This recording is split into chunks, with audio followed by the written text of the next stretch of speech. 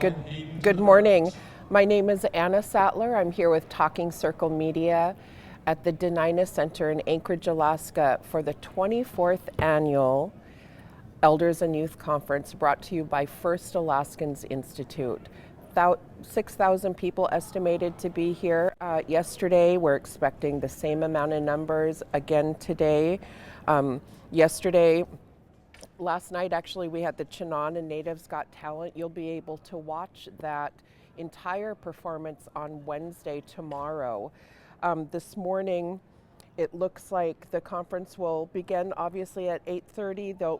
We'll have a welcome from the staff up on stage, and as well as the conference guides, a dance group, and then the elder keynote this year is Wilson Justin. We'll also have a couple of special guests. We'll see who those are, so be sure to stay tuned. And then we'll have a lunch and learn during the lunch break as well, and that will be the Alaska Native Tribal Health Consortium, Pathways to Environmental Health, Experiences and Opportunities in the Alaska Native Tribal Health System. Great job opportunities out there. ANTHC is one of the biggest employers in the state. There are needs out there for engineers to project managers in water and sanitation, but also in bulk fuels projects, as well as health clinics and everything else that ANTHC is tasked to do. That would be a really good lunch and learn to listen into, and it will be webcast on stage. And then from 1:30 to 3, a group of workshops, and then 3:30 to 5, another group of workshops. There's like 11 options per session, everything from seal cutting to fish cutting and pickling fish to talking about drug and alcohol addiction, all kinds of stuff. So yesterday you heard from the youth keynote, Charlie Corthius. You're asking with. And it does sound like the conference, day 2 conference is beginning, so we're going to go to the stage and we'll be back after a few minutes. How about you? I ran into a few cousins, which I Good, loved. good. I love to see that. I haven't met any new ones yet, though. Yeah, but we'll see. We have another day and a half. Yeah. But I just love getting to see everyone here and see people, connecting with each other. I agree. And if you're confused about who we are, I'm Hayden. I'm one of the conference guides. And I'm Laurel. To start the second day of our conference on this beautiful morning, we want to again thank our Denina relatives for taking care of this land since time immemorial and welcoming us here today, here on Dagayakok, Denina lands. And we are so thankful to be here with all of you. We want to open again with a blessing from Kaiarak LCETA. So if you could please come to the stage for the blessing, we'd really all love that. And let's welcome her warmly. Thank you, guys.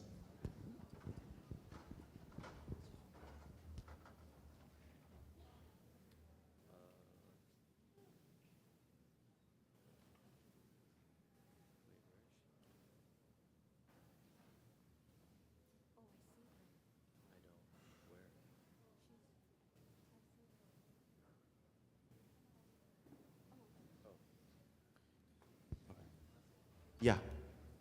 Great. Okay, I think We actually have another someone elder else. is going to do the blessing. Yeah.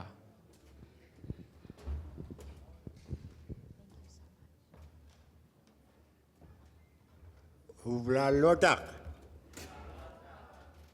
Pena orunga tokanal travel katin badik. Temen dalilang siuna irichurugut sokparigut igilalo apta. I'm always grateful when the elders and the youth get together because we all learn from each other, whether we're older or younger. Because I've experienced that. And it's very important that we continue on with the process we do, healing, learning, and everything that goes in between. And I'm very grateful that I have been asked to say the morning prayer Uvanga takpak. Having me. Ang yakak Abraham and Dorstein. Asi ang ayusa.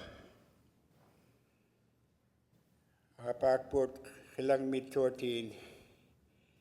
Ilvin kisivin kamanaktorin sunapayarak ang alatan. So ang siksimak sigut tavruna igilakanaptigun. Tain na sunay itkalwang man natkiksimakota. Isimagpullo. Imerelo isimalodanik. Sivun mudi kraptingnik. Tain malo sigalakilo at pitiyakaktor isamagilawi nangitort. Tavruna apagiptigin suna itkalwang man ilvin angalatkin. Tavruna kuyana ako nakaktigut at konak. Pidiwit jugud ilan ni. Tanik kuyana aptigin anareptigun Jesus Christ kun. Amen.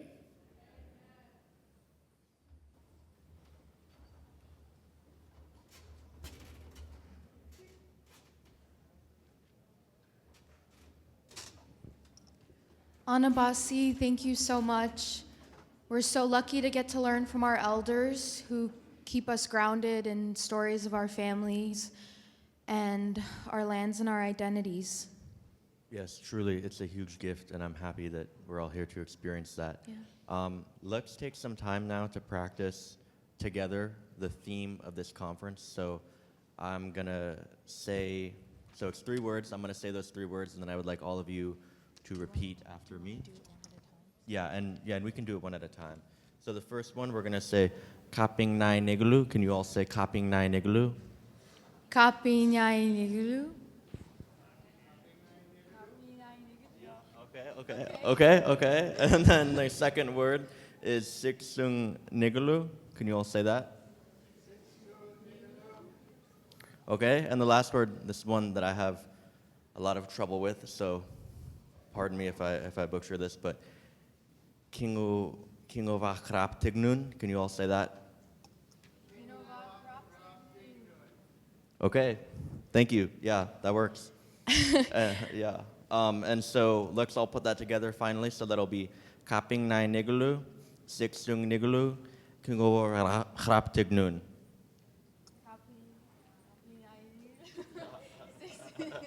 No. It's okay. They're probably still waking up, getting ready. It's definitely one of the unique opportunities of this conference to get to learn more about each other's languages and traditions since we are very diverse peoples. So thanks for showing some grace and, Yeah, no worries. letting us practice. I definitely was practicing the theme a lot because I don't exactly have it down, but I'm learning and I'm excited about it. Yeah. So, yeah. I know, and I think the important thing is like never be ashamed of learning because it's your language and you should be proud of that. Oh, yeah. At this point, we're going to turn it over to Sulanuk to share about the FAI agreements from where we left off yesterday.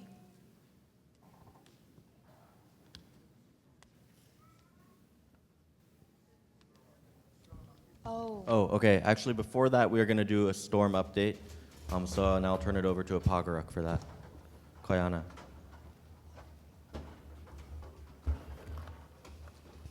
Uvlami.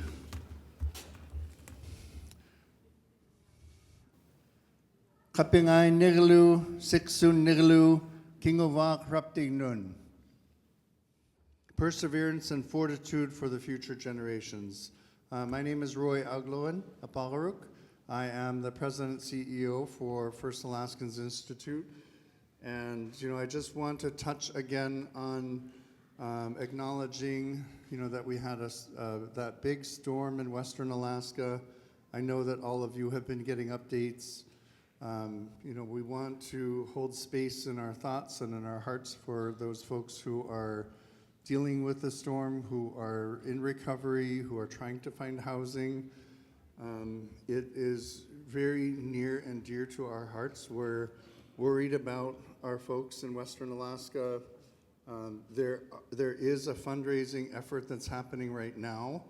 So if you know of someone or a corporation or any businesses that want to donate, I know that the Heritage Center is doing a fundraiser, but also the Community Foundation, Alaska Community Foundation, is also taking donations, and their website is alaskacf.fcsuite.com.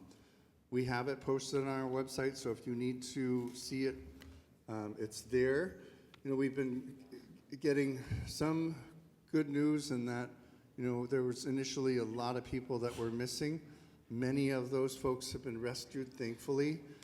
We know that there has been some loss, and we want to, I would like to have us have a moment of silence for our people in Western Alaska right now.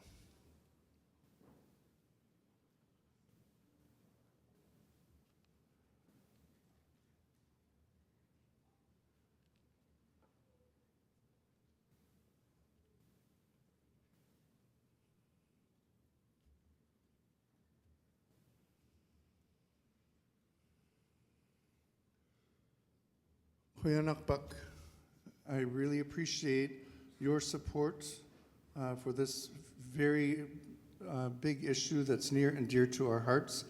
We have traditional healers here today. If people need to see them, to take care of any feelings or any kind of physical ailments you might have, please go and see our traditional healers. They're working through the whole conference, and I've heard so many good things about the work that they're doing on people who have needed to get some traditional healing.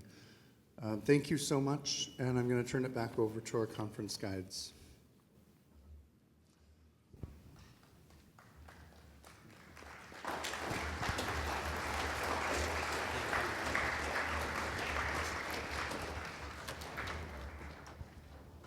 Koyana Pagarak for that update. Our hearts truly go out to those that are affected, so thank you for that. At this time, we will now have Sulinuk and Nabangjak share the agreements, or continue with the agreements, I should say.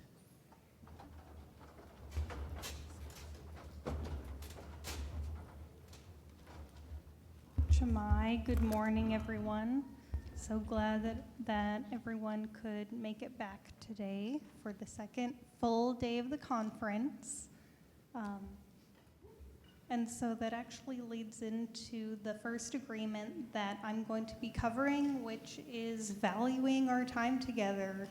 This is a very short time that we have all together.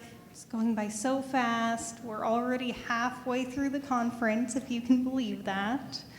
And so we really just invite you to all make the most of your time together by ensuring that everyone has a chance to speak and to reflect. And one way that you can do that is by either stepping up or stepping back, as we might call it. So if you are someone who gets really fired up and really wants to just make your voice heard, I invite you to leave an opportunity for those who may be more shy to have their voice heard. And then if you are one of our more shy participants, I know some of you are out there, I invite you to be bold, be brave, and speak up. Yeah. And so by doing this, we can benefit from all of your good thinking and all of your different perspectives.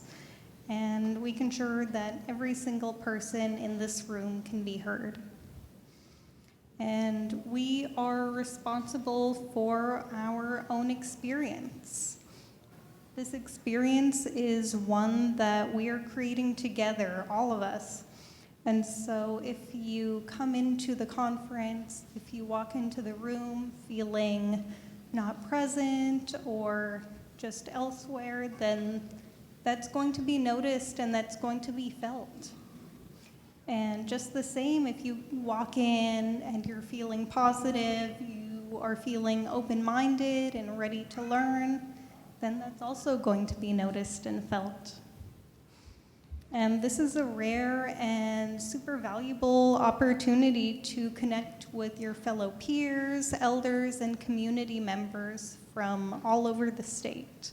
So let's make this conference one to remember by showing up in a really good way for each other. And finally, challenges to solutions. It is very important for us to be aware of the many different issues that are facing our communities. Just as our lovely president and CEO made us aware and gave us an update on some of our family members, our community members out in Western Alaska. And we know that it's not healthy to only focus on the negatives, the bad things. We also need to be looking at solutions. What are the good things happening in our communities as well? What can we be doing to help? And so during this time, let's put our minds together to think of some solutions when the time arises and how we can help advance them. Because we all have the responsibility and the ability to create a safe place for all of us to feel comfortable. Thank you, Nabungchuk.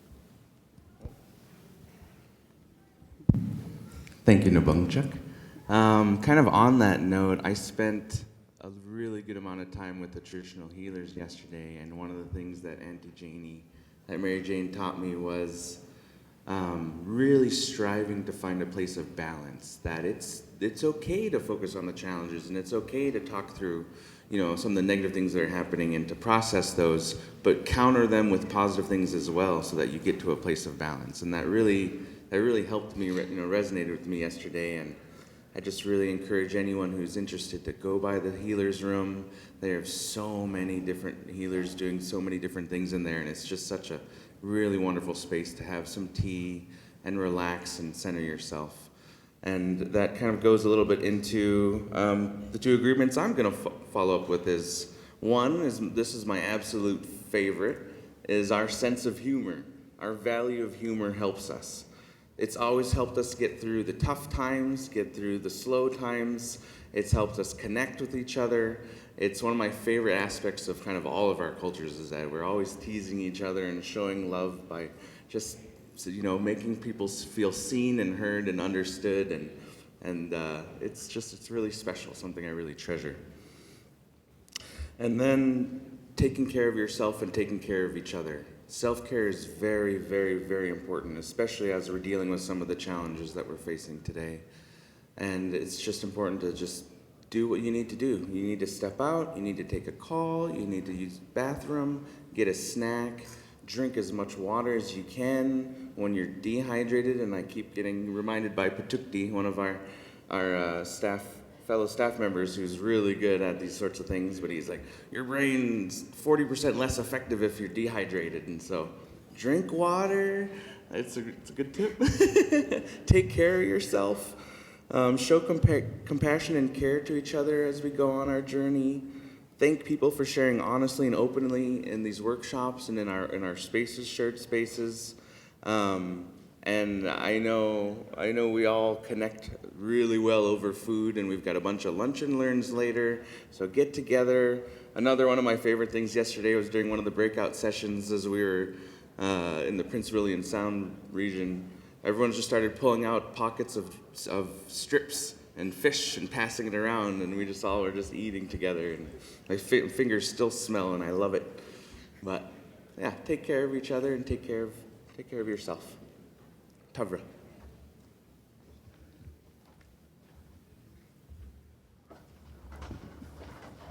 Kayana Napangshak and Stilanak for reviewing our agreements. It's wonderful to have these values guiding our time together at this conference.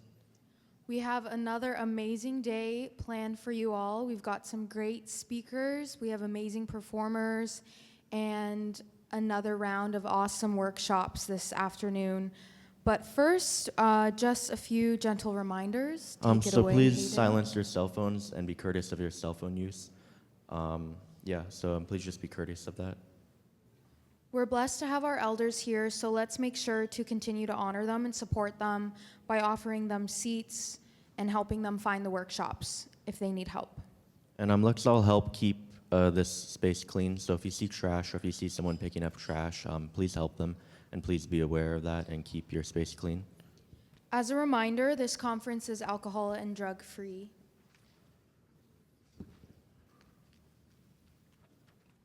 And now, since nothing feels quite as healing as our music, we're so excited to introduce George Hawley. George Hawley is a Dehetan artist, storyteller, and musician. He writes music to support and uplift Indigenous language revitalization, which I think is so cool. So without, Oh, no, go ahead. But we just want to say, please welcome him to the stage. So thank you.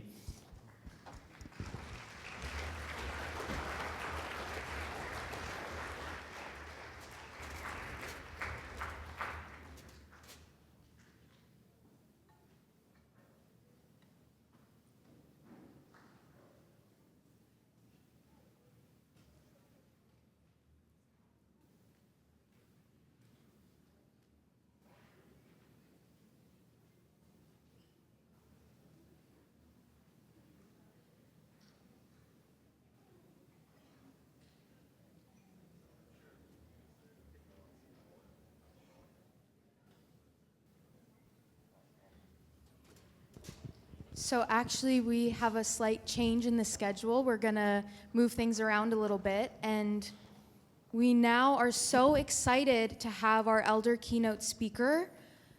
He's a dedicated leader for his people. So Wilson Justin is Atna Athabaskan and was born in Nebezna in 1950. He grew up a traditional subsistence lifestyle in the Nebezna and Chistachina areas. He attended high school in Fairbanks and Anchorage and graduated in 1968. From the 1960s to the mid-1980s, Wilson worked as a hunting guide in the Wrangell Mountains for his family business. He alternated between the outdoor big game guiding business and the corporate world. And while he was, mentors from the traditional Athabaskan community would travel the region to share stories of the Atna Nation prior to contact. Wilson has always represented his community around the state in social, cultural, and political matters and has worn many hats. Some of his many achievements include creating the Mount Sanford Tribal Consortium, working the Chishna Tribal Council in Chistachina, and playing a critical role in the initial structuring of the Indian Environmental General Assistance Program Act of 1992. We are so honored to have him here today. Let's give a warm welcome to Wilson Justin.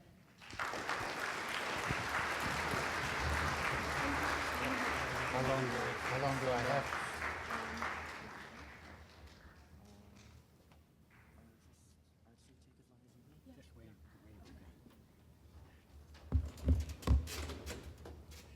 Good morning.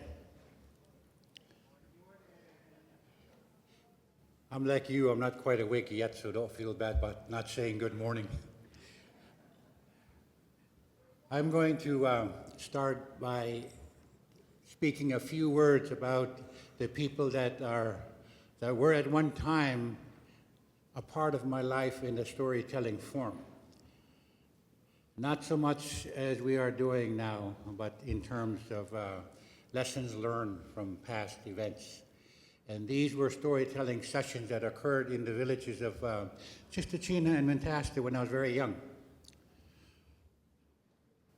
I went through, along with my generation, what we would refer to as the rollover times between one generation and another generation, which I will speak to in a bit in terms of the youth having to conform with the world that they had no part of forming. What I want to do is speak to the issue right now in terms of saying Chanan or thank you to the ones who were formative and instructive in making sure that I knew and understand, excuse me, the time and place that I was a part of. And these were folks that were part and parcel of my whole life. They are gone now. And I will name some of them in no particular order because they were mentors, they were my security guard, they were the flaggers on the trail, do not pass or go this way. They spoke to the issue of values constantly, continuously. The values that we had in terms of our 10 to 20,000 year history that taught us how to deal with extinction events and near extinction times. These folks were everyday folks, normal to the lifestyle I was a part of. Several of them are still with us today. Most prominently, my Aunt Lena Charlie in Chistochina. In her company, I learned how to be a provider back at Nebezna when there was no one around. Oftentimes, she would leave to go out for the day to get food. And they had built a platform about 14 feet off the ground with a small ladder. They being the relatives, uncles and aunts. So when she left, she would have me go up on the platform and stay there until she come back. Safety purpose. What she taught me, what my Aunt Lena taught me, was to always be prepared. There may be only one bear in the Nebezna Valley, but he may be there the morning that she's out gathering food.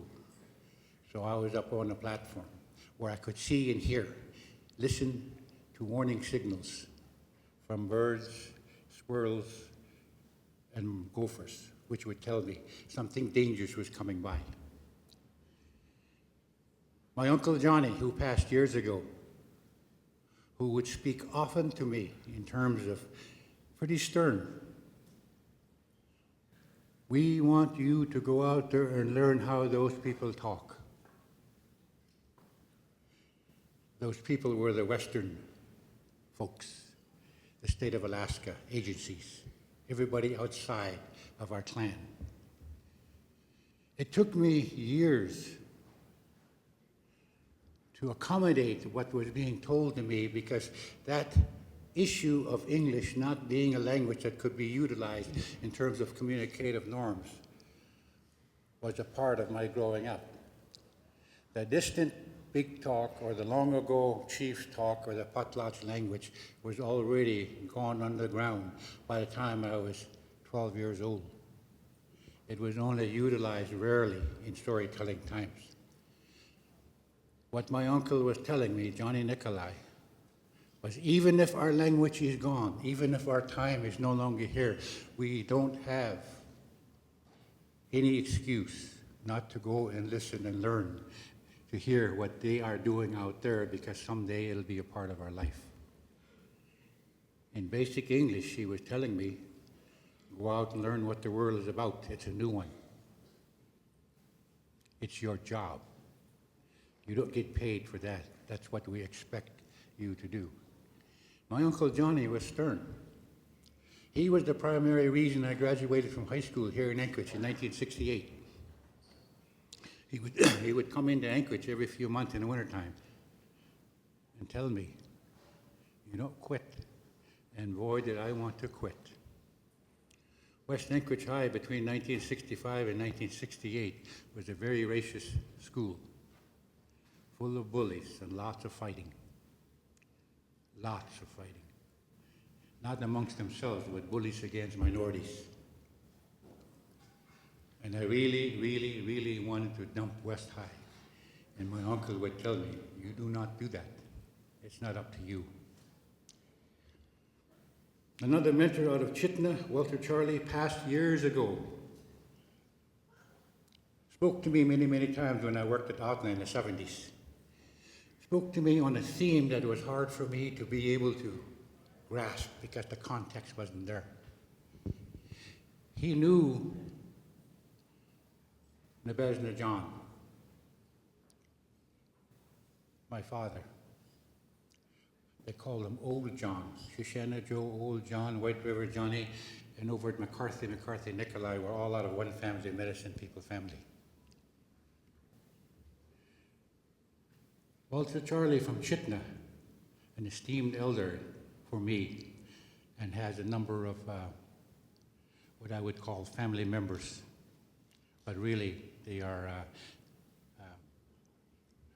relatives. Many, many times spoke to me. He said, the way we were, they don't like. What we do, they don't like. Who we are, they don't like.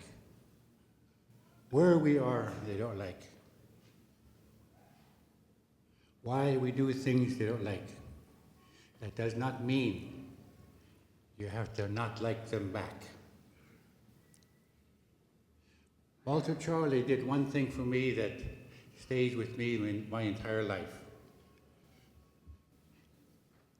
We are not just clans, we are not just tribes, we are not just people. We are a part of life. The entire planet. Not just one country, not one river, not one lake, not one mountain. Everything under the sun. Walter Charlie never left Alaska. He never went anywhere. He didn't have to. He never needed to leave Chitna. He was connected to the universe by the time he was my age, which was back in the 70s. I was 28 years of age. He was already connected and had been for 1,000 years.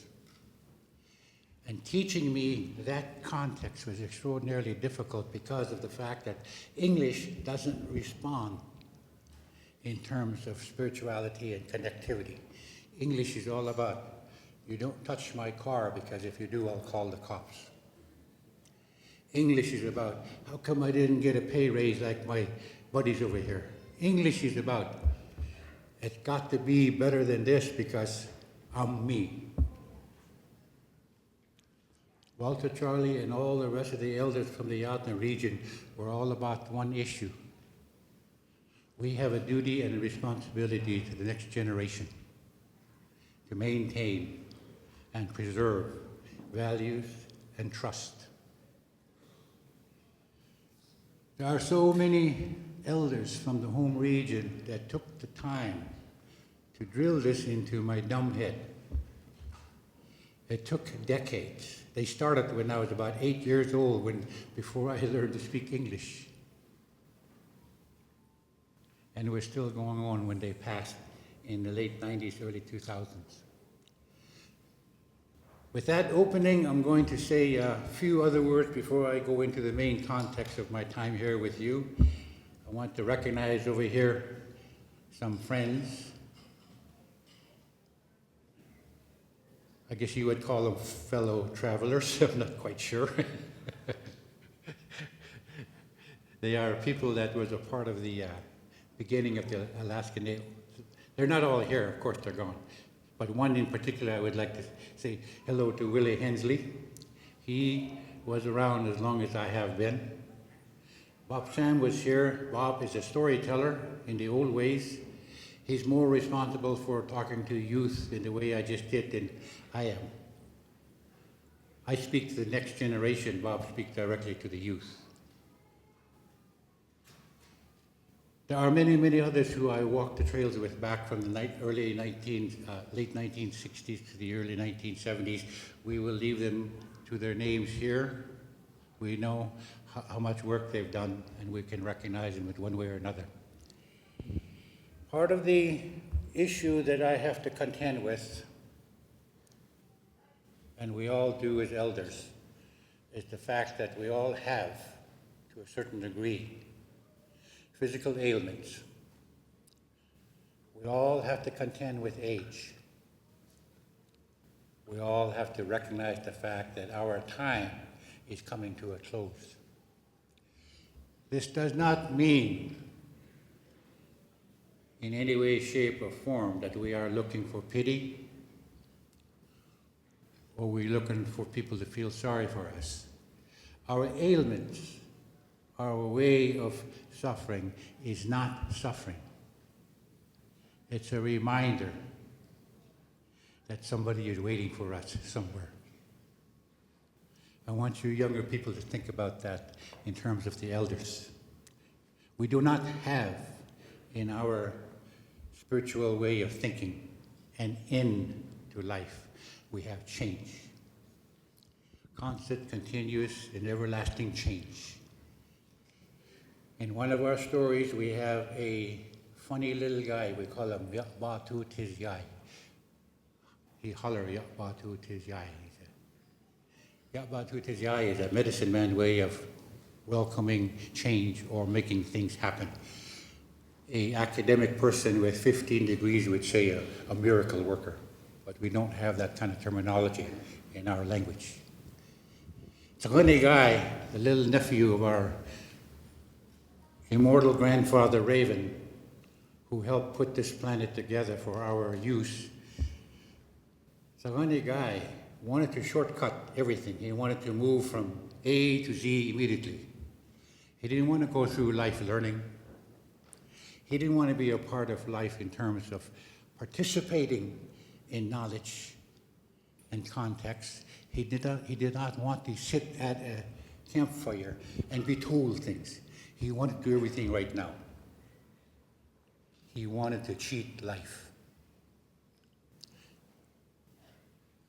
There was a time of starvation, great poverty, near extinction. It was wild. Death was your first and foremost neighbor. The medicine people got together and said, we do not have access to our game and resources anymore. Our friends have left us. Our four-legged friends have gone on. Everything has abandoned us. We have to work on the question of producing something of value immediately. But it will mean we have to surrender our soul for a short while. They put together what we would refer to as a spring, hot spring. Really bubbling hot spring, and they chose one of their own, a volunteer medicine person, to jump into the boiling water. And before he did, he said, Tiko Tinia. Thank you to the universe and to the Creator. Make something valuable for my people. And he jumped in the spring. And the spring turned into huge amounts of fat, which can be used to put with berries. Fat and berries are enormously beneficial in the wintertime. They are one of the main reasons many times we survive winter. So one guy is sitting back in the trees watching all of this, and he's going to do the same thing. He's going to be a medicine man no matter what. He's going to be famous. He's going to be a big shot. Nobody is going to be bigger than Tsagani Guy. So he went over there and he said, I'm going to jump in too. I'll be famous and feed our people. Which he did. And almost boiled to death.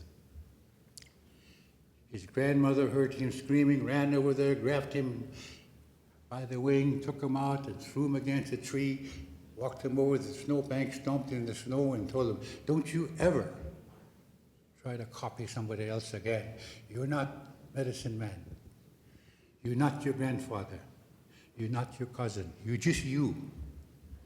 Did that stop Tsagani Guy? No. For the next 2,000 years, Tsagani Guy kept on trying to be better than everybody else. And he burned, and he fell off a cliff. He got run over, bears chewed him up. Everything in the world that could possibly happen to a reckless, young, arrogant, contemptuous guy happened to Tsagani Guy. Our medicine people have said we're stuck with him for the rest of our time on this planet. We're stuck with him. So the long story is that, yes, we have people of all types today, 1,000 years ago, 20,000 years ago. Human nature is human nature. It is not up to us to condemn. It is not up to us to tell what somebody is supposed to be. Our stories, our legends, our way, our values were about producing a life form that was a part of this planet. Speaks to the wind, listens to the loon, looks at the stars, walk with the owls, talk with the bears, move with the muskrats, equal to everything, treat everything equally. There is no shortcut. There is no way to produce this value-based traditional teaching in a clan system overnight. It can't be done. It takes many, many, many, many generations to produce this wisdom. It is not done like Tsakanigai wanted to do it. You get up in the morning and you're done at the end of the day and you got everything squared away. It's not done like that. This brings up an intriguing component. Language. How in the blue blazes are we going to talk to each other when we can't talk to ourselves? What in the world are we going to do when we listen to a language that we have never heard before? It does not mean that we have to learn every language in the world. It doesn't mean we have to spend the next 10,000 years learning to talk like everybody else. What it means is the language that we taught ourselves from our storytelling times to extinction is that there are only several attributes of human nature that is relevant. Trust, respect, sharing, gifting, and what we would refer to as the thank you way. Those attributes of human nature do not need to be understood in terms of my speaking to you. You live those attributes, and people join you or you join them. About 40 years ago, I said, if I went to Sweden, moved to Sweden, in 50 years, I could come back and I would still be Athabascan. I wouldn't have to know their language. I wouldn't have to know where they are, what they are, who they are, and why they are. They are people. I would go there as a person of value, and I would expect to see people of value, and I would live like that. This brings up an intriguing component of what we would refer to as language is universal. Part of the universal language is singing. We have thank you songs. All of the language of the universe is ceremonial. We have ceremonies. We recognize. We participate. All of the language necessary to do things are related to the issue and the question of how does the planet speak to you? And yes, we are in the middle of a near extinction time with climate change, self-produced, yes. We all know that. The planet still speaks like it always has. The lakes, the birds. The language that we need to reteach ourselves is not about surviving. It's not about the question of being in a fancy home 2 miles underground. It doesn't mean we have to be in a ship flying across space. But the language we have to need, the language that the planet, Mother Earth, is speaking to us about, that we need to reincorporate into our lives, is that we need to move away from greed, arrogance, power, and self-identification. Who I am should never be a component of a decision that I am asked to make. This comes up in what we would call trustee relationships. You trust someone with your life, or you trust someone with your money, or you trust someone with projects that you are working on. You expect trustees to be worthy of respect. That is not an everyday thing in our life. Our lives are dominated by this thing, dominated by the issue of medical fails, health issues, addictive lifestyles, shortfalls, a checkbook that doesn't have enough coverage of what you need to do. Our lives are dominated by power, greed, accumulation, protection of self, security of your economic stance. And yet that runs counter to everything that our people originally put together in terms of this value system we call a traditional lifestyle. So ceremony is not about the question of dancing your way into good times. Ceremony is saying to the Creator, I still remember the covenant that we agreed to in terms of the lifestyle that we will protect, preserve in your behalf. A ceremony is a prayer. A song is a prayer. A trustee is an agent of what we would refer to as the future generation. A trustee is how we need to start thinking of ourselves. Not someone on a board, not someone on a school advisory council, not someone over there. A trustee is the way we should think. Our language should be that we have a trust responsibility to every generation after us, and we cannot abrogate that. We cannot walk away from it. That trust responsibility disappeared 1,000 years ago in terms of the Western ideological stance.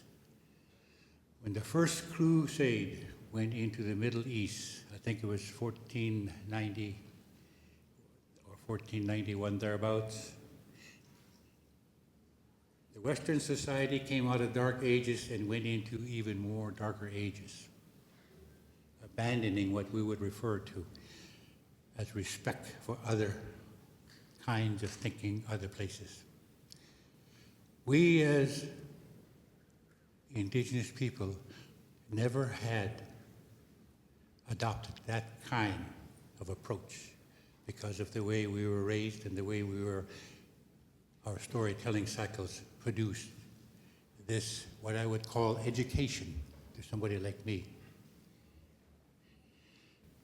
This brings up an intriguing component, since we're now going to have to look at the question of governance.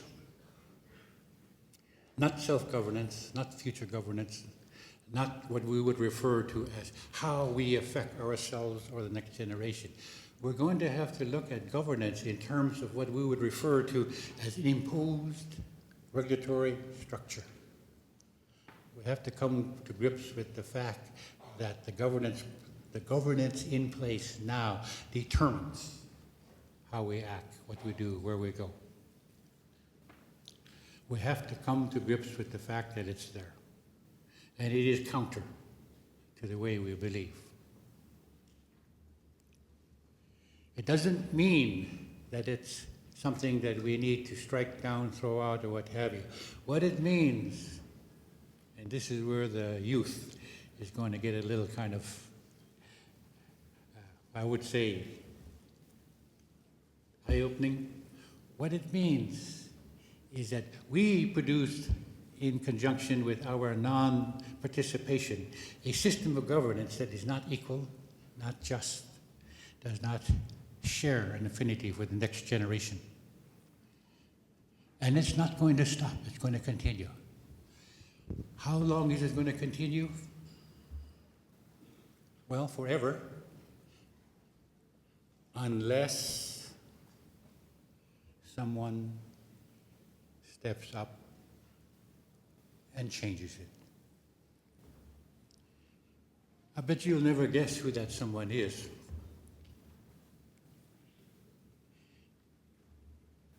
All of you youth who are here now is that someone. We failed. We had reasons. Every one of us elders can tell you there's a million reasons on this planet for why we failed. We are not going to stand up here and say, sorry, didn't work out. We're going to leave you with this big pile of stuff on your table. No. What I'm telling you is that we went through 10 to 20,000 years already of these constant chronic human failures. Human nature is devoted to this issue of producing fails. That gives you a huge responsibility. All you younger people have an enormous amount of trauma, an enormous amount of fear, an enormous amount of what we would refer to as academic fixations that doesn't really produce anything worthwhile in terms of what you have to do. You have several choices. You can not do anything and let it go boom. You can go out there and try to get academic degrees and utilize what we would refer to as the smart way of doing things. You could knock on doors. There are enormous numbers of ways for you to deal with change. But the one thing that you have to do before you ever step forward to start dealing with change is, like myself, accept responsibility. Determine duty in advance. Accept responsibility for your actions. Then go do change. Without that, without looking at duty and responsibility, the amount of time that our medicine people had invested in the question of wisdom and traditional healing in order to produce people who could make honest future decisions were a waste of time. It's an enormous duty. It's truly a gigantic burden, but it's no less, as Willie Hensley can tell you, than what was thrown into our laps back between 1967 and 1971 and 1980. The Alaska Native Claims Settlement Act passed in 1971. An ILCA, which took away our connectivity with the wildlife that we grew up with, called subsistence now. Many, many other acts. So we know about burden. And like many, many, many of the elders in this room, speaking to young people, we have faith in your time. We trust you will do what's needed. We listen to what you say. We hear and we see you speak. And I can tell you right now, the youth that we have today is something that I would have never thought I would see in my lifetime. I thought this colonial imposition of complete disregard for human values would last all through my life, and that I would have to pass on without seeing any hopeful future. But it is here, it is now, and you are you. Before I step down from here, I spoke about my uncles, my aunts, and many of them are gone. They all had potlatches, they all had goodbyes, but I use their names now. And I was taught You don't throw names around. You don't use name to make yourself look good. You don't use somebody's way to lift yourself up. You're not a white man. So I'm going to do a little bit of a apology, sorry thing here for using all the names that I did and thanking them for the time they spent with me.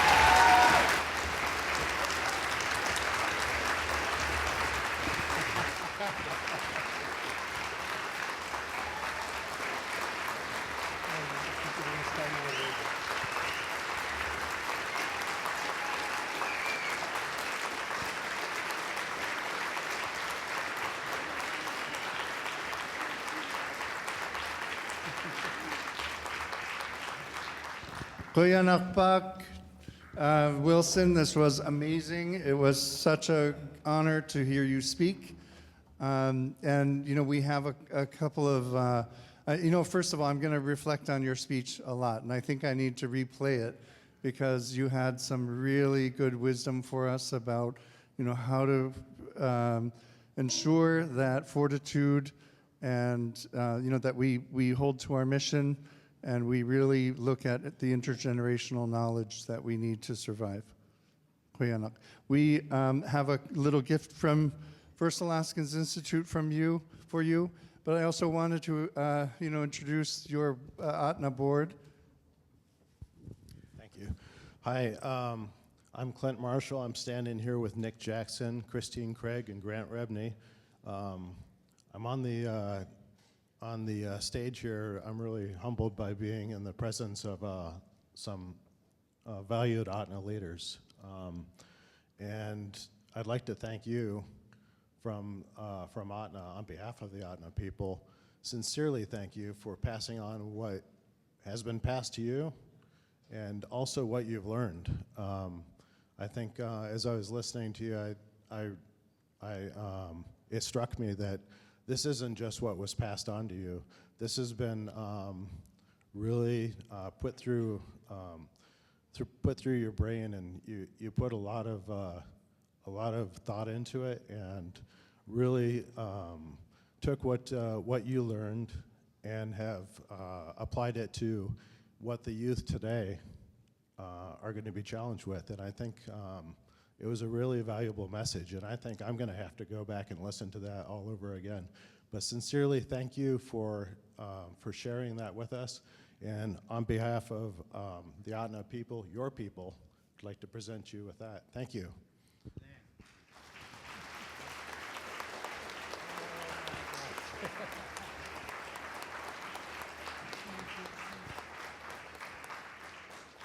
Walter Charlie's daughter.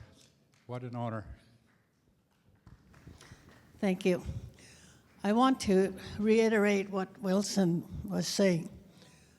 My father had a real impact on myself, but he also had impact on my daughters and my grandchildren. Today, I was just thinking about him driving in, and he would have been so proud that his way of life and his wisdom, that his grandchildren and great-grandchildren are here today.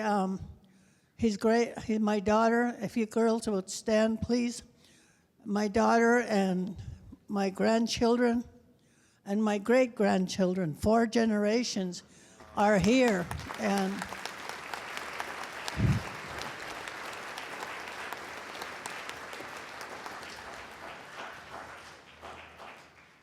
he attended this elders conference every year, probably from the beginning. So his influence can be your influence. You know, we don't realize how important we as elders are to our younger people. And it's going to be, like Wilson said, it's going to be the youth that is going to change what we couldn't change. And you have a tough time come ahead of you because subsistence fight is still on.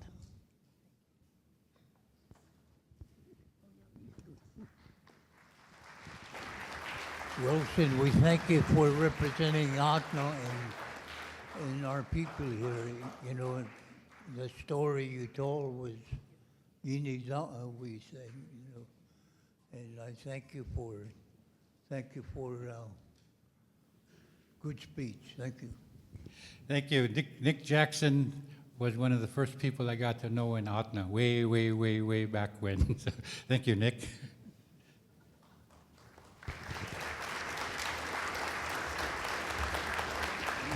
Thank you so much. Thank you.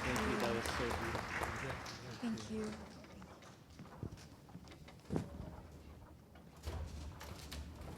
Wow, Koyana Taluchi Wilson for those wonderful words. Let's give him another big round of applause.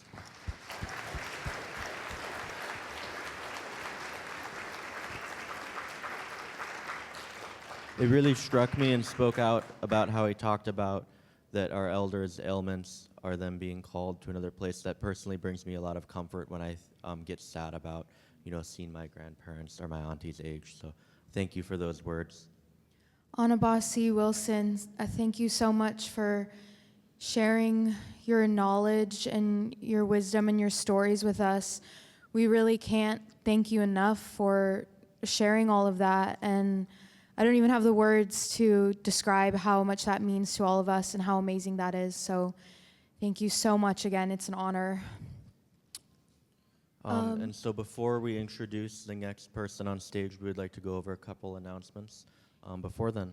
Yeah, so to the right of the stage near the Talking Circle media sign, world-renowned journalist Mark Trahant is leading a mock media newsroom from 9 to noon today. So if you're interested in storytelling, journalism, this is an amazing opportunity and you should really check it out. There will also be 2 additional workshops today.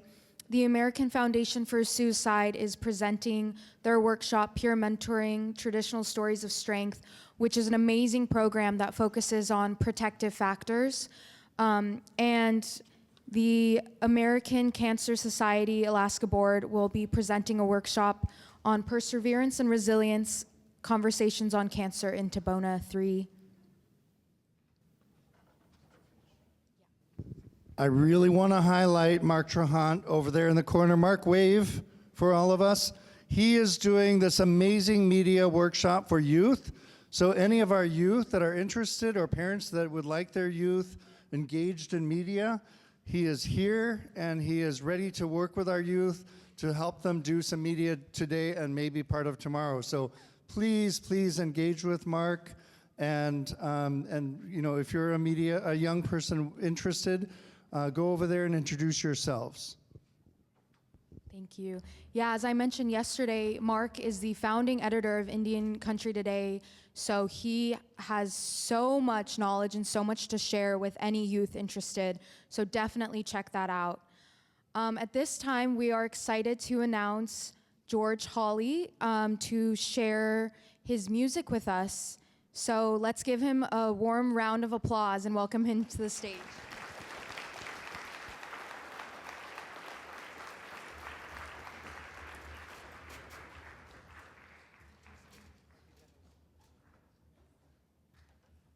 Dogedan. Can you hear me? Dogedan. Is it on?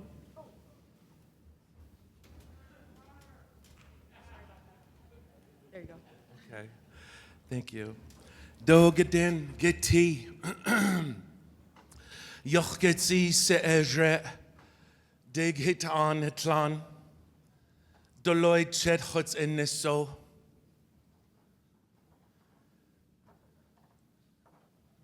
Juno kootsanech. Tseldatna visto. My name is Yochgetsi George Hawley.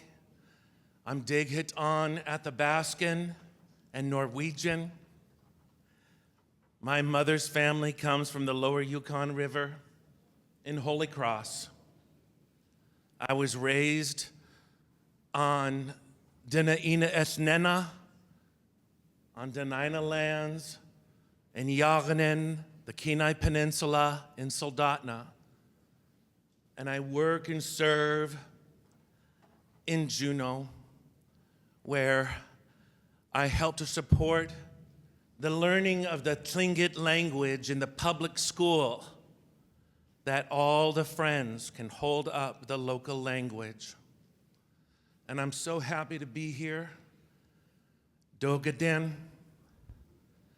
I'd like to bring for you some of the feelings from dawn prayers that are happening each morning just in the room next to us. And acknowledge Wilson, Justin, for your beautiful words this morning and about connecting in a universal language in speaking with our Creator, because I feel that the things required of us today, we can only derive from our spirit. And I'd like to then share for you a few, perhaps, what we might call love songs for the land, for the Creator, for our elders, and future generations. This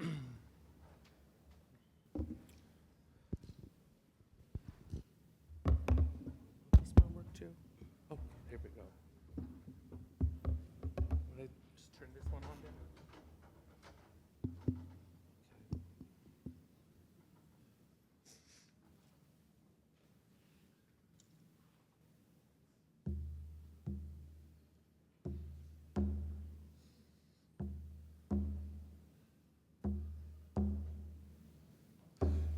Adot sa achakoch sa yatzi tzi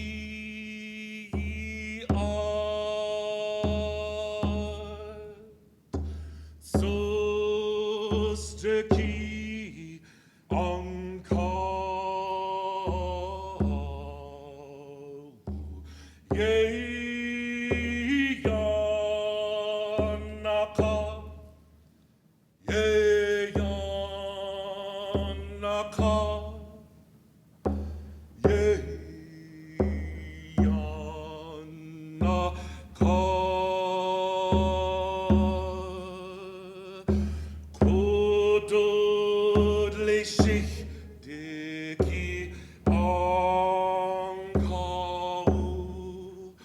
Who are Deke ankau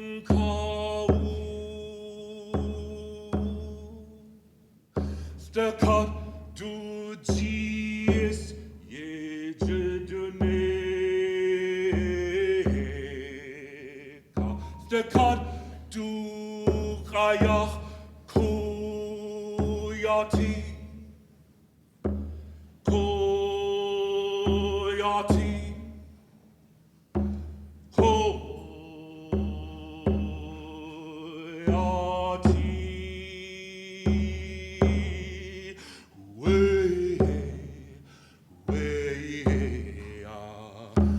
Halmen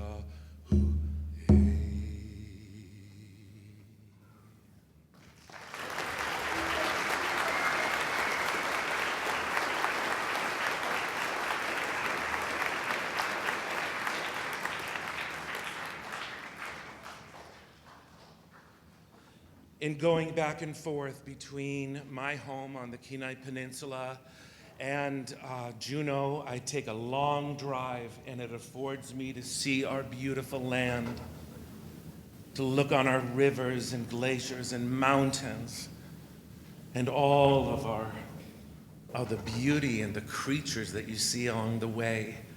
And I think about all that came before and all those things that we hope for. And I breathe in the inspiration from the land. And on one of these trips, I was able to visit with Ida Kalmagain, Deishi Tong, in Whitehorse when she was 95. And she had said a prayer years ago, many years ago in Tlingit, that captured my imagination. And I spent time with her. And as I drove through and learned and rehearsed this prayer, I was able to sing it. And as I do, I think of the different views on the way and that time that we had together. She passed away, and her funeral was just this Sunday.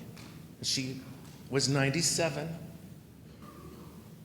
But when I was with her, she asked if she could hold the drum. And then she began to drum, and she asked me to sing. And this is that prayer that she would say. And in it is kind of a journey through our land. And maybe you can hear where it arrives. Because by then, on the second visit, it was deep winter. And I went through the pass down into Skagway, and it was frozen, glistening lands. And the sun was so bright, and there were sundogs.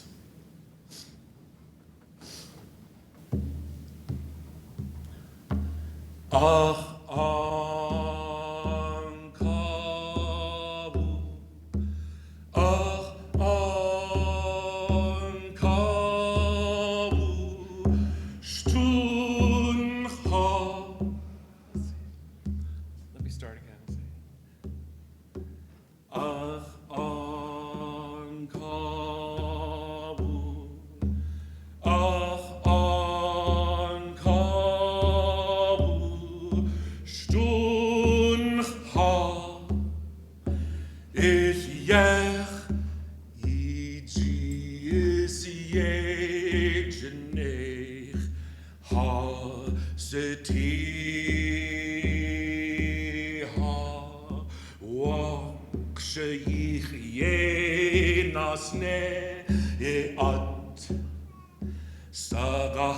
Sagahaye Hashakun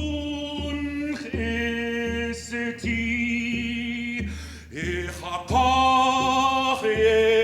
Gugachtusti Odiat Kia Aguyeach Hanachtuski Ditlis Hajinachik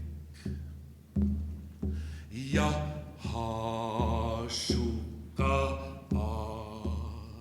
Itudach Atusko Hachusit Kailegen Akachia Gachtu Adit Kailegen Akachia Gachtu Adit Hatu Unas Days At Zahanitin Heigaha Chasneichich Isiti Kaha Ankau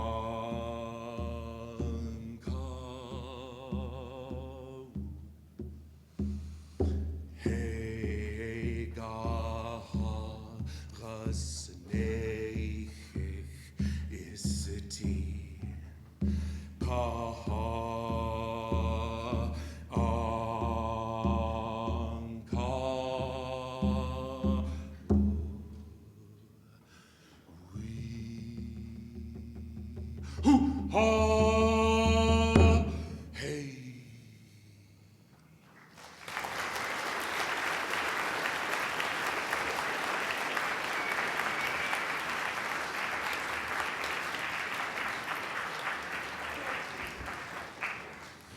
Here is a song that I sing with the children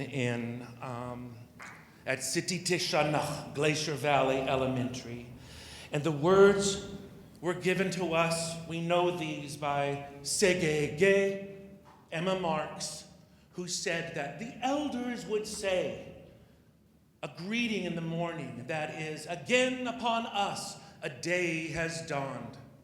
And I'm going to sing this in Tlingit and, please God, in Dena'ina. And I'm wondering if maybe we can stand up. Could we all guide Dena'k? And maybe you can do a little mirroring with me. And this is something I do ask all of our young friends. And there's a portion of it that is just about connecting. And that is during the vocables. And it starts off, hey, yo, hey, yo, hey, yo, hey, ya, hey, yo. And that's the time to just reach out to your friends and connect with them, to hold each other up and hold up the spirit that we're building. Hey, yo, hey, yo, hey, yo, hey, ya, hey, yo, hey, hey, ya, hey, hey, ya, ho, hey, hey, ya, hey, hey, ya, ho. And now you can mirror me.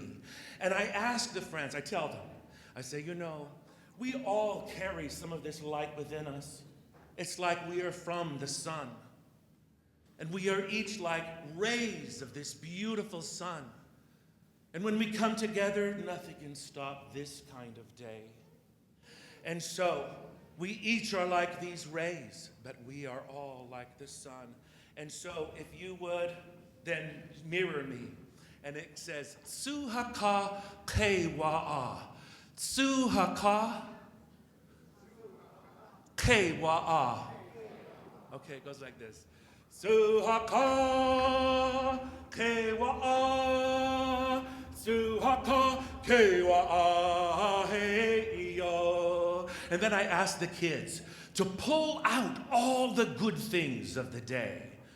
Hey, hey, ya. Hey, hey, ya, ho. Hey, hey, ya. When we're grateful for the good things of the day. Hey, hey, ya, ho. Tsuhaka, tsuhaka, kewa'a. Tsuhaka, kewa'a. Hey, yo. Hey. Hey, ya, hey, hey, ya, oh, hey, hey, ya, hey, hey, ya, oh. Now in Dena'ina or Dena'ina, and it says, Kitsai na'a, Kitsai na'a, Nutas kundu. All right, here it goes. It goes. Kitsai na'a, nutas kundu. Kitsai na'a, nutas kundu. Hey, hey, ya. Hey, hey, ya. Oh, hey, hey, ya. Hey, hey, ya, ho. Now just about connecting with your neighbors again. Hey, yo, hey, yo, hey, yo, hey, ya, hey, yo, hey, hey, ya, hey, hey, ya, ho, hey, hey, ya, hey, hey. Yahoo! Hui!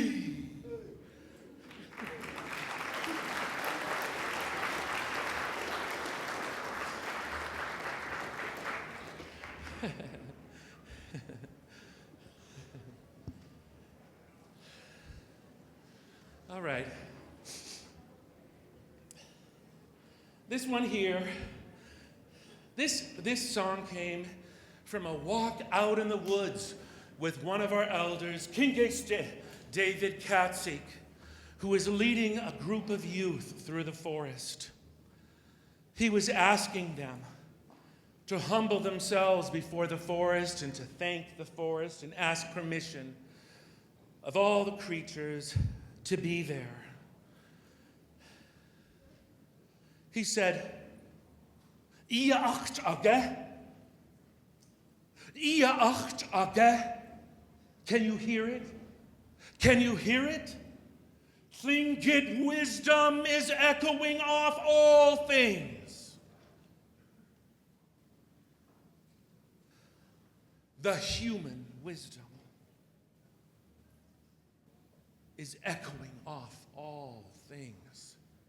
And he started to cry, and he said, it's not just about what we hear with our ears.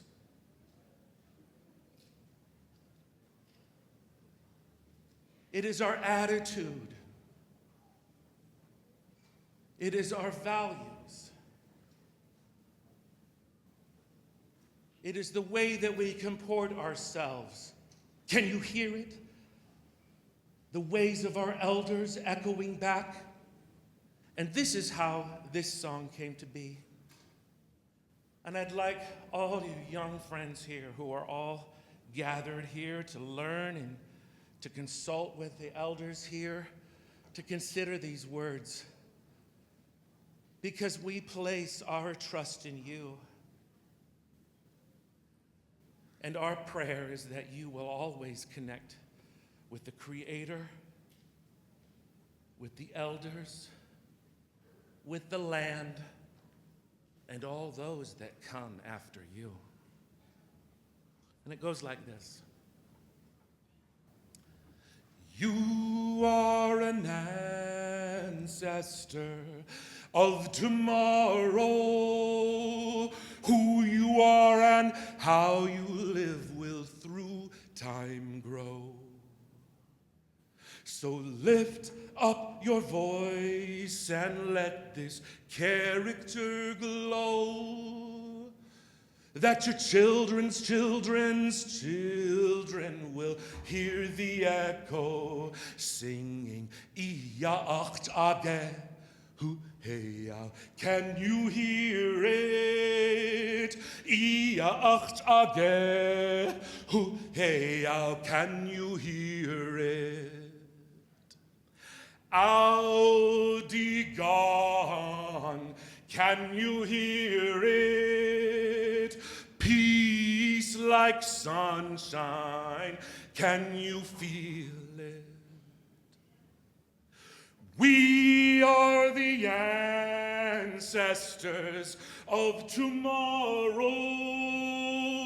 Who we are and how we live will through time grow.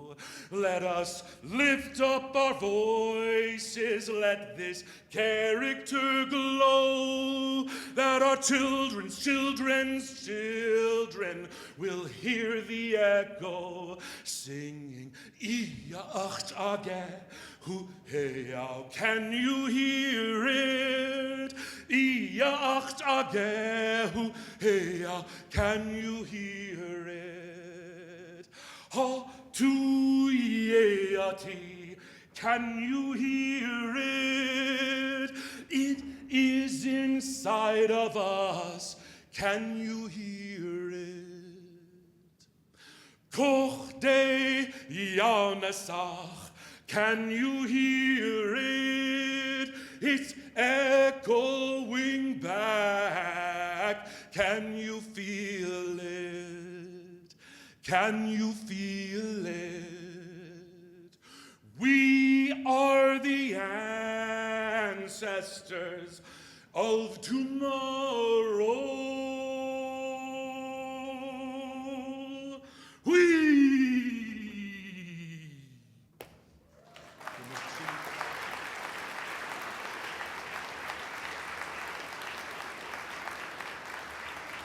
Thank you so much. The last thing that I wanted to just share with you is a couple words, and that is, I'm Athabascan. And I live in Juneau to support the local language in the public school, that all will learn the regard for the local language. I've learned as an Athabascan man that I have a responsibility to my people, to my village, to my family, to my lands, and also a responsibility to hold up the local language of the place that I live.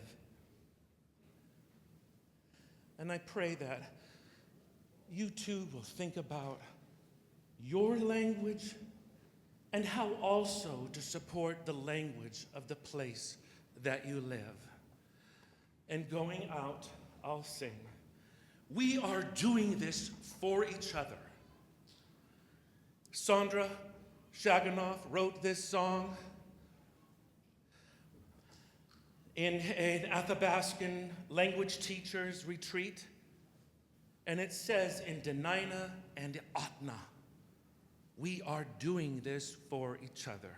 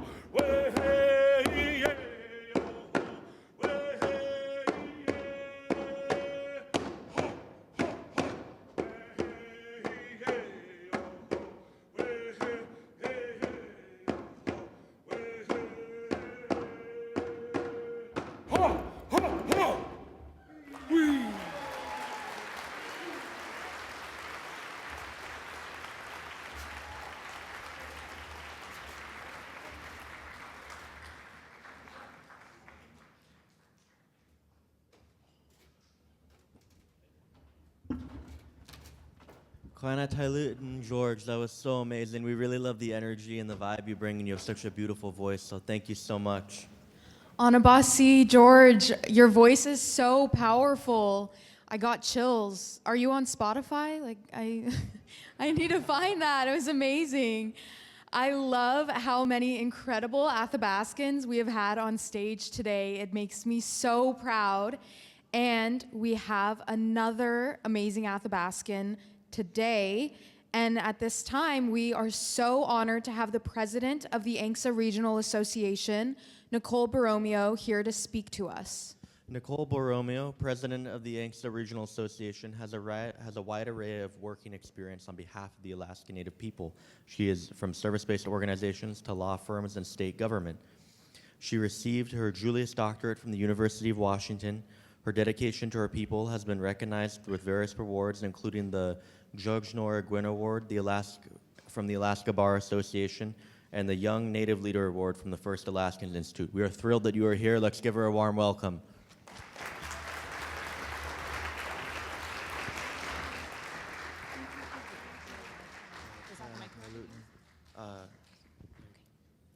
Good morning. I understand we're only about 40 minutes behind schedule, so everybody settle in. Just kidding. It's really nice to be here with you this morning, and thank you for that introduction. My name's Nicole, and I'm from McGrath, which is in the interior. My grandparents are the late Don and Alice Harris. My parents are Peter and Joe Royal and Jim Ellis. And I'm a proud Doyon shareholder, MTNT Limited shareholder. I also chair my village corporation board. I'm a third generation board chair. My mom chaired the board before I did, and my nana before her. And Also, a proud member of the McGrath Native Village Council. That is my tribe.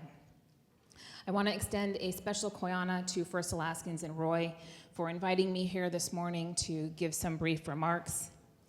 I had the honor of representing the Interior as a youth delegate back in 1998 when I was a senior at Mount Edgecombe High School. We used to come up. At that time, this event was held in the Egan Center. So being here with you today is definitely a full circle moment for me, and I appreciate it. I'd like to give a special recognition to my oldest child, Kellen, who's here today. He is a freshman at West High and enjoying part of the conference today. So thank you for coming, Kellen.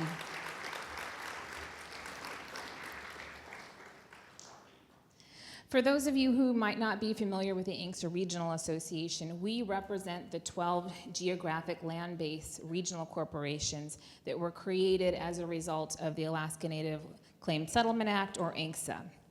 We're tasked with advocating for those corporations and finding unified paths forward on issues that impact our corporations, their shareholders, their descendants, and their communities. In my position, I often have the privilege and the responsibility of educating people from the lower 48 on what INCSA is, how it came to be, and how it has fostered a unique form of self-determination across the state of Alaska. This ranges from explaining how our corporations are owned and operated by Alaska Native shareholders, to educating lawmakers in Washington, D.C. about what life in rural Alaska is really like. And yes, sometimes that also includes explaining what a honey bucket is. I'd like to take a moment to recognize the sheer impact of destruction out in western Alaska, and particularly the villages of Queethluck and Kipnuk, and offer our prayers of support. There is a number of different fundraising efforts going on right now, including a fund that has been established with the Alaska Community Foundation. If you are in a position to donate, this is the time to do so. When I looked at this year's conference theme, Perseverance and Fortitude for Future Generations, I thought about how perfectly that describes our journey in passing INCSA and our growth as Alaska Native corporations. Our Alaska Native elders fought hard to pass a land claim settlement that not only worked for their generation, but for future generations ahead of them. INCSA to our people has always been about preserving the land for our children, grandchildren, and the generations to come. Last week, the top 49er list was released that showcases the top Alaska-owned businesses that are operated here in the state as well. And I'd like to point out that 9 out of the top 10 businesses were our Alaska Native corporations. This includes, yes,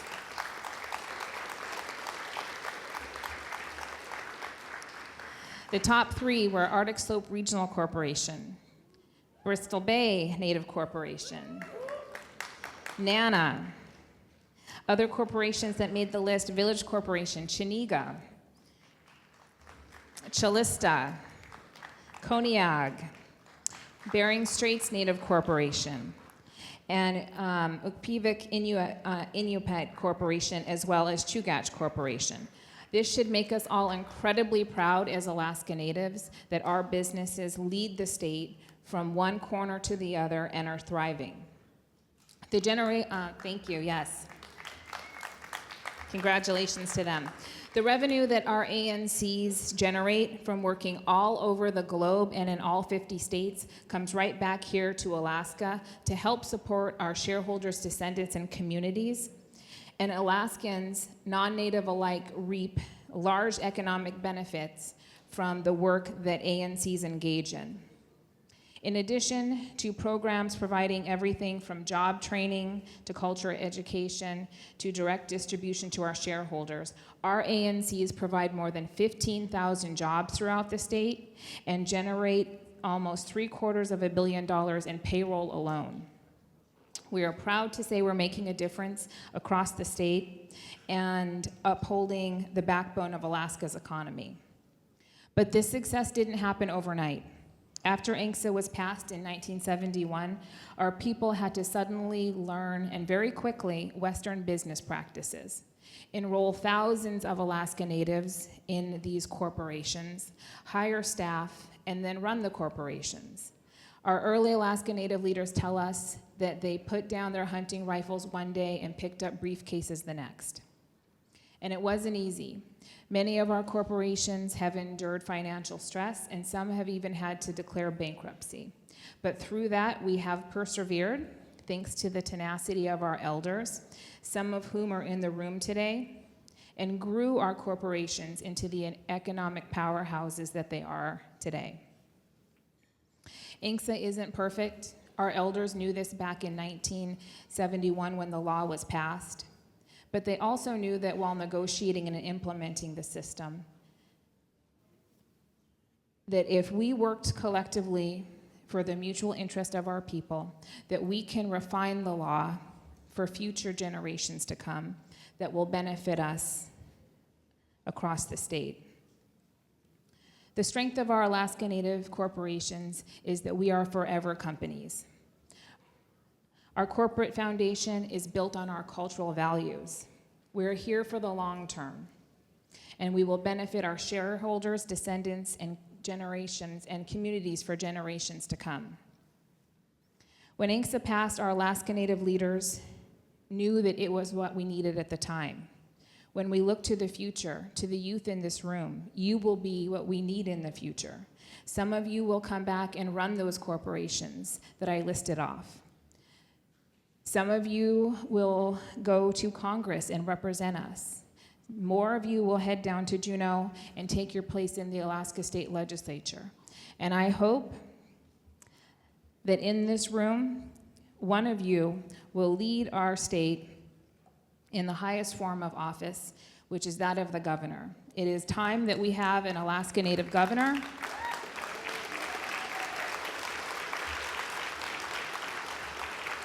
An Alaska Native senator, and congressman or woman. I know that the skills and talents are here in this room to make that happen, and I look forward to seeing where your generation will take us, because you will be the leaders of tomorrow. Anabasi, to Roy and the First Alaskans Board of Trustees again for having me here this morning, and I hope that you have a wonderful conference. Thank you.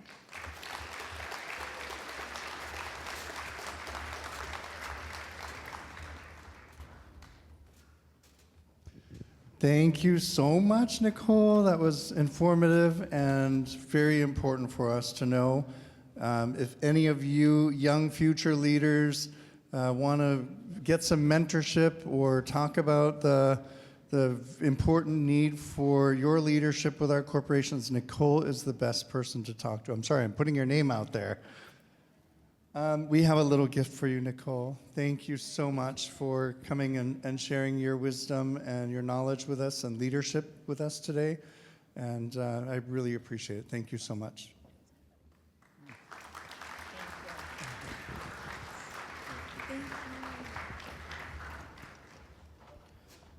Koyana Chuknak Nicole, for your dedication to our people. It really is inspiring to hear what you have to say.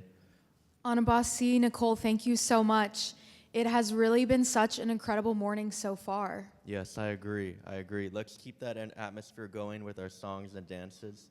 With that, I'm excited to welcome the College Gate Yupik Immersion, or the College Gate Elementary Yupik Immersion School Dance Group.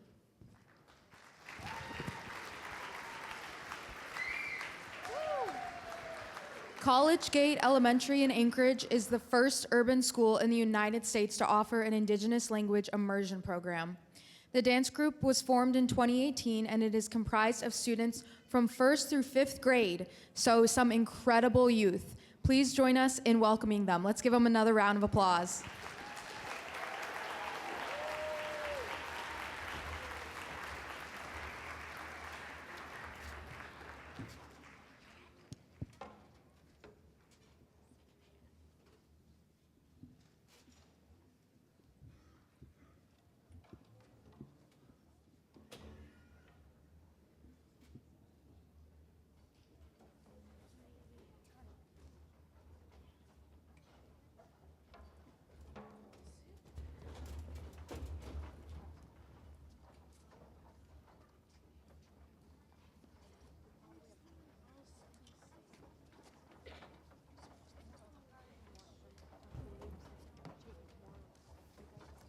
As you'll notice, this is one of our largest dance groups to join us on stage, and so many beautiful young people that are going to be performing with us today. Give them a big round of applause.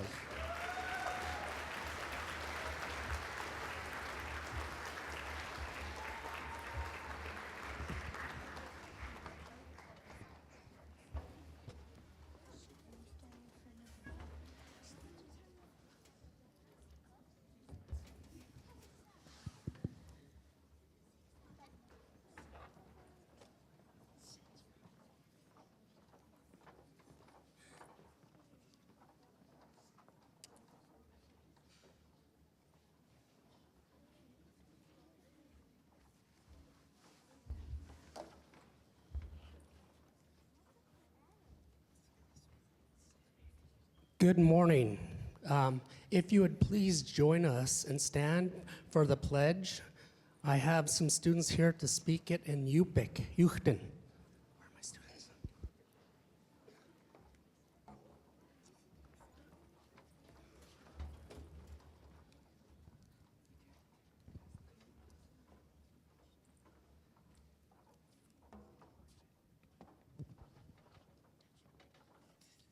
Akkiunga Pachuna Law, United States Ampalinun. Nunamun Klutus Ngawenun, Nuna Atauchik Arautim Acheni, Avum Afganani, Bunach Kujikluni, Eshotgatnam.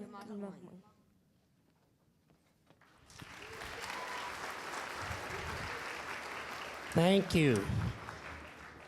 I want to point out that this is the College Gate Elementary and the Wendler Junior High Yuchten dancers. Thank you guys for inviting us back. I want to thank the First Alaskans Institute for inviting us back. We greatly appreciate the invite.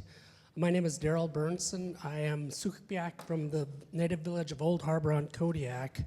My parents are Ron and Betty Burnson from Old Harbor, and my grandparents were Jenny and Wilfred Alexander from Old Harbor.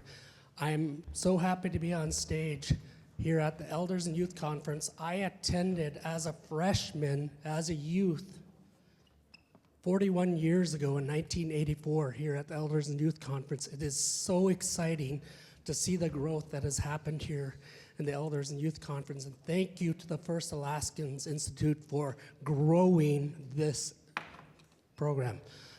These are the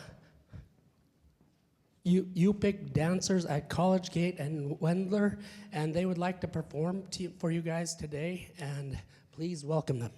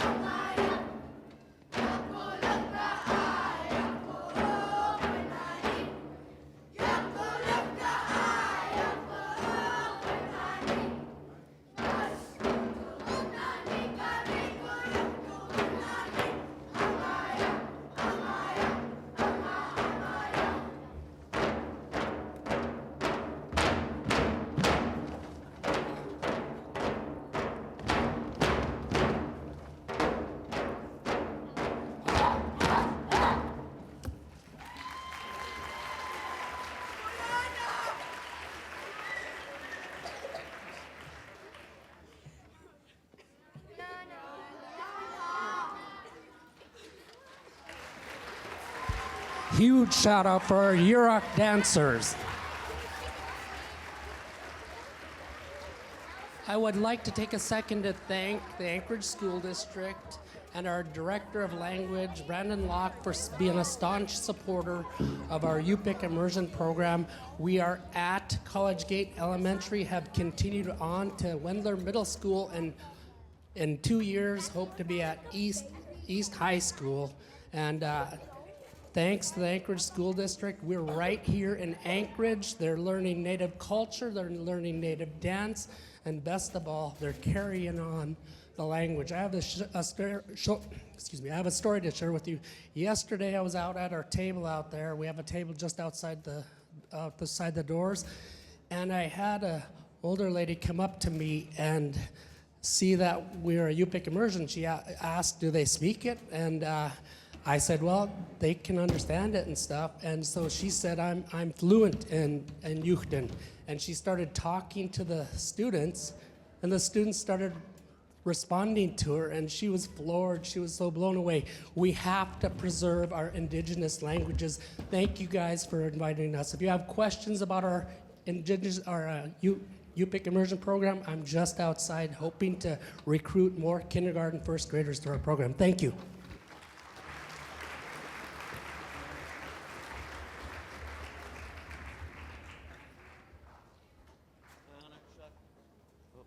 Klanakshakna College Gate Immersion School. That was so beautiful. It's so good to see such strong young youths that are blessed to learn their language while they're growing up. That really fills my heart. So thank you so much to them for performing for us. That was incredible. You all did so amazing. I hope you're all so proud of yourself. That was beautiful, and we are lucky to have seen it. So let's give them one more round of applause.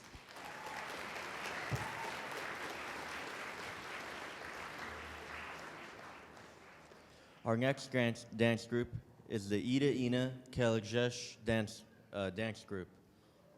It's so awesome. We get to follow that up with more dance energy. So the Ida Ina Keljeshna dance group, led by Stephen Hawley, also known as the Friendship Dancers, were founded by culture bearers from multiple Dena'ina or Dena'ina villages, communities, and dialects. Though the dialects may differ, they share the same mission: to teach their youth, strengthen intergenerational bonds, and revitalize Dena'ina song, dance, and cultural identity. Many songs are passed down over generations or restored from elder knowledge and recollection. They're a living circle of culture, teaching, sharing, healing, and are grounded in respect for elders, pride in their identity, and hope in the next generation. So with that, please give them a warm welcome.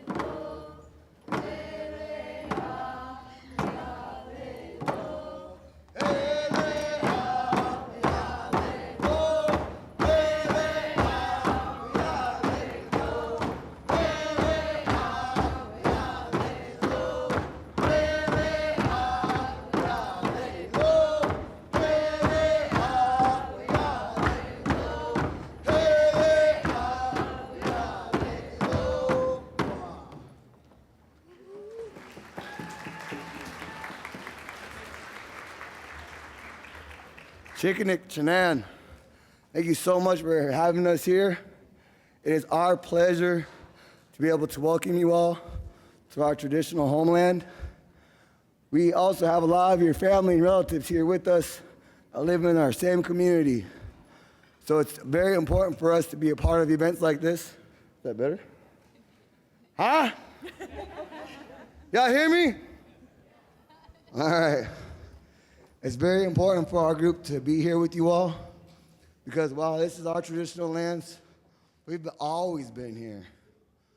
Some of you are brand new from different tribes, but this is also some of your relatives' homes also.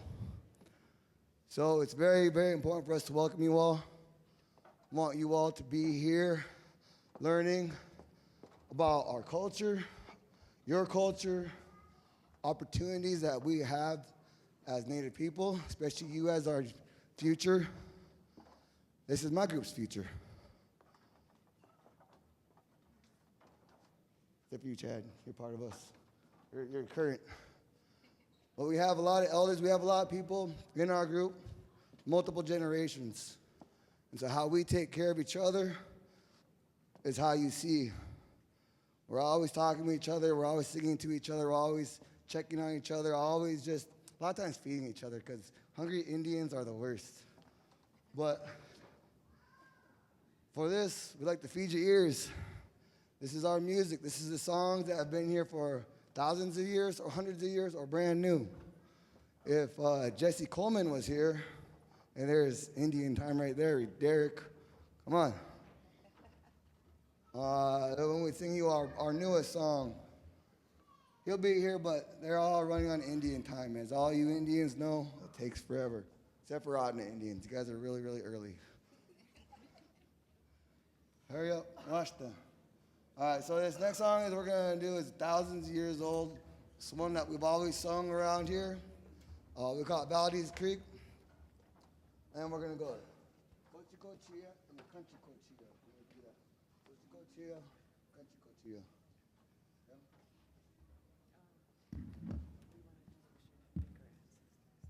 Oh, and I need to always listen to the ladies of my group because they keep me in line. One thing that we want to do is thank our elders and give tribute to our ancestors. Chinan, we wanted to make sure to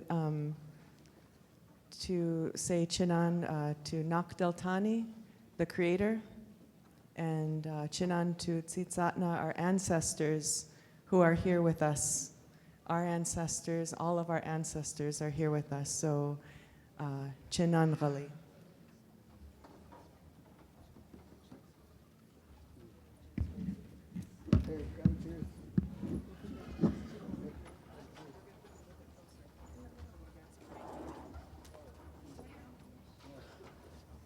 Jump in, hurry up. Hurry up. Watch them. See how bad the Indian time is? Huh?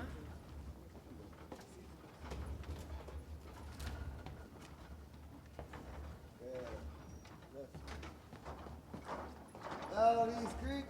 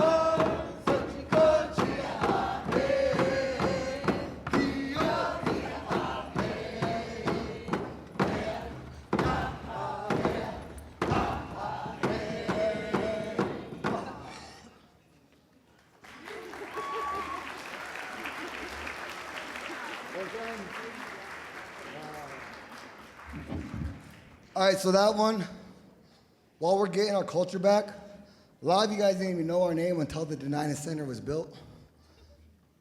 But since we've been getting our songs back, we've been having to learn them piece by piece, recordings, words from our elders. And that one right there, we always learn Sochiko Chia because it's an invitational song. But over there we have Chad Chikalushin. He has the Kanchiko Chia. And so we respect both sides. We make sure that we know both versions. Some of them are learning on the stage, so give them some slack. But this is how we keep our culture alive. We just keep on trying. All right, and this next one is actually our favorite, our kids' favorite. When we first started, only the one in the middle with the two types of haircut, well, the one with the blonde and the black hair of a type. All right. She was a lot younger than you guys.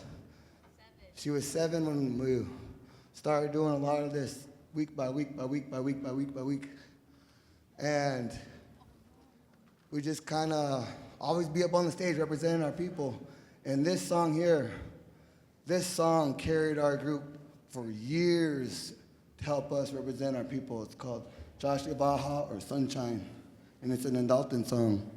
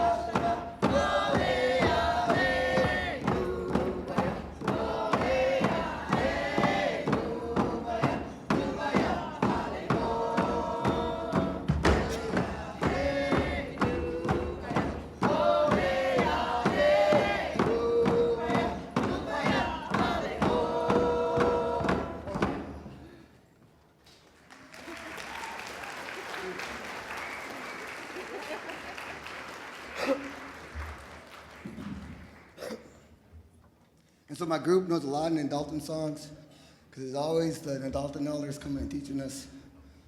So even when I do my introduction, it's in Indalton dialect, because that's who I learned it from. We are Denina. We're 4 still lasting dialects.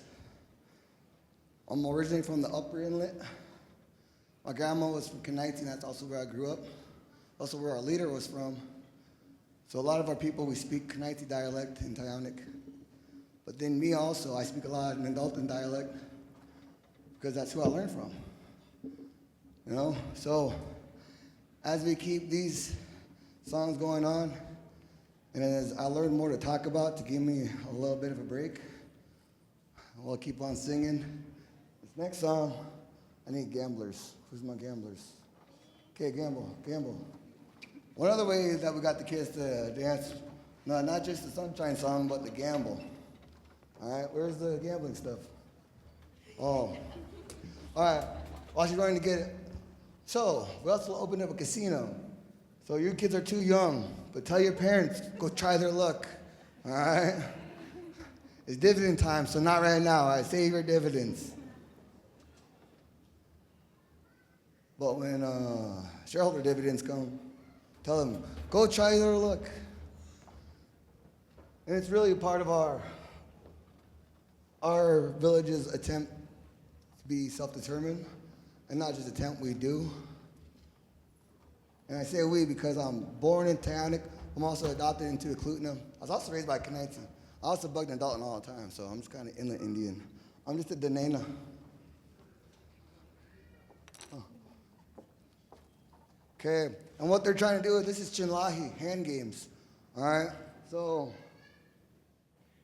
I owe the winner $10. And like I said, one of the ways that we got them to actually dance and sing our songs was on stage when they'd be all nervous. So first we start with Sunshine Song, and then we start gambling. So, Macheha. Macheha.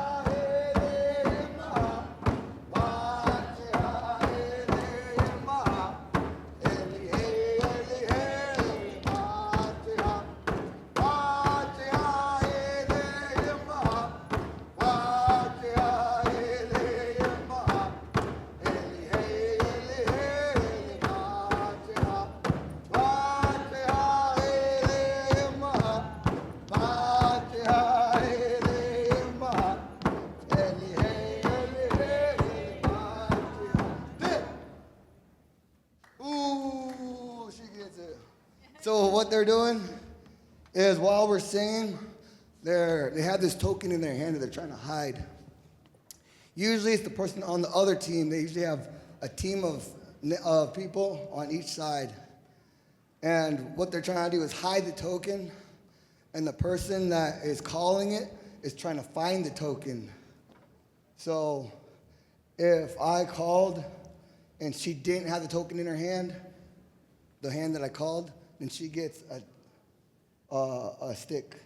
And they're trying to get all the sticks so they can win the $10. All right? We also do this in case, they end up gambling with a bunch of Indians down states or in Canada. Want them to at least look cool and hopefully bring back 30 grand. Because they be doing big pots down there. Okay. Macheha ele maha. Macheha ele maha. Eli hey, eli hey, eli macheha. Macheha ele maha. Macheha ele maha. Eli hey, eli hey, eli macheha. Macheha ele maha. Macheha ele maha. Eli hey, eli macheha. Oui. Oh, tie down it again. Let's do Ayalima then. Ayalima ja'ahima ha'aya yumahi. Heli, heli, heli, heli majiha. Honkuk ja'alima ha'aya yumahi. Ayalima ja'ahima ha'aya yumahi. Heli, heli, heli, heli majiha. Honkuk ja'alima ha'aya yumahi. Ayalima ja'ahima ha'aya yumahi. Heli, heli, heli, heli majiha. Honkuk ja'alima ha'aya yumahi. We behind you. Wandale, we. Well, this is Jesse's rules. Okay, so when we first started this, I made up a lot of rules, all right? I had like 20 kids, an empty room we used to break into. Well, I used to have the credit card. I had the key to the outside, but not to the actual room. Don't ask me how I got that key, but I had it. And we didn't have a lot of teachers for a lot of stuff. I can remember some of it from when I was a kid, so I would just make rules up. And then one of our youth actually started learning the language, and then we could actually get the rules, what they're actually saying. So what she was saying is, isn't we behind you, or Wanale is the hand behind you, but we would have two different, they're telling me time. Is that Indian time or is that Western time? Oh, okay. Let's just sing then. Okay. We are here, we are here. We are here, we are here. We are here, we are here. We are here, we are here. We are here, we are here. We are here, we are here. We are here, we are here. We are here, we are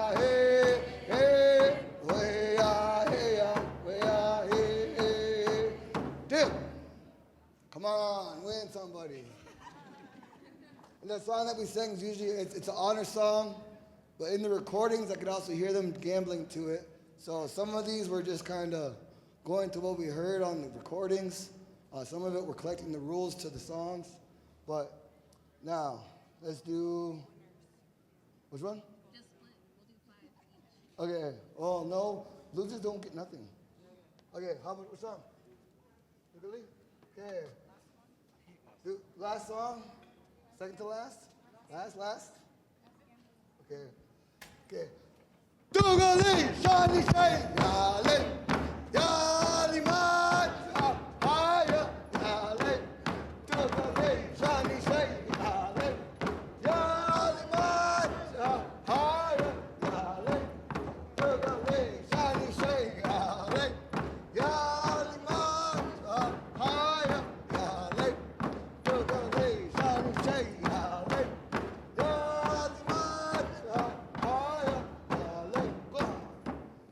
We. All behind you. See one. All right. Yeah, I said we behind you. She won. You get $10. All right. So we are in Kaljeshna. We are friendship dancers. We gather on Mondays for kids, right behind Walmart. For adults, Fridays, over at Native Movement. So 5 and 6, 5 o'clock on Mondays, 6 o'clock on Fridays. But come late. We run on Indian time. But you're all welcome to join us. We learn our culture. And with that, Chanan, Chickanik, Chanan, Pop. Trillion song? All right, cool. We got another song. All right. Yak yeah, ah, oh, oh, yeah, ah, oh, oh, yeah, ah, oh, oh, yeah, ah, oh, yeah, yeah, Yak yeah, ah, oh, oh, yeah, ah, oh, oh, yeah, ah, oh, oh, yeah, ah, oh, yeah.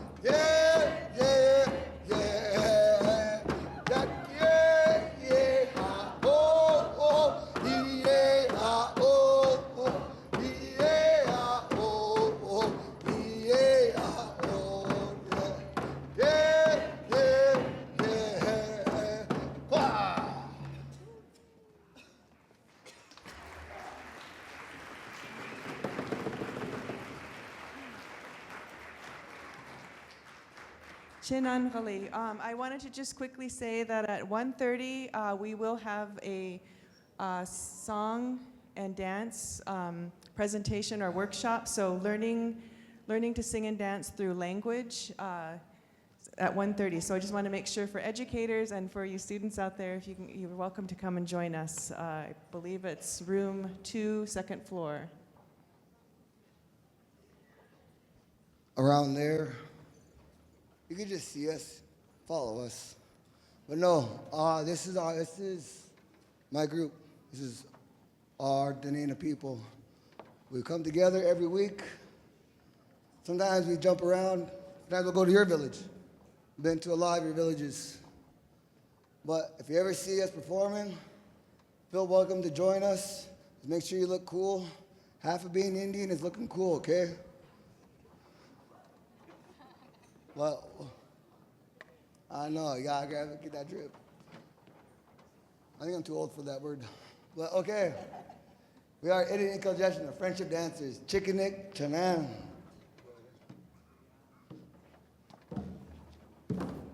Hey there, ah, we are lay low. Hey there, ah, we are lay low. Hey there, ah, we are lay low. Hey there, ah, we are lay low. Hey there, ah, we are lay low. Hey there, ah, we are lay low. Hey there, ah, we are lay low. Hey there, ah, we are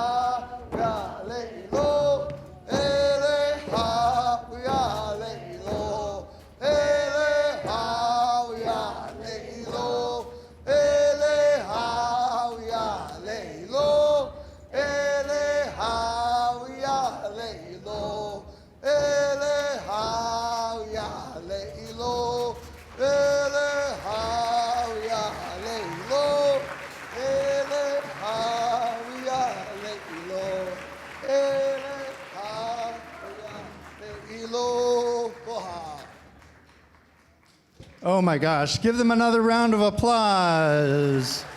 The Ina Dance Group, our leadership director is one of the dance groups, so she danced with them today, she and her family, so that was wonderful. I want our tech folks to go ahead and put the donation link up on the website. There are a couple of scannable codes there. So there you have the Western Alaska Disaster Relief link. If there's, people have been asking about how to donate, that's the way to do it. You can also go to the Alaska Community Foundation website to do those donations. So thank you so much, everyone who's been asking about that and thinking about it. There you have it.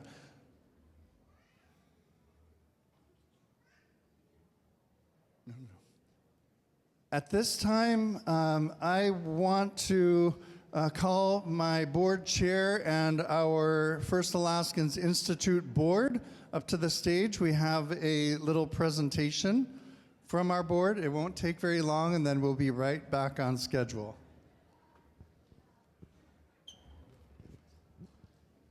Yeah, Kuyan, would our board start making their way up to the stage, please?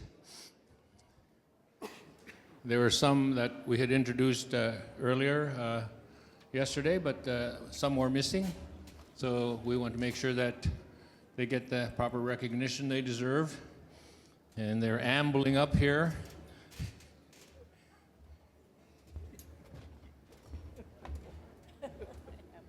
And Sylvia Lang is supposed to be marching up here too. So if you see her out there, make sure she comes up, okay? Yes, I talked to her. Okay. We have a couple of directors who, between them, have many, many years of service to First Alaskans, and also many, many years of service to their community and to Alaska as well. And on the far right, we have our vice chair, Sam Keto Jr., born in Petersburg. Clap, clap, clap. And Sam got his start sort of with the BIA, believe it or not. The BIA sent him and a whole bunch of Alaska Natives to learn about tracking satellites way back in the 60s. So he spent time at Cape Canaveral way back in those early days of testing. He ended up in the interior, up in, Granite Mountain? Not Granite Mountain, but what was the other one? Kalakaket Creek, out in the middle of nowhere, looking at the sky, tracking satellites. And he got bored with that, so he ended up going to work for the Fairbanks Native Association, about 1/3 the salary. And then later on, my understanding was he also hired the person on his left there, who should have been hiring him, actually, the other way around, since he was up in the interior. But in any case, Mr. Keto then went to work for Doyon Corporation under Johnny Sackett when Johnny Sackett was president. So let's give a big hello and a big clap to Sam Keto Jr.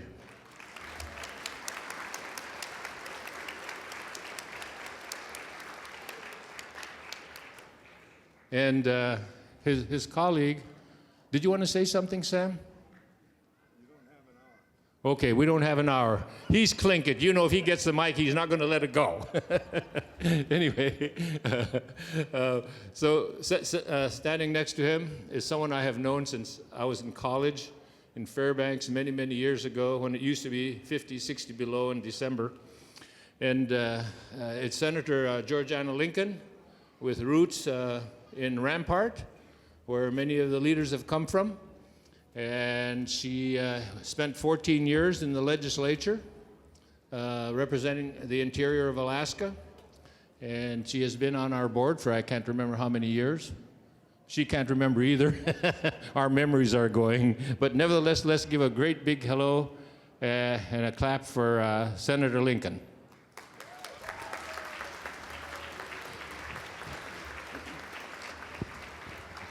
Just a few words. Yesterday, I heard someone say this is not probably the largest crowd of the youth and elders that we've ever had. And up here looking out, there is no doubt. I mean, this is like AFN doubled. So I think you should be proud of yourselves and the kids, the young adults that are here today and going to make the difference for our future, where we're going. We don't know, but we're going to be proud, and we're going to be strong, and we're going to be resilient. Anabasi. Thank you. Now, I don't want to give Sam the microphone because I know damn well what he's going to do, but he wants to talk. Be quick. Said, give me 2 minutes and I'll take an hour. But anyway, I just wanted to follow up with what Georgiana said, and that is, at the beginning, there was a small group that got together when I got to Fairbanks, and they hired a Tlingit, and when registration came, they brought me out from the boardroom as the executive director, and they said, "Where are you going to register?" I said, "I'll be a Tlingit. I'm going to register in Sea Alaska." Jonathan Solomon said, then Melvin Charlie said, "Well, we're going back in. You're terminated." And I said, "Before you open that door, I changed my mind." And they said, "What are you going to do?" "I'm going to register at Doyon." They said, "Boy, you're smart." I said, that's the smartest I've been in a long time. But it worked. I've been up there and represented Doyon for all these years. And I want you to know that this organization, Elders and Youth, has grown from when we couldn't fill half the tables to the tables are full and we have standing room only. And it's an attestment that we need more elders. As I get older, I think we should raise the age, lower the age of elders to cover some of these young people that are still thinking they're youth, but they're really elders. We're going to change that. Be more elders. We need more elders. Thank you. Okay, now you have it. See what I mean? Give him a mic and he'll just hang on to it. Anyway, I hope you have a wonderful time the rest of the day. Many great breakout sessions. And I just decided that, when we gather here every year, we should always have traditional games, right? So those youngsters will learn all those wonderful games that we've played literally for thousands of years, and I think that should be something that we should do every time we get here. Clean up, thank you.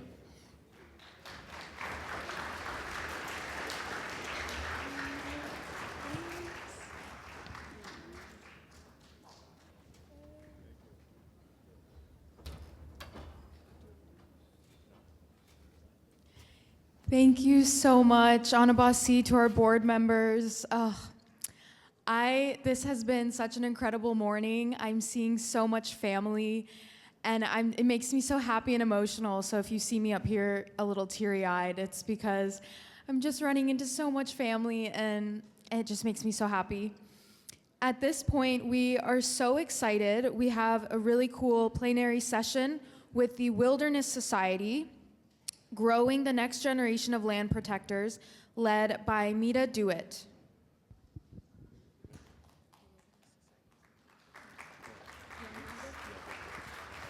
The Wilderness Society is an organization dedicated to protecting Alaska's wilderness. This session will discuss how young leaders can step up to care for the land, water, and future of our people. Thanks for being here. Ganesh Cheese, thank you.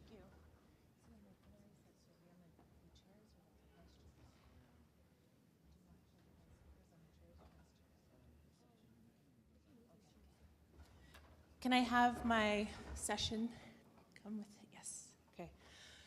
Yake tsutat. Good morning. Can I hear everybody? Yake tsutat. Ganesh tish. Dleka kleinach mida do it, yuchat do a sock. Slinget kleinach zeitsinach, yuchat do a sock. Slinget kleinach janutla, yuchat do a sock. Nanyai nachatsuti kachariari chatsuti shtakin kwan ayachat.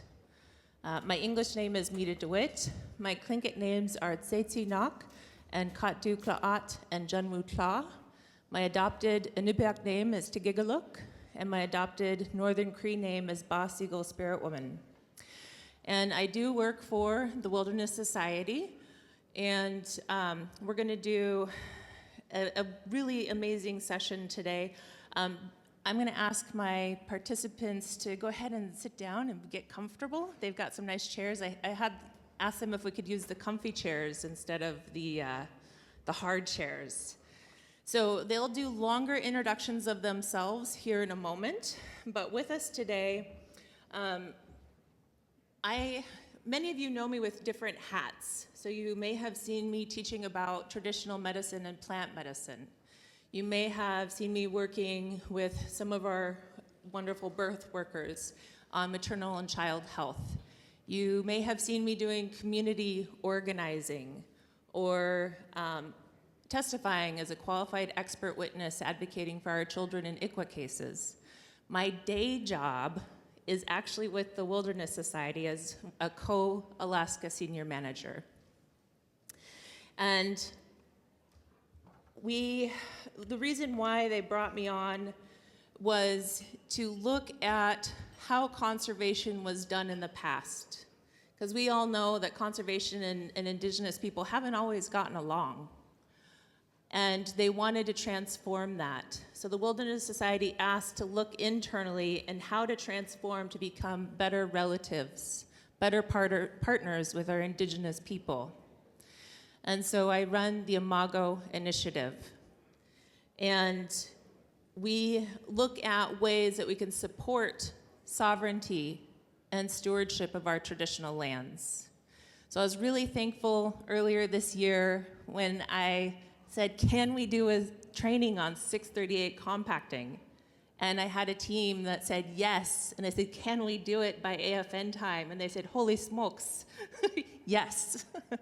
And so we have this really wonderful group with us today. We have Natalie Landreth, who's a citizen of the Chickasaw Nation of Oklahoma and a partner at the Neshabo Consulting. We also have Nada Wolf Culver, who is also a partner at Neshaba Consulting.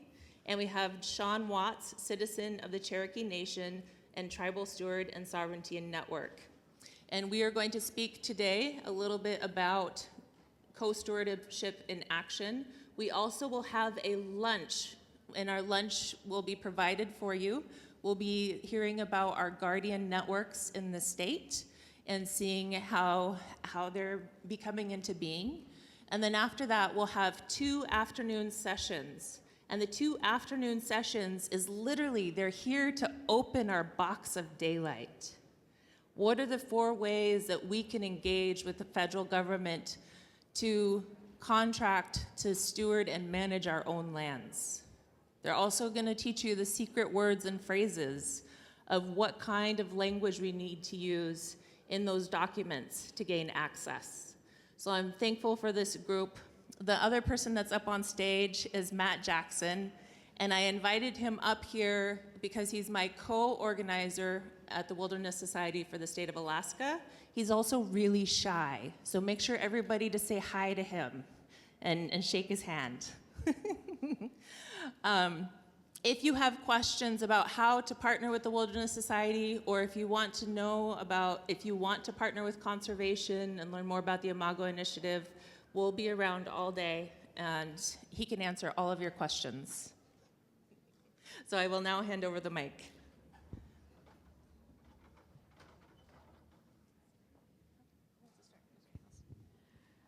Good morning, and thank you. As Mita said, my name is Natalie Landreth. I'm from Chickasaw Nation, from the Imatobi family.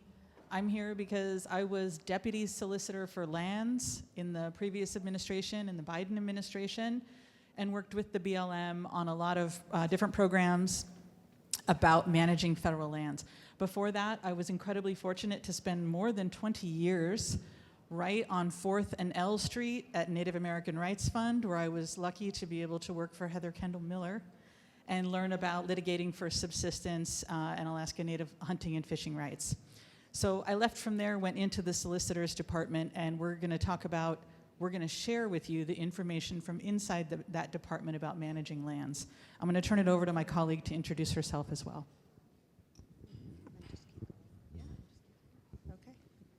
Good morning. As Vita said, I'm Nada Wolf-Culver, and I met Natalie, well, before that, but also we worked together in the last administration.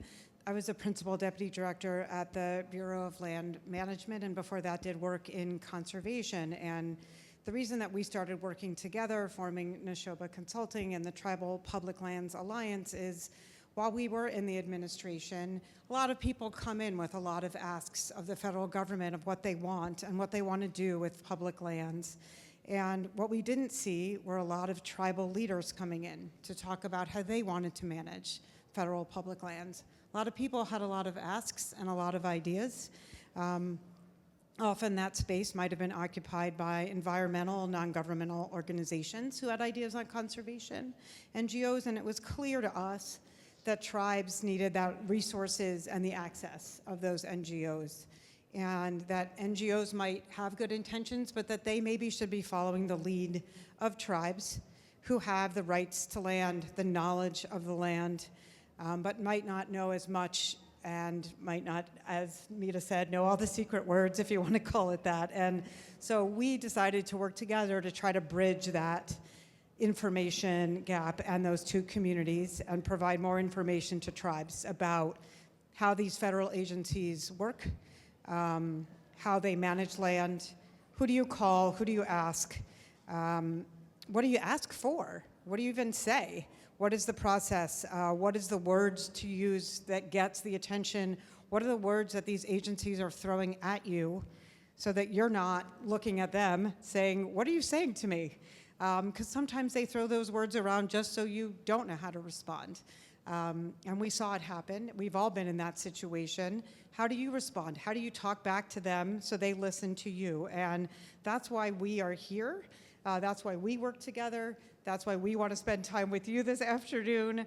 And we want to democratize that information, get it out, and spend that time with you. So Natalie's going to talk a little bit more about what we're going to talk about this afternoon and hopefully make it sound so fascinating that you want to spend your afternoon with us, even though we won't have as many snacks as Sean will at his lunch, which he'll talk about next. Thank you, Nada. So the title of this afternoon's event, which is in two parts, so it's the 1:30 to 3, there's a break, and then 3:30 to 5. So we are training from 1:30 to 5. And it's called Sovereignty in Action, training the next generation of tribal leaders about working with your elders to manage federal lands. We are providing an overview of your 4 superpowers that you have as tribal leaders, the major ways for tribes to influence management of federal lands. Number 1, consultation.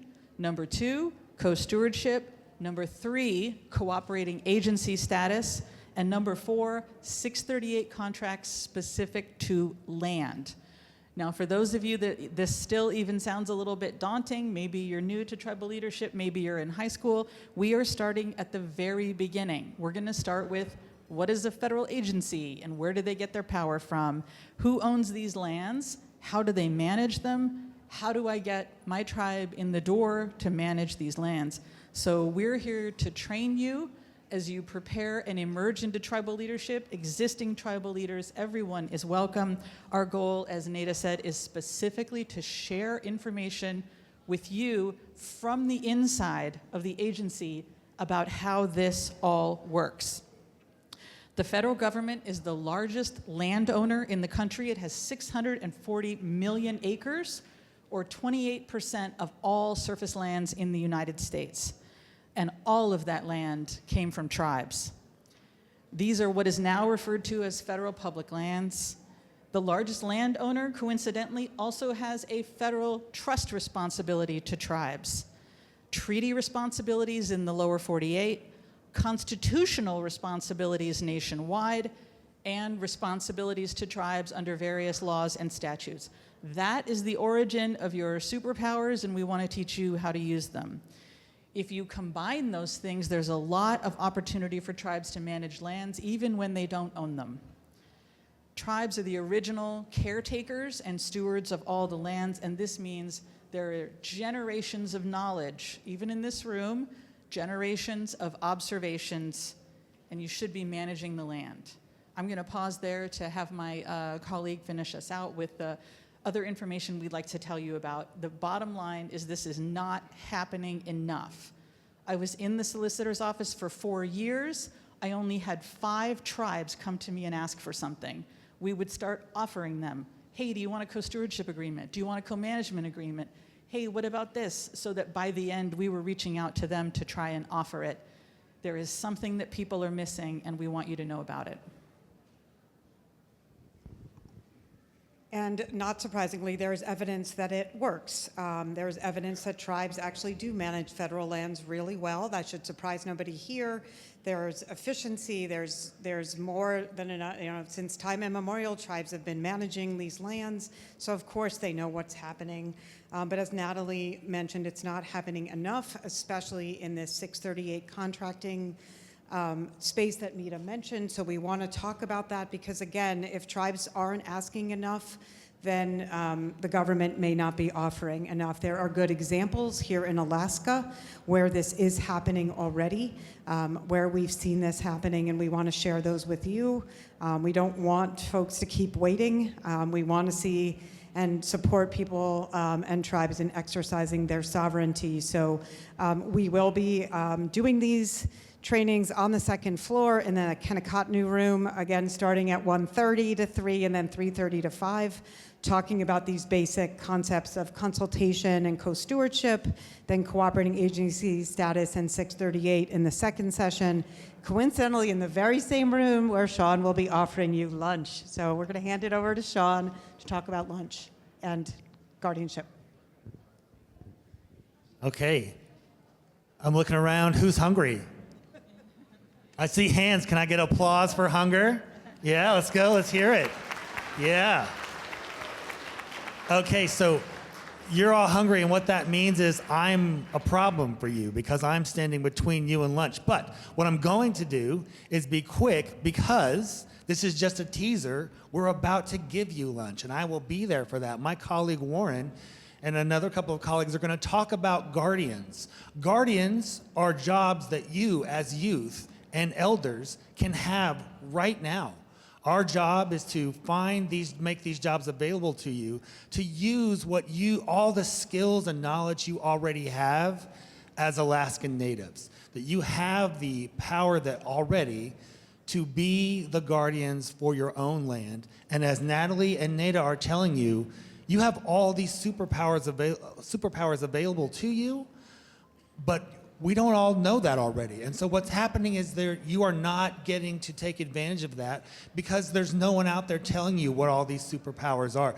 The whole time they were working for the government, each one of you as tribal leaders, whether you're a youth or an elder, could have been coming to them and saying, we want greater responsibility, we want greater control over our lands. And it wasn't happening because no one was giving you the information that you needed to make that happen. So that's exactly what we're going to do, the three of us this afternoon. In the meantime, at lunchtime, we're going to talk to you about guardians, explain to you what guardians are, help you understand how you already have the power to be a guardian, help you understand how we can help you build programs to make sure that there are resources available for more of you to become guardians.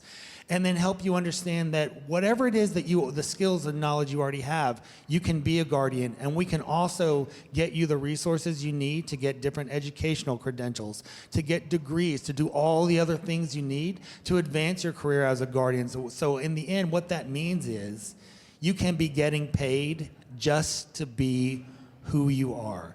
The awesomeness that you possess already is a valuable skill, and we want to make sure that you can put that to use for your people, for your culture, and get paid to do so. So that's what we will be talking about at lunch, and I won't give too much away because my awesome colleagues are gonna help you understand what that's about. And then in the afternoon, all three of us are going to come together and put together all this amazing knowledge that these two ladies have with the idea of guardianship, so we can take all the technical information they're gonna give you and put it into action. I'll give it back to Natalie.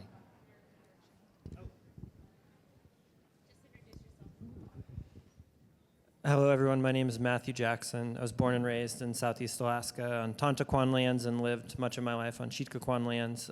It's really an honor to be up here as Mita's sidekick. I think conservation and Alaska Natives, we have a lot in common.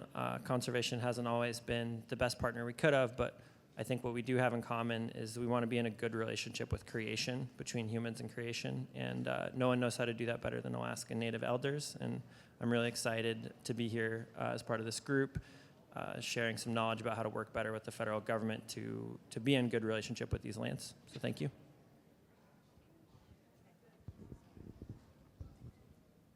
All right, Ganesh Cheesh for coming up and being up here in the hot seat with us. Okay, who loves to be on the land? Who loves to hunt? I do. Let's hear it. Do you love to hunt? Who loves to hunt? I do. Who loves to fish? I do. Who loves to berry pick? I do. And I like to eat the berries better. So what we're talking about, we use a lot of these big terms like 638 contracting. Who knows about our tribal health system? Who here uses our tribal clinics and our tribal health system, our health corporations? All of us. We took over our health care in 1997 through this mechanism. Yes. And we can take over the stewardship and management of our lands through the same mechanism. Even if you personally are not a tribal administrator, you can come to this session and take the information back to your community, back to your tribal council and administrators to say, we want to do this. We want to manage our own lands. We want the money from the federal government so we can have our skiffs and four-wheelers and to be out on the land, to steward it and take care of it in the traditional and cultural ways that are relevant to our people. And so you can have a job being Native and doing our traditional life ways. And that's why I'm so very excited for this group to be here. So we'll be in Kennecotnu. Can I hear Kennecotnu? Kennecotnu. So we'll be in there. We have lunch with some super cool people. I don't know if you all know Uncle Warren Jones, but he's the best. And yeah, and with Sean as well leading the way. And so we'll see you this afternoon, and I'll hand it over to our hosts. Ganesh Cheesh.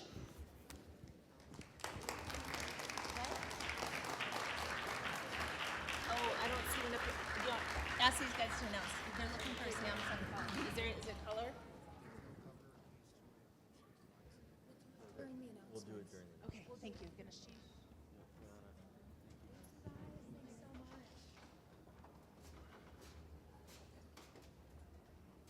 Anabasi, Mita, and the Wilderness Society. It's such an important message, so we're so thankful for you all to share it on this stage. At this time, we have a few special guest highlights. We are grateful to hear from the Alaska Federation of Natives, including AFN's president, Ben Mallett, the director of government relations, Kendra Kloster, the director of Get Out the Native Vote, Michelle Spark. So let's welcome them on. And we'll introduce all three before they come to the stage. So Ben Mallott, who is Tlingit and Koyukon Athabascan, became president of the Alaska Federation of Natives in October 2024. Before becoming president, he served as the vice president of external affairs at AFN, where he supported various committees, including the Subsistence, Executive Governance, and Resolutions Committees. Ben previously worked as a legislative assistant to U.S. Senator Lisa Murkowski, where he focused on policies impacting Alaska Natives and rural Alaska communities. Beyond AFN, Ben lends his leadership to several organizations. He's the chair of the Alaska Humanities Forum and serves on the boards for the Alaska Native Heritage Center, the Nature Conservancy of Alaska, and his village corporation, Banal Yukon. And he's my cousin. Kendra Kloster is the director of government relations at AFN. She is Tlingit Raven of Sunhouse. Kendra is the co-founder of the MMIW G2S Alaska Working Group that focuses on addressing the missing and murdered Indigenous peoples crisis. She also serves on the state MMIP Council. Kendra also worked in policy as staff in the Alaska State Legislature for U.S. Senator Ted Stevens. Michelle Spark is the director of Get Out the Native Vote, which is a statewide voter education campaign developed in partnership with CITC, AFN, and FAI. She grew up in Bethel and is a member of the Kasunamute tribe of Chivak. As director of Get Out the Native Vote, Michelle focuses on helping our people and communities use their voices through our right to vote. We're so honored to have these three here today. Let's give them a warm welcome.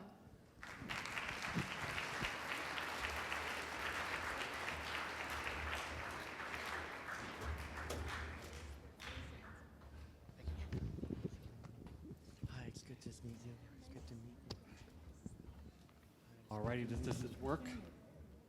Maybe? They're going to eat the mic, apparently. Good morning, everyone. Can you all hear me? Yes? No? Can I need some more coffee? Sounds like coffee, hot chocolate coffee. Well, thank you for the introduction. My name is Ben Malott. Had the honor of serving as the president of AFN. I'm also here with my amazing team, Kendra and Michelle. I'm going to start the day off with a little comments, but first I want to say it's an honor to be with you all here today. I also want to thank Roy for leadership. It's been awesome to work with Roy in our new capacities, and I really appreciate the partnership we have with First Alaskans and between AFN. It's good to see that partnership grow. Also, I wouldn't be a good son if I didn't recognize my own mother over here, so hello, Mom. And also my Aunt George. So hello, Aunt George, hello, Mom, and hello, Sam. With that said, a little about AFN and this year's convention. Our convention is on Thursday, but really, I invite you all to come to our convention if you aren't already. But really, one thing about AFN that's really critical and what we do here and why it's critical to have partners is AFN is really to make sure the right person is in the right time to make the right story. And what that says is critical for our community to know what's going on, again, to make sure that we could do what we do. I was really grateful to hear Summer Kowski yesterday talk, as well as Amber Ebarb, Secretary of Indian Affairs, just about how policy, government, and Congress works. For the youth in the room, it's really critical to know what's going on, also know the process, so that when you step into these shoes, you know how to advocate for our communities. With that said, it's also really critical that we come together as one community. I'm really honored at AFN to have Doyon return to AFN, TCC, TNH, as well as the Adu Corporation. It's a really, it's a reaffirmation of our communities coming together for a common purpose. In today's times, it is a tough time for our communities. My heart goes out to our communities in western, northwestern Alaska who are doing aftermath of a giant storm, as well as all of our communities who are in need right now. It's also time for us to come together. And that's kind of what we're here today about at this conference, as well as AFN. With that said, too, it's also critical that you're here in this room to learn how you can advocate for our communities. Learn from your elders, learn from your aunts, learn from your moms, especially your moms, as well as your dads and uncles. Part of knowing how the system works is so that you can advocate for a system. And one thing that I would encourage is that we can be driven by passion, but you gotta have your passion with strategy as well. You gotta be able to move the room, know how to work the system, know how the law works, and what the policy works. In government, especially with AFN, and these two competing more, definitions matter. They're really boring, but they matter on how we as community are defined within public law. For example, one system right now that I want to recognize before I turn it over to Kendra and Michelle is subsistence. I recognize that our subsistence system right now is not perfect, but we are under attack in very many ways. One system is actually from the state of Alaska in the current USV Alaska, as well as the Safari Club, who has petitioned the federal government to pretty much gut the entire Federal Subsistence Board. And right now, we're kind of a three-pronged attack. We have a legal case, a petition to gut FSB, as well as proposed language as a backdoor Katie John from many different players that are acting not in our best interest for our community. USV Alaska is a big case that AVN is an intervener in. It started in 2022 on the Kuskokwim River. I want to thank the Kuskokwim River Fish Commission, AVCP, and OTNA, who are interveners along with AFN in this case. This case has been successful in the Ninth Circuit so far. Last month, the state of Alaska has petitioned the Supreme Court to take this case up. In the Ninth Circuit, the Ninth Circuit actually said Katie John was good law. Katie John is our case that actually protects our rural preference for fisheries, for fishing. If the Supreme Court takes this case up, it's 50-50 if we win or lose.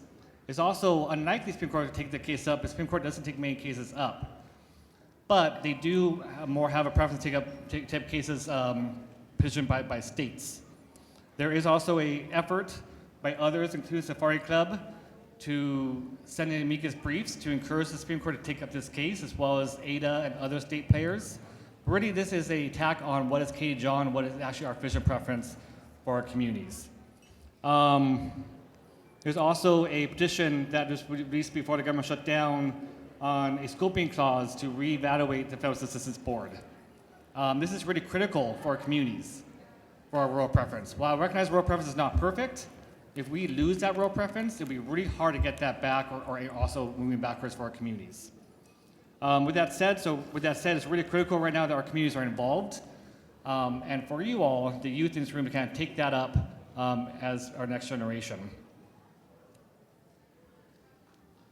And also with that said too, voting is critical, right? Who here knows that when you vote for a person, that person also electing their cabinet, judges, and other members of government? Who here knows that? Okay, so a little bit of you do, right? So this is why it's critical for our communities to vote. And Michelle's going to talk about this more often. If you want to change the system we're in, we need to vote. If our community's not voting, it gives government the reason to ignore us, right? If we want to change the system, we got to vote. If we aren't voting, we can't complain. Right now, I think Michelle has more data. I think 3 out of 10 Lexington is voting right now, but we're a quarter of the population. It shouldn't be that way. You know, in terms of subsistence, it is the governor that picks the Board of Fish, Board of Game. In terms of the federal government, it's the president that picks his cabinet. That includes the Secretary of Interior, judges that decide these really important cases. This is why you should vote. Because you're not only voting for one person, you're voting for entire government. With that said, as we look at subsistence, look at other policies affecting our communities, we have to do better, and we had to vote. With that said, at this year's AFN convention, we were focusing on a number of updates and panels that's going to talk about subsistence, how we can make a framework that works for our communities, as well as why it's important to vote. Also have a different panels on different ideas from different nations around the world. We have Cherokee Nation coming up. Cherokee is the largest tribe in the nation, so we're happy to have their participation at our convention this year, as well as a really strong delegation from Hawaii. With that said, part of my message here from AFN is that, one, I thank you for being here. I thank the youth for stepping in this room with the elders, and encourage you to learn, understand how government works, so that you could change it and make our communities a better place. That said, I'd like to introduce who's first, Kendra or Michelle? I'll let Michelle close it out. Okay, Kendra. So good to see you. Thank you for having me, and I'd like to see you guys on Thursday.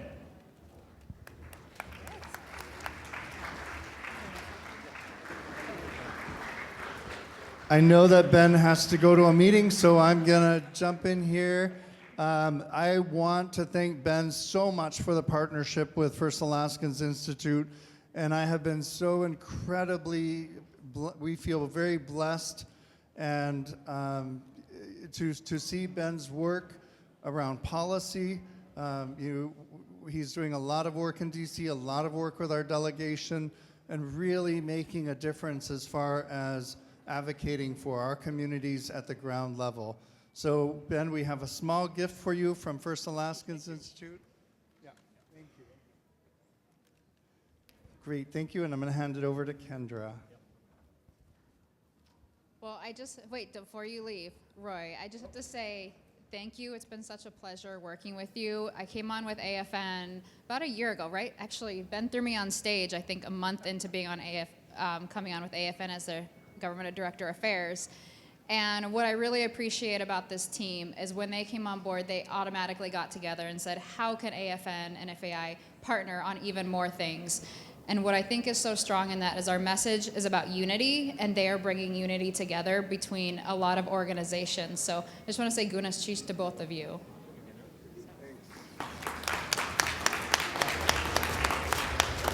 And I'm going to stick on the unity message here because I think that is so incredibly important.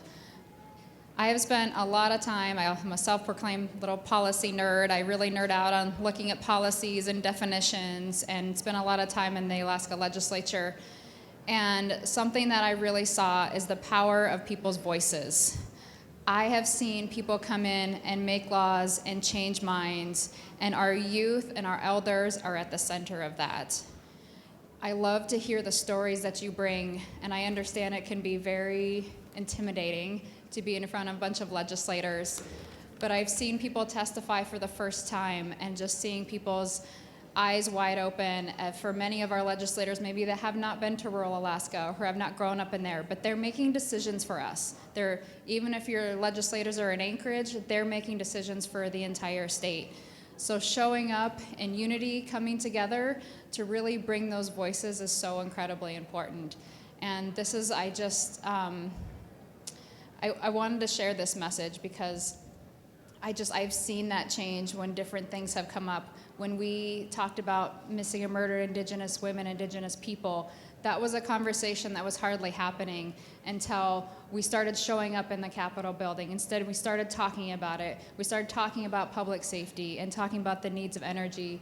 And we're seeing these shifts and these changes happening. And so it's been really wonderful to be a part of the AFN team as we're doing more and more of this.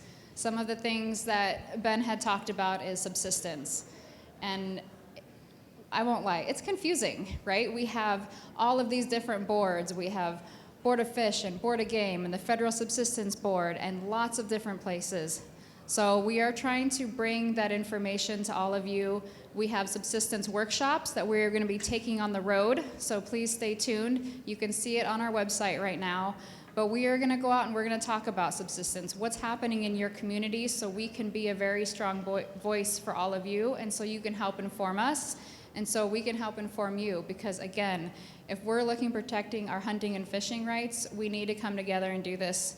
So we'll be posting more information on that. And again, I really want to stress this point of voting. This has also been a really big thing for AFN and for Get Out the Native Vote. I was really happy that when Get Out the Native Vote came on board, we snuck Michelle over and said, you have to come with us, because what we need is to have our power. We need to own that power of our Native voices and change things. So a couple of the initiatives that we've started is the Native Vote Initiative, which is a roundtable of people all across the state planning and organizing Get Out the Vote efforts and talking with our communities, talking with the state. How can we make sure that our barriers to voting are taken down? We need to make sure we have polling locations that are open in every single space. So we are reaching out to communities. We're working with Division of Elections. We are working with our tribes and with our corporations to figure out how we can address those voting barriers. And that's being done through policy changes. It's being done for boots on the ground and any ways that we can support that. Because if we want to have these changes in policy, if we want to see our hunting and fishing rights protected, we need to make sure we're voting, putting people in office that share our same values, that are ready to stand up.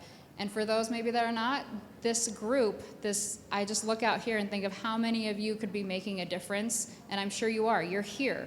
you're organizing, you're together. And this is such an amazing space to be looking at, okay, how can I make my voice heard at the Federal Subsistence Board and talking about our way of life? How can I go to the Board of Fish and Board of Game? And again, I know it can be scary, but each one of you have a very important story to tell.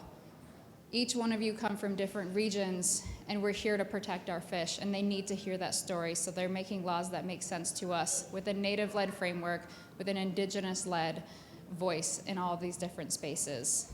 So I want to hand it over to Michelle to talk a little bit more about our Get Out the Native Vote program, which I'm so thankful we have an MOU between First Alaskans, CITC, and AFN. And so we're really building that power. And so I'll let Michelle talk more about that. Goodness, Chish. Koyana, Kendra, and Ben, and President Aglanga. Wow, this is big. It was big last year, I thought, but President Aglanga says there's 10,000 people watching on top of who's in the room here, so that's really exciting. What Kendra said is true. You guys being here is leadership. Showing up and being visible is leadership. Listening, learning, and offering suggestions is leadership. So you're already active leaders, you are active citizens.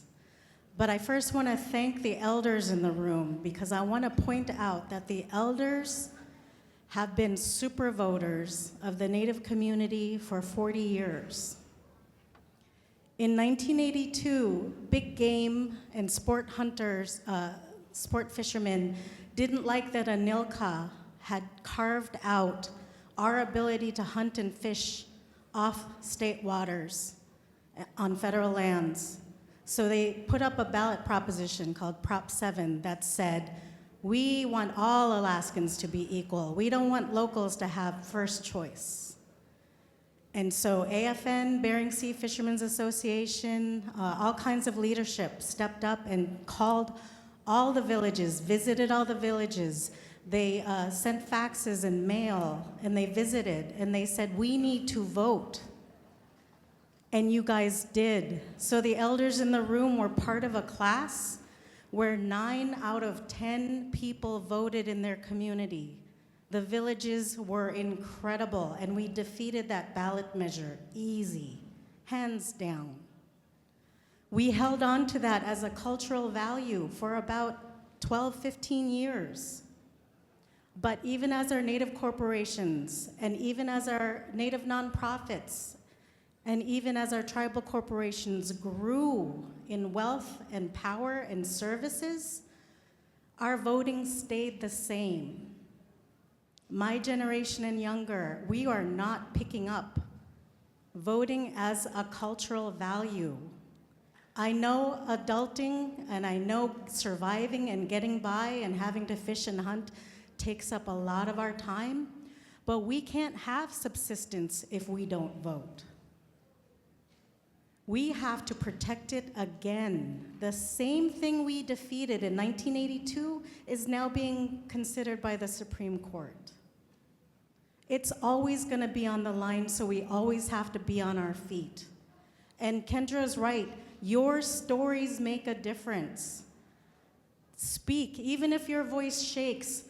Read from a line by line, word by word. It's okay. It doesn't matter how you testify. If you submit it by email for the record, or if you call in by phone, or if you testify in person, your story matters.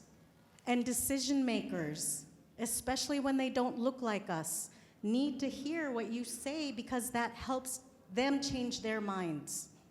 They realize how important we are as a people and how important we are to the state. Healthy tribes means a healthy state of Alaska. We make up 25% of the voters in this state, and last year during the presidential election, we only voted at 11%.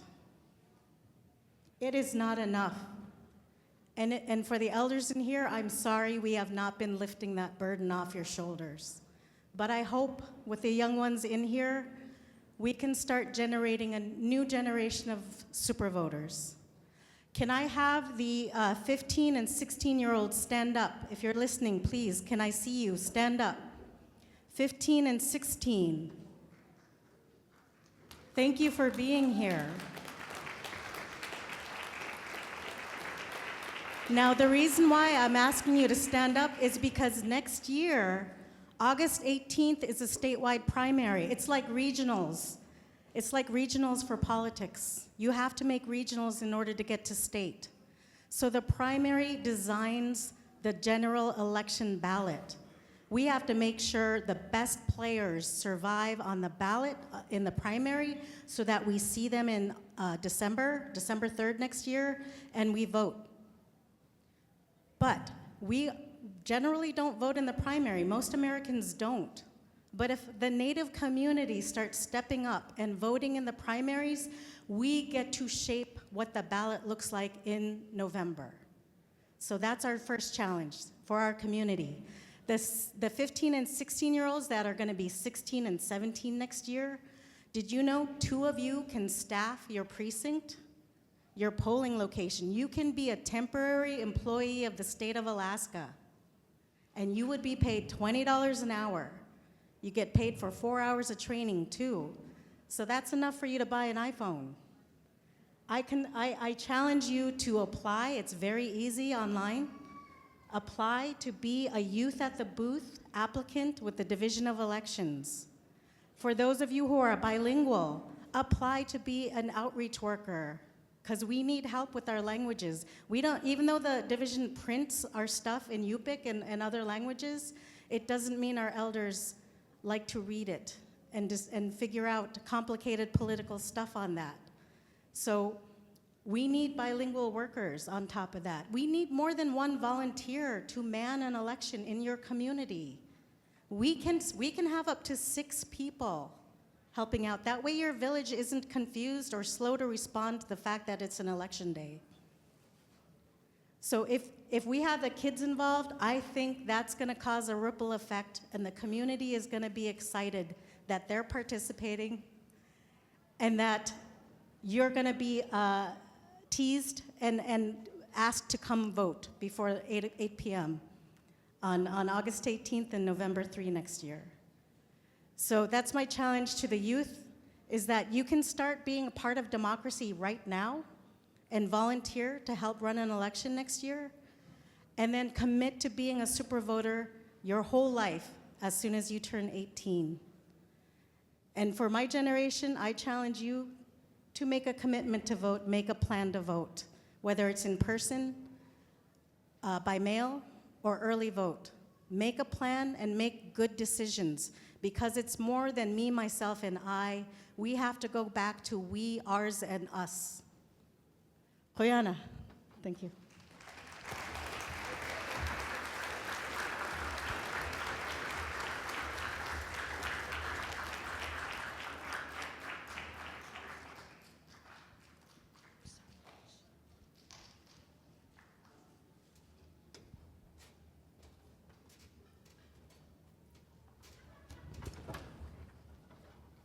Koyana, it's great to stay updated with what is happening with AFN. I really appreciate how everyone that spoke really advocated for our rights as Indigenous people, especially around subsistence and voting. That's 2 issues that I hold very closely to my heart. So, Koyana. Anabasi for continuing to lift up our people and communities. It's a good reminder that being an active voter, being involved in our communities, tribes, and Native corporations are all powerful forms of civic engagement.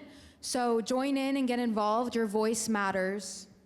And so before we move on to lunch, we have a few announcements and a few door prizes to announce. But first, we will do some announcements. So as you will see on the screens, there is a schedule correction for the workshops this afternoon. The beating session is in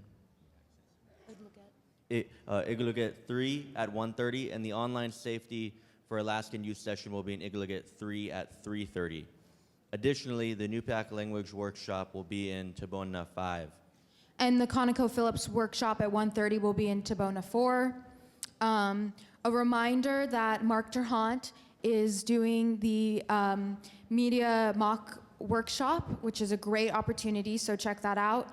Also, there are a few other workshops and announcements. So the Perseverance and Resilience Conversations on Cancer workshop will be at 1:30 in Tabona 3. The peer mentor traditional stories of strength will be canceled, unfortunately. And at 3:30, the peer mentor traditional sources of strength, that'll be at 3:30 with the American Foundation for Suicide. And that's a really great program that focuses on protective factors for our communities. Another announcement is that from 1:30 to 3 p.m. there will be a traditional healing panel in Takotnu D, and at 3:30 there will be a tribe-to-tribe presentation in Takotnu D. As a reminder, the conference is being broadcasted statewide right now. You can watch on TV at KTEO 360 TV, through Roku and ARCS on the First Alaskans website, which is www.firstalaskans.org, and on the FAI's YouTube channel and Facebook page. Once the conference ends on October 15th, a recording will be available on the FAI YouTube and website. The recording of yesterday's Chinan Night and Natives Got Talent will be available to stream tomorrow on Wednesday, October 15th. Another reminder that we have our remarkable traditional healers here at the conference today and tomorrow, so we invite you to please visit them. They are in Takotnu D and E. Additionally, we have dawn prayers in the morning led by George Hawley, who performed earlier today with his powerful voice and incredible songs. This starts at 7:45 a.m. and it is at the top floor of the Denina Center. And on the screen, you will see a list of resources and support services in a second. And please do not hesitate to call or text one of those numbers if you need support. Tomorrow morning, starting at 9 p.m., not 9 p.m., I apologize, that'd be quite late. At 9 a.m., we have the healing houses, which include women's, men's, and LGBTQ two-spirit houses. This is a really special part of the conference where we can gather in talking circles, connect, heal, and reflect with each other. So please be sure to attend that. The resolutions workshop is today at 1:30 p.m. on the first floor in Idlagut 2. It's an awesome opportunity to learn about resolutions as an advocacy tool and the importance of civic engagement. There will be guest speakers, and you can create your very own resolutions that will be voted on by the conference attendees. Please note, if you want to submit resolutions to be considered for the conference, this workshop is mandatory. And please be sure to check out the community hall today on the second and third floor. It's really not something to miss out on, especially with all of the beautiful artwork and learning about career opportunities across the state. Tonight, there is a teen dance at the Alaska Native Heritage Center from 7 to 9 p.m. The bus from the Denina Center to the Heritage Center leaves at 6:45 p.m. and returns at 9.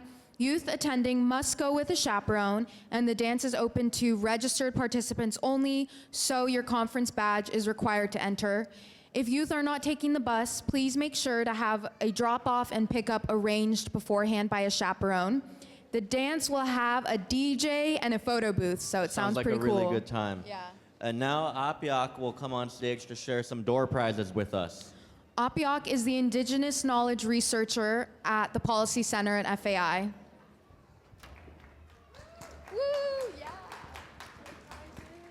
So they said door prizes. I'm actually giving away one before lunch and one after. You have to be present to win. And for these smaller prizes, what I'm doing is I'm going through people who have registered and checked in and choosing a random name, and that's the winner. But I do want to remind you that we have a bigger giveaway tomorrow where you could win AirPods or an Alaska Airlines ticket voucher or a $100 gift card to Club Paris or something fun like that. So make sure that you're filling out your evaluations. And if you filled out a paper evaluation, I was just told that you can bring it to our table right over here and drop it off if you filled it out. If you have an elder at your table that filled it out, offer to drop it off at this table for them so that their names can be entered. Their arms are waving right over here. They're Vanna Whiting to the table. All right, so sorry about yesterday. I was a little bit of a deer in the headlights with that first set of door prizes. I hope whoever won the door prizes for Moose's Tooth get to enjoy a nice pizza or something on Moose's Tooth Pizzeria. So for today, we have a $25 gift card to Fire Island Bake Shop. And can I get a drum roll, please, before I announce the winner? And today's winner is Jessica Ulrich. Where's Jessica Ulrich? Wave your arms so I can find you, so we can see if you're here or not today. She's not? Okay, moving on to the next name then. Let's try again. All right, Rodrigo Amoto. Is he here today? Awesome. Come on over for your $25 gift card. Make sure you fill out those evaluations and come back by 1 o'clock so you can win a $50 gift card if you're here. Koyana Apiak, and congratulations to the winner. Congrats. How exciting. Definitely don't miss out on the potential conference evaluation prizes. So as Apiak said, fill those out. We've had a very eventful and inspiring morning. It's time to now pause for lunch. Like yesterday, you can have lunch on your own or attend one of the 4 lunch and learn opportunities. As a reminder, if you take a lunch from one of these sessions, they're meant to be eaten as part of the workshop. These are the lunch and learn options for today. You can attend Pathways to Environmental Health, Experiences and Opportunities in the Alaska Tribal Health System with ANTHC if you want to learn about environmental health as a component of the tribal health system. This is in the Takatnu main plenary stage. Another option is working together to strengthen our languages with Akulak Trust, which focuses on sharing effective language learning methods. It'll be in Tabona 4.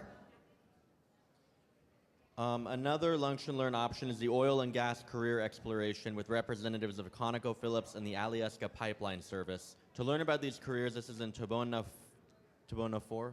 Oh, Tabona 5, my apologies. And the final option is the Indigenous Guardians with the Wilderness Society. In this session, you can learn how to step up care for the land, water, and the future of our people. This is in the Kinkatnu boardroom. Okay, thank you everyone. Have fun. Enjoy your meal. Enjoy.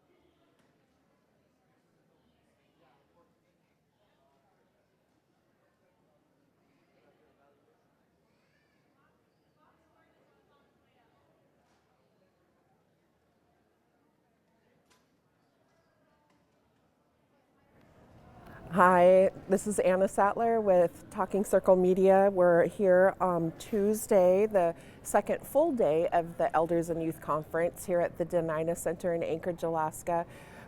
Elders and Youth Conference is brought to you by all of the staff and Board of Trustees of the First Alaskans Institute.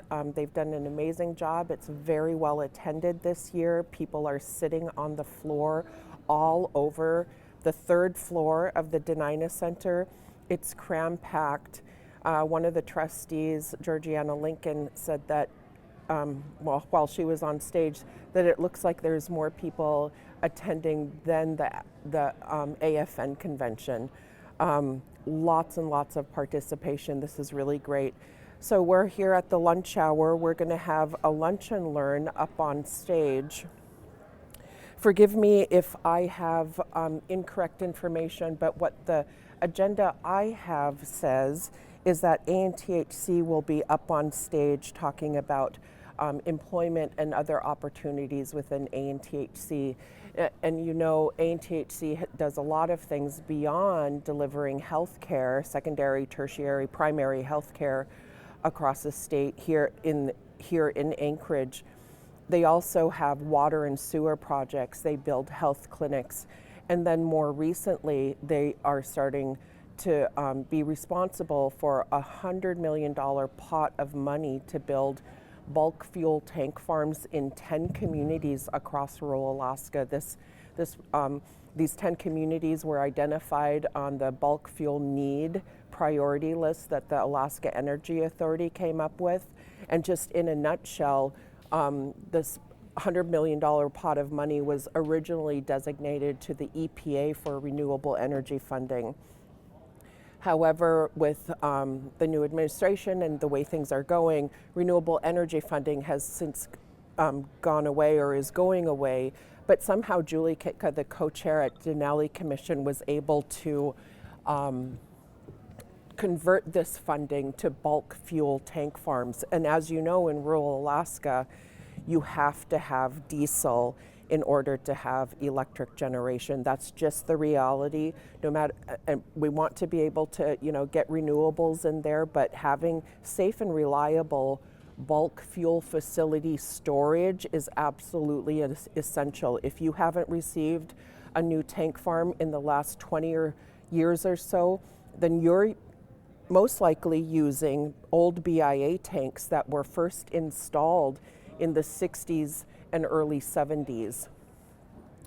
So that pot of funding was given to ANTHC, who then went into an immediate contract with the Alaska Energy Authority and AVAC, Alaska Village Electric Cooperative. To each entity will build 5 community tank farms or tank farms in 5 communities.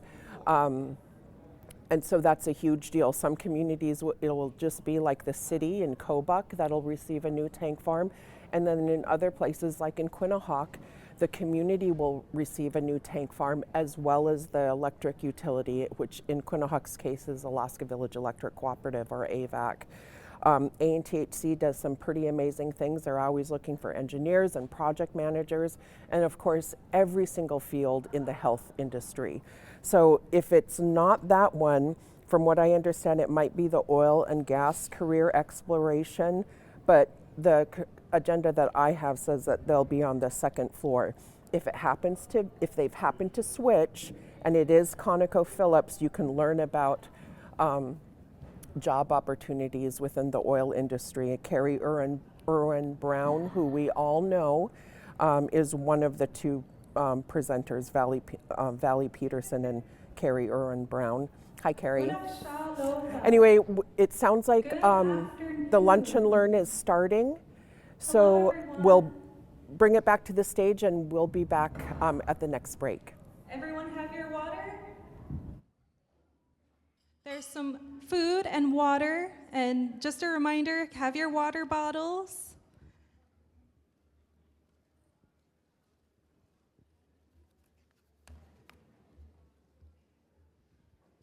Welcome.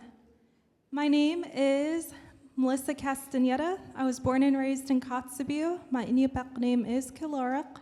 I have with me 2 guests from the Community Environment and Health Department, housed within the Division of Environmental Health and Engineering at the Alaska Native Tribal Health Consortium. For my folks joining in the room, we do have lunch. So on my stage left or your right, if you're coming in from the doors, there are some boxed lunches. It is available. Grab some food.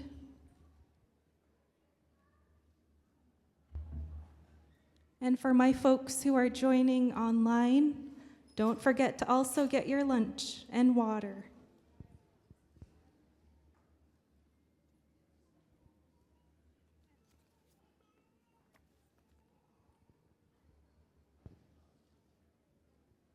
At this time, I do want to recognize our communities who are impacted by the natural disasters.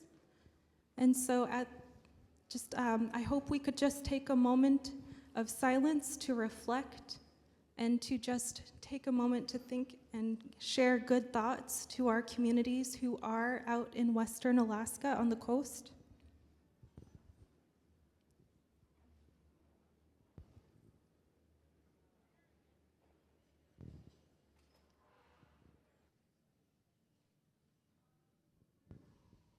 Your positive thoughts and healing prayers are highly encouraged, so thank you.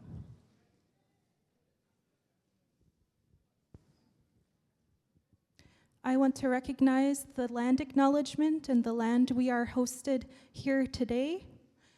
We acknowledge the Dena'ina people whose traditional lands we gather. We also acknowledge the Creator and all Indigenous people of Alaska.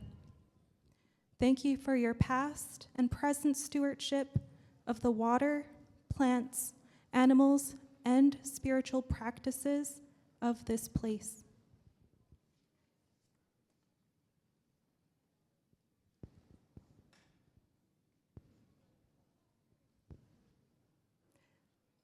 It is so good to see everyone here in the room, and hello to everyone online and joining us online. I am very happy to share my colleagues here today as we share a little bit more about the community environment and health career paths. As I shared earlier, hello everyone, my name is Melissa Castaneda, born and raised in Kotzebue, Alaska. I do serve as a senior program manager at the Alaska Native Tribal Health Consortium.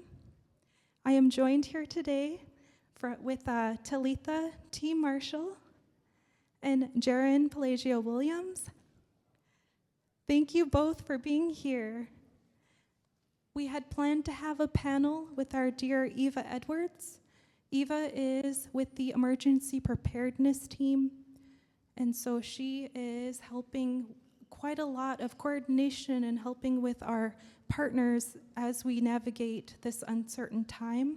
So we will miss Miss Eva, but we do have her here in our hearts, and we do anticipate that her team and everyone who is helping with this response is doing well and doing the best they can at this time. So thank you, Eva, James, and everyone else who is across the tribal health system and our partners as we participate and respond to the natural disasters.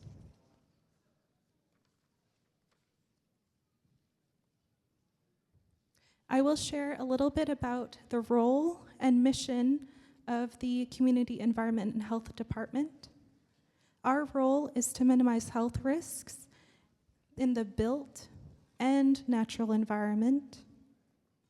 And our mission is working through the tribal health system to achieve healthy community environments.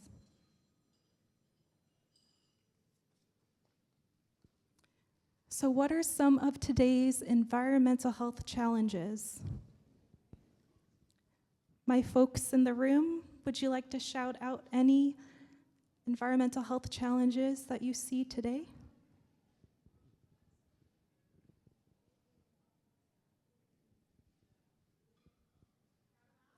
You could shout them out. Yes, yes, most welcome. Coastal erosion.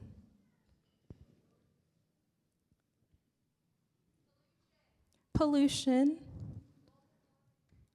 Oh, yes, yes. Climate change and the uncertainty of our climate as we know it today. Yes, thank you.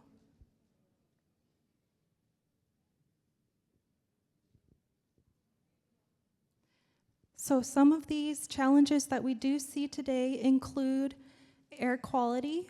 So longer wildfire season can increase having the in the air smoke, pollen, dust, and mold events. We also have some challenges with water security, food security and food sovereignty, natural disasters, infrastructure, and housing. These are all components that do have some needs to improve, and we do have some programs in place to help ensure that we are meeting the needs here in Alaska. We work with a lot of folks, and we couldn't do it alone. We work with regional environmental health departments, remote maintenance workers, emergency managers, community health aides, water plant operators and utility managers, tribal environmental managers, VPSOs and search and rescue, and our natural resource and traditional food coordinators. Again, we could not do this work alone, so we thank our many partners in the tribal health system across the state and our federal partners. There's a little one in the audience. I hope they get something to eat. Aw. And for my folks here in the room, feel free to grab a sandwich. There's some good food that's hidden a little ways. It's tucked away on stage left, or when you're coming in through the doors on the right side. So get some food.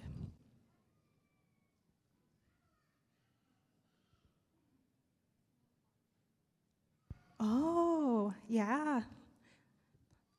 Looks like we got them. We got them all dispersed.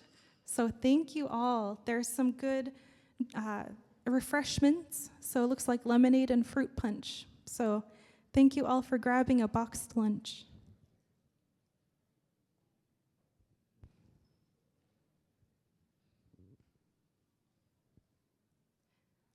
Thank you for waiting so patiently to hear from our panelists. I just wanted to give a shout out to, again, Eva Edwards with the emergency preparedness team. So we have today myself, we have T, and Jaren. So I do have 2 questions, and I do want to make sure that I give time and space to be able to have a conversation within our groups. And so I'm going to hand it over to T, then Jaren, who will share an introduction of who they are, where they are from, and where they work. Thank you, Melissa. Hi, everyone. Yate. My name's T, and I work in environmental health. I'm half Navajo, and my mom is from the Four Corners region. And then I grew up in Sitka, Alaska, and then I moved up to Anchorage from there. After that, I went to college over in Texas, and then I went up to Kotzebue and helped out up there. After being in Kotzebue for a few years, I went back to Texas and started in customer support. Worked for a global company there for 3 years before that burnt me out. I was tired of taking tickets. I really missed home too, so I went back to Kotzebue and I finished up working over there as a safety officer and interim facility service director. From there, I found out that ANTHC was hiring a safety technician, and so we went back and I took that opportunity and said yes, and we went over to Anchorage after there, and I'm working. When I was working over there as a safety tech, I found out about the environmental health program. I found out that they go out to villages and help out the community out there. They do landfill surveys, water plant surveys, and clinic surveys. I was mostly used to the clinic surveys, but I figured I could figure out the rest of it too along the way. It was a really good team to join. They really helped me learn a lot. After doing that, it's kind of like I really enjoy the problem-solving part of it because you have to figure out what's going wrong. If you have an eye, like those I Spy books, like when you're growing up and looking through them, that's kind of what my job is like. You got to go into a place and figure out, okay, where are all the problems at, and spy them, and then you pass on the reports to the people that can help make those changes, like engineers. After that, I started working there a little bit, and I wanted to learn more about my background in that field. So I went over to APU, and they helped me get into the class over there, and I learned about kind of the foundation pieces of my job. It was really eye-opening, and I'm still taking another class over there, so I really recommend that. It helps me complete my knowledge for that area. Outside of work and school, I love exploring Alaska and spending time with my dog Ari. We go on the trails around town. It's really fun and a great place to be. I really like finding new ways for technology to be incorporated, and mindfulness together are very important to me. Thank you. Thank you, T. I'm going to take a seat because I keep looking behind me, so I'm going to go join my folks. Hi, good afternoon, everyone. My name is Jaron Pelagio. My Inupiaq name is Tariak. My family originally is from White Mountain, but I have roots in Bristol Bay.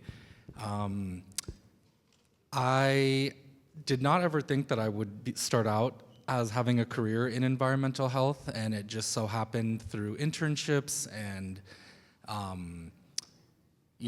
taking opportunities with my Native Corporation subsidiaries, but I actually ended up starting out my career or my education at Fort Lewis College in Durango, Colorado, and I got my my bachelor's in political science and Spanish, and then went on to graduate school in Denver.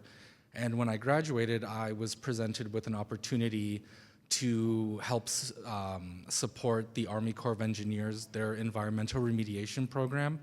And I was living in Phoenix at the time, and kind of left Alaska when I was 18, left for about 10 years, and then during the pandemic, I felt like something was missing, and I realized that I truly wanted to be back in Alaska, so I moved back and had the opportunity to start out at the Alaska Native Tribal Health Consortium in their marketing department, and throughout, I had worked there for a while, and then just so happened that there was an opportunity in the Community Environment Health program. Funny story, my director actually, who's in the audience right now, I had applied for a completely different position, and he had seen my resume and said, I think he may be a good fit for this program, and it was the last day that the application was open, and it's where I am today, so shout out to Mike. But I work in the Contaminated Sites program at ANTHC under the Division of Environmental Health and Engineering, and we really help provide technical assistance to tribes throughout Alaska to help them clean up their contaminated lands, whether that's with lead or asbestos or stuff like that. And I can say, it has been such a rewarding position. I've been able to travel to places in Alaska that I may not have ever been able to visit, just with the vastness of this state. And so I just am extremely proud and thankful that I have this opportunity to work for the Tribal Health Consortium. Thank you, Jaron. So we did share our introductions, and I'm going to welcome our audience members to take a moment, and if you have a traditional introduction or how you introduce yourself, feel free to practice that with your seatmates. And so right now, I see some folks in the room, even if you know each other, go and practice who you are, where you're from, if you have an indigenous name, and also any fun fact. So I welcome folks here to share a little bit within your tables to share that welcome introduction and hi.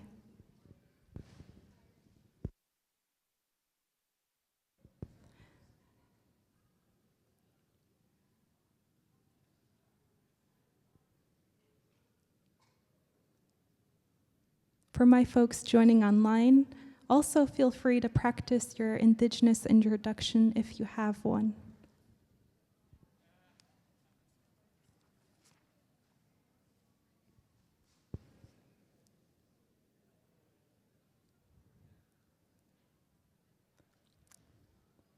Very good.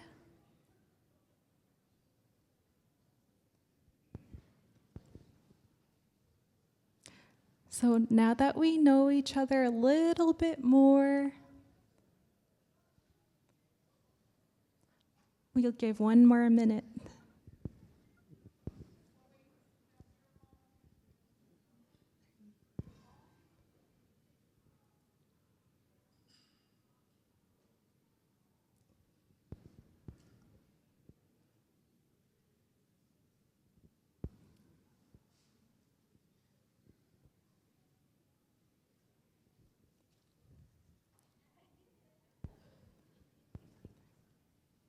We have a lot of good engagement. Thank you.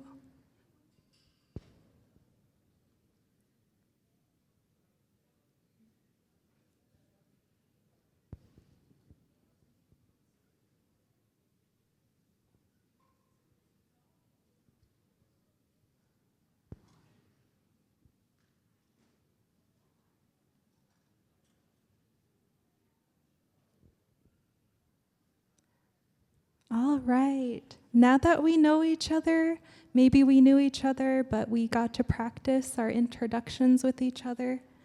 I do want to change gears and have our panelists be asked some questions, and they will be able to share their answers with our audience here in the room and online.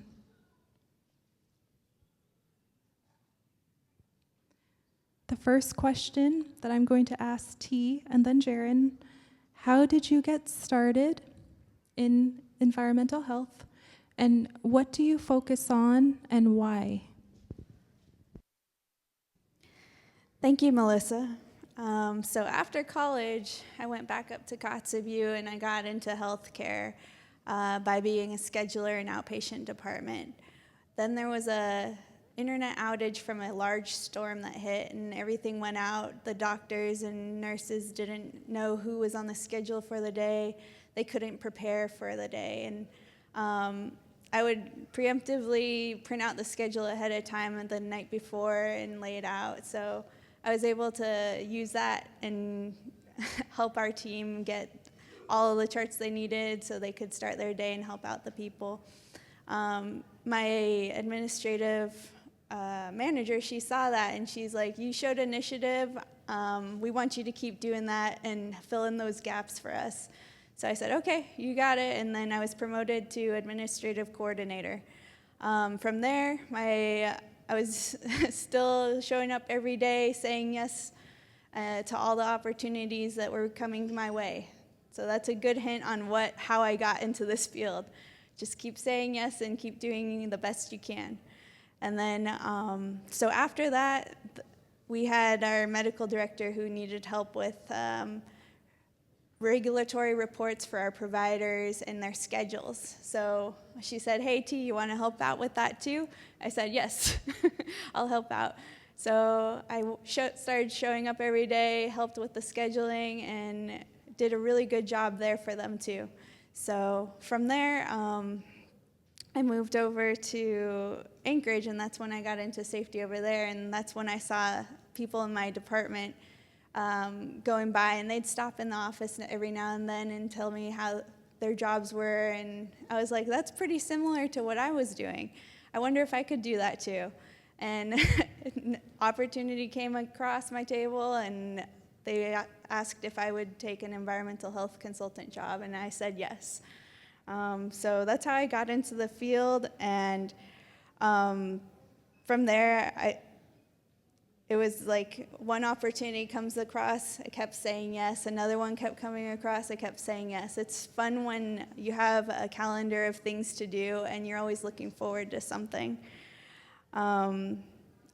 So when I focus on this field for environmental health, it's really about everything around us. It's our workplaces, it's our homes, it's where you spend your time. That's your environment.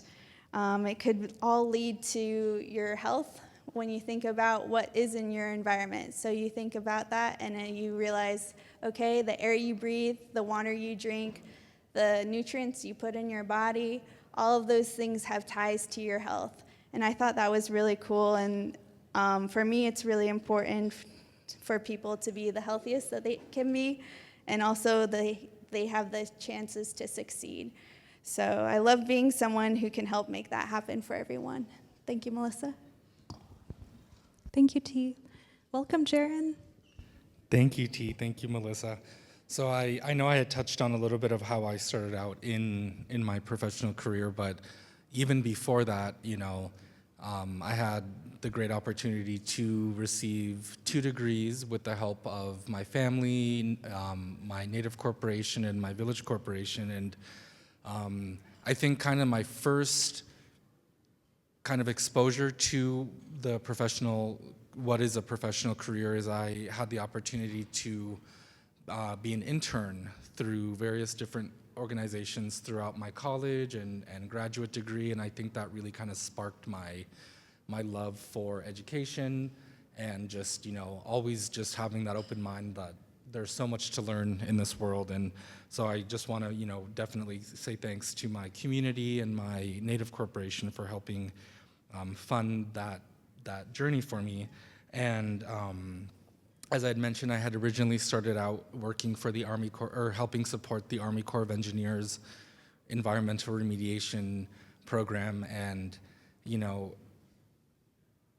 it doesn't matter what walk of life you're from, rich, poor, whatever, we're all on the same land. And I think that kind of ties into why I focus on what I do and why. And I'll give just a little bit of a background on, it was kind of my first site visit to a community. I had the opportunity to go to Unalaska and just talking with some of the community members and how there are, certain parts of the island that you can't pick berries. There's there's certain streams that you would never go to fish for because of the contamination that is present. And so that was really eye-opening to me because, everyone loves berries, everyone loves salmon, and so, it hits home when it really, there's this direct impact of contaminated lands to, as T had mentioned, what you put in your body to make, and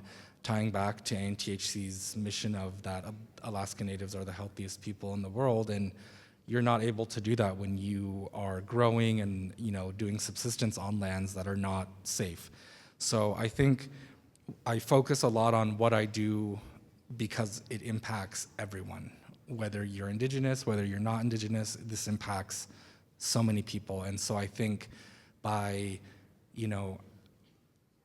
assisting tribes and communities with whether it's technical assistance, whether it's finding funding opportunities to get these lands that have been contaminated for, close to maybe even 100 years, to be able to kind of help them revitalize and be able to use their traditional homelands as they were intended to do. Thank you, Jaron. How's our folks in the room doing? Woo! Thank you. All right. And so as T and Jaron had shared, the environment is a concept where it can get a little technical, but as Indigenous peoples, we are a part of the land. We are not away from the land. And so whenever I think of environmental health, I try to envision how it is nature, and there's all these different concepts on how we describe the land we see and the land we walk on. And so I encourage our young ones especially not to be intimidated by environmental health. That term and that concept, we already know. There's just a little bit different terminology and concepts, but we know our land. And so I wanted to invite our young folks to start looking at those careers, the ones that do have an impact on our lands and in our communities.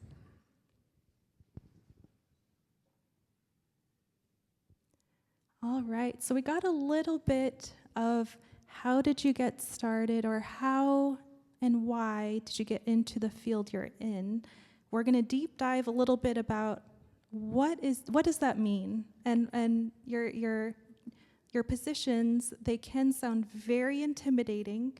So we want to share with our folks online and in the audience about what does your average day look like, or it could be your average month.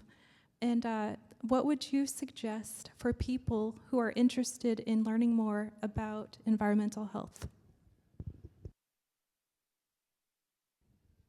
Thanks, Melissa. Let's see. Every day as an environmental health consultant can look a little different, and that's kind of one of the things that I love about the job. It's not the same thing every day. Some days I'm in the office writing reports. Other days I'm out in the field traveling to villages around Alaska to do those environmental health surveys. That might mean visiting a clinic to check their safety equipment there, make sure everything's running good, or it could mean walking through a landfill to make sure that the place is safely managed. It also could mean that we're meeting with community members to help talk about their water and sanitation systems, or maybe even stopping by a school to say hi and explain what we do there too. When I'm traveling, I get to see the real impact of our work. It's meeting people, hearing their stories, working together to make things safer and healthy for everyone. It's a good mix of science, problem solving, and people skills. Every community kind of teaches me something new in their area. For anyone that's interested in this kind of work, I'd say start by staying curious. Learn about things that are happening in your own community. Maybe there's people coming by from ANTHC to check out your water plant. Try stopping them when they're walking through the road and say, hey, what are you here for? Learn what they're doing. That interest will keep your spark going. It could even be like learning about how your environment connects with your health, your clean water, your waste management, your food quality, your food safety. Classes that would help with that would be like biology, environmental science, even public health. But definitely start by volunteering. Maybe there's something in the community that's happening that has to do with maybe making your area better for waste management. I hear stories all the time of people trying to help out their communities. They notice, oh, there's a lot of bags flying around right now. Maybe we should use a different kind. And those little ideas spark off a big chain of events that help everyone out. And don't worry if you don't have it all figured out right now. I didn't, and I ended up here, and you end up where you're supposed to be. Again, it doesn't start, sometimes you're unsure of where you're starting and going, but it all works out in the end.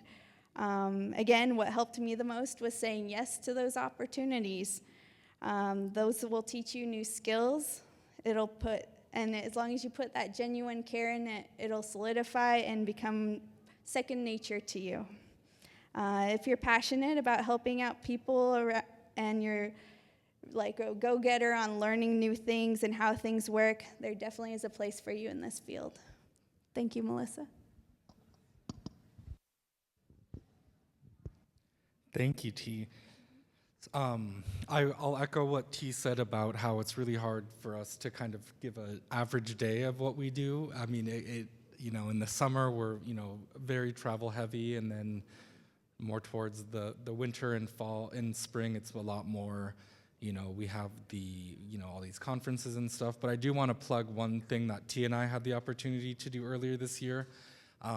Is we had the opportunity to go to the Youth Environmental Summit in Copper River area, which is a 3-day environmental summit for the youth of that area. And things range from learning how to recycle to the Forest Service and other organizations are there kind of doing these presentations. But it was really nice to be able to actually get into these communities. And as T had mentioned, it's, writing a report is so much different than going into these communities and actually being able to, see the work or help the work that gets done. And, I've had the opportunity to go to Unalaska, Copper River area, Juneau, and I would say probably the most rewarding aspect of my job, and I think everyone in our department will say is being able to connect with these tribes and these communities and just being able to help them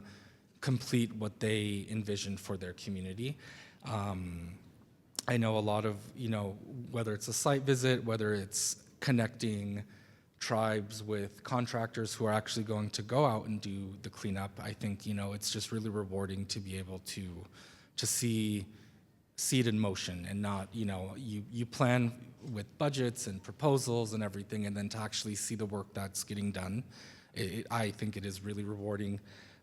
And what I would suggest for those who are interested in starting out in this field or any field is just, networking is such a huge thing, and you might think, how can you network when you're not in a professional career? But instances like Elders and Youth and AFN, where there are so many people, whether, no matter where you're from in Alaska, we're all Alaskans. And I think instances such as these conferences are just an amazing way for people to be able to network. And in addition to that, I would say, use every opportunity that you see.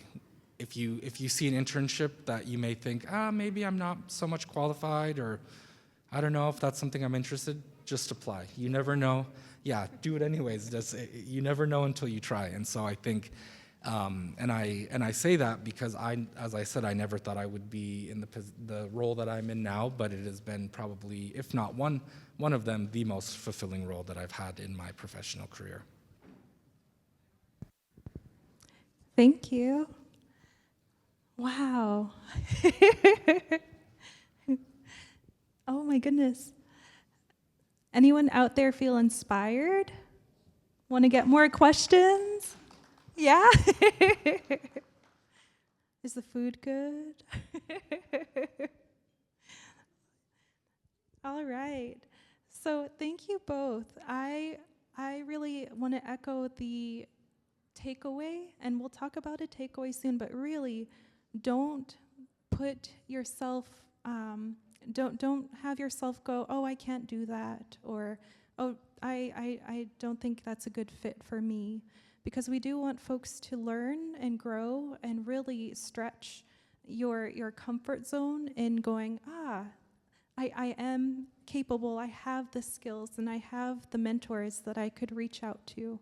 So each and every one of you in the room, I do hope at this time you have someone that you can connect with as a mentor, or if you are able to have a mentee. And so that is a key to success, to grow our own and to ensure that we keep working as a community across Alaska.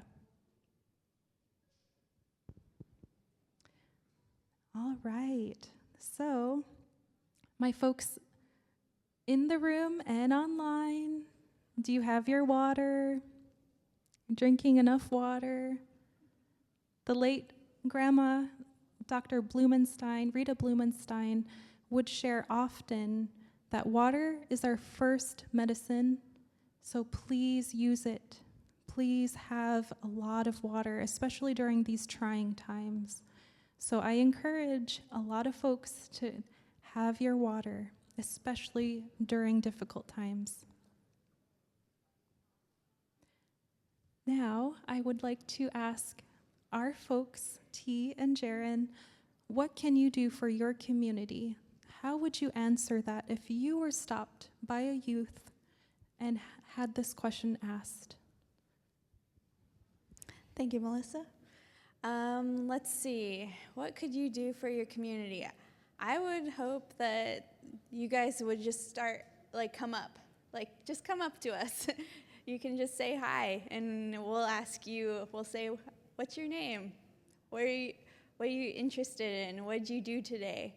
And then we can also help point those kind of directions to you. Maybe you picked up something and threw it in the right trash bin, or you're finding that you're collecting a lot of cans at home and don't know what to do with them, or maybe something's happening at the clinic that you're worried about and you didn't know who to tell. Those kind of things, we'd be happy to help you out with. I mean, it's finding something every day that makes your world a little better. Thank you. Yeah, I'll definitely echo that. And tying back to the opportunity that we had in, Copper River area, where we were doing this youth summit with kids as young as kindergarten all the way up to middle school. And I think one of the cutest things one of the activities that we do is we have like a recycling bin, a trash can, a landfill, and I think if a kindergartner can figure out how to recycle, then everyone in the community can figure out how to recycle. So I think that's the first thing, is doing things with kind of starting at home, whether it's not throwing away, reusing a plastic container that you got from the supermarket or stuff like that. But I think that no matter how small or how big your efforts are, I think everything really makes a difference in your community, especially in the in rural Alaska, where smaller communities, it's expensive to ship things up. So just kind of reusing stuff like that. But I think kind of on a broader level, what you can do for your community is what you're able to, what you're willing to do. And I think whether that's, that can be something as simple as recycling or going off and studying, environmental health or being in environmental health, but there's no one size fits all, and any effort, I think, really just makes a difference, and it does take a community. Thank you. Yes, each and every one of us, we do have decisions and actions that we are able to choose each and every day. And so those little actions, they really do add up, and they can enhance our community, whether you are from the Arctic slope all the way down to the Aleutians or down to Ketchikan. So thank you for that.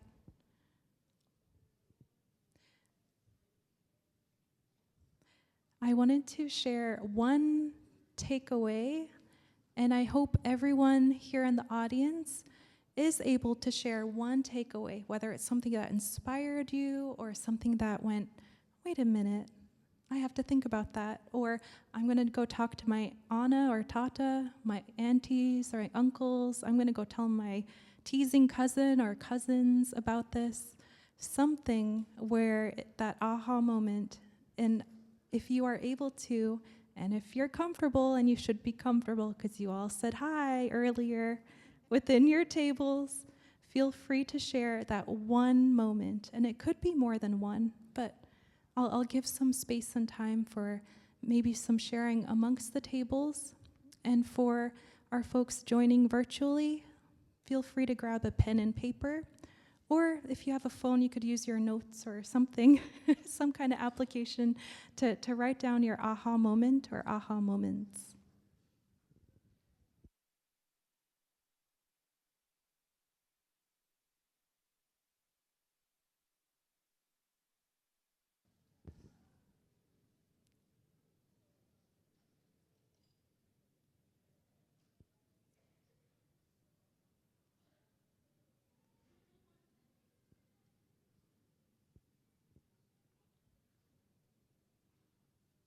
I see some enthusiastic sharing. Thank you.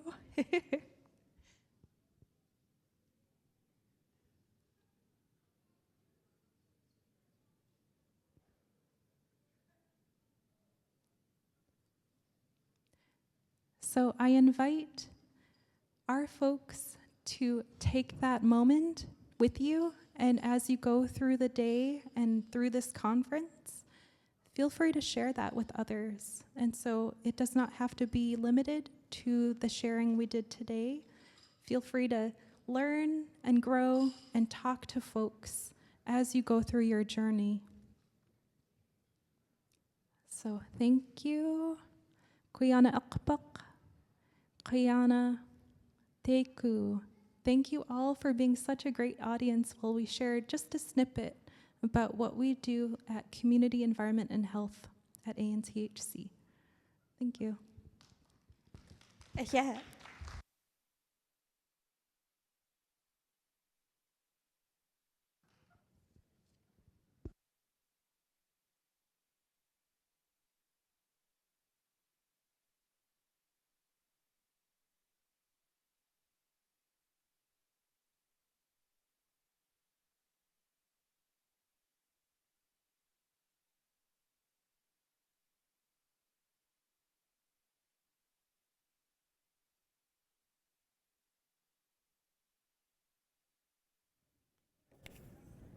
Hi, Anna Sattler again with Talking Circle Media here at the Elders and Youth Conference at the Denina Center in Anchorage, Alaska.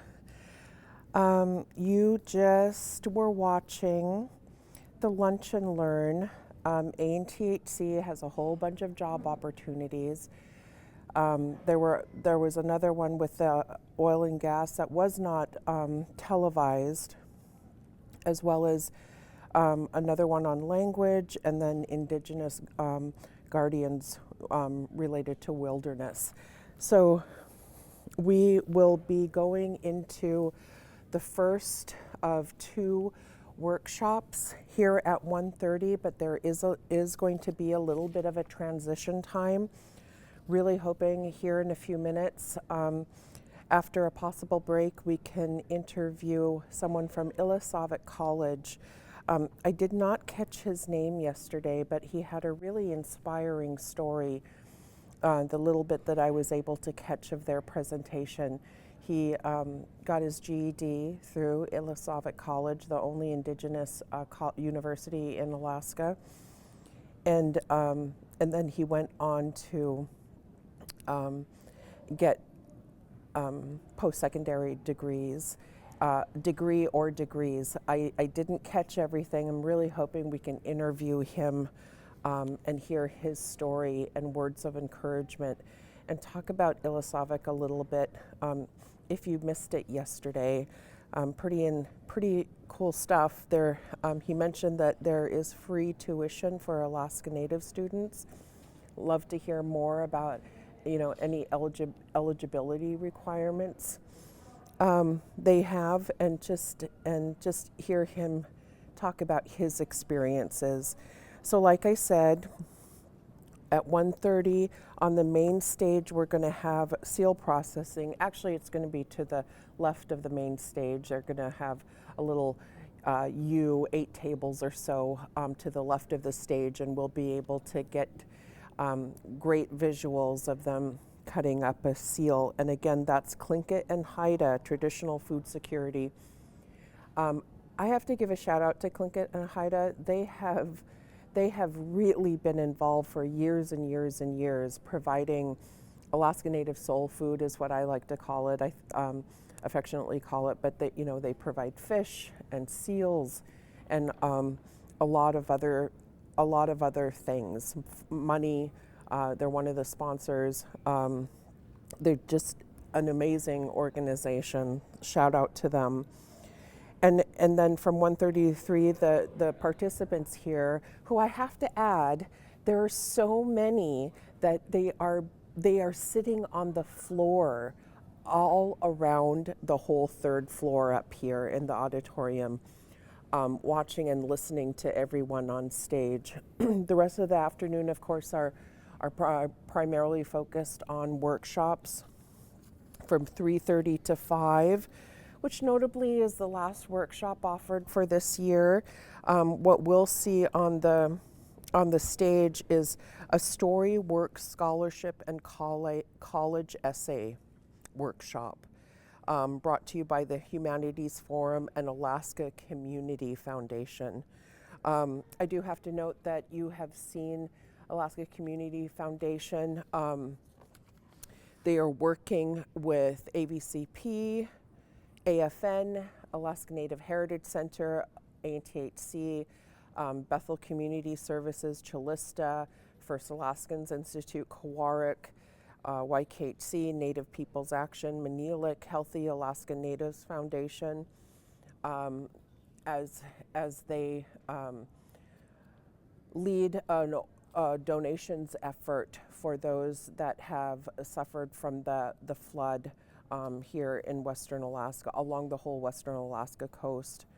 There are a couple of QR codes available on their website where you can donate through Amazon. And then also their Bethel Community Services has a wish list for those that have been rescued, that are in Bethel or en route or staying put or wherever they might be. There's wish lists for them there at the schools in Kipnuk, Quiglok, and in other places. Be sure to look at that website, and if you can donate, please consider donating to them. Like I said, we're here at the break between the Lunch and Learn and the first of 2 work sessions today on Tuesday the 14th. We should have a dance group coming up here shortly. I don't have the name of that dance group, but we'll all be surprised together. And then this evening will be a teen dance, and that is just for the registered attendees and their chaperones. You have to have your chaperone with you. And then tomorrow is the last half day of the Elders and Youth Conference, where they'll be focused primarily on the houses, women's house, a men's house, and then an LGBTQIA2S plus house. Those will not be televised, of course, they're private, but you will be able to watch last night's Chinan night and Natives Got Talent. I didn't check to see how long that went on. I know it started at 7. We'll see how long, we'll see together how long Chinan went last night. So yeah, we're here, second day, Tuesday. Wednesday is the last half day, and then we get into AFN. AFN starts Thursday and concludes Saturday. There are 2 cultural performance nights, Thursday and Friday, Guyana, Alaska. Those are very well known across the state.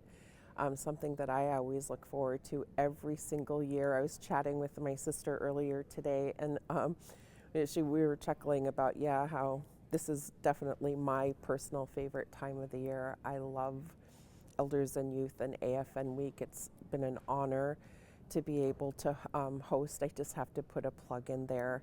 I always tell Roy and others that, I'm not the political one in the family, and so this is a way for me to be able to participate, and I'm super grateful. So if you have any questions, be sure to, message those to First Alaskans Institute on Facebook. And let's see if we can get some questions in that you'd like answered and put on air to any future interviewees that we have. Let's see. They're a little bit ahead of schedule here. That's good. We were about 45 minutes to an hour late along the schedule, and we got all caught up. So dance group here shortly, probably in about 2 minutes. I just wanted to give a shout out to the 2 conference guides, Laurel Fate Sullivan, Koyakan Athabaskan, and Hayden Johnson, who's Yupik, Filipino, and German. They've both done an amazing job. I hope you're able to watch them both on stage. We also were able to interview them yesterday. And I just have to say that it takes a unique kind of skill to be able to speak to people both on the stage in front of thousands of people up on stage, as well as coming into the studio here and talking to you on camera. Oftentimes you're only able to do one or the other.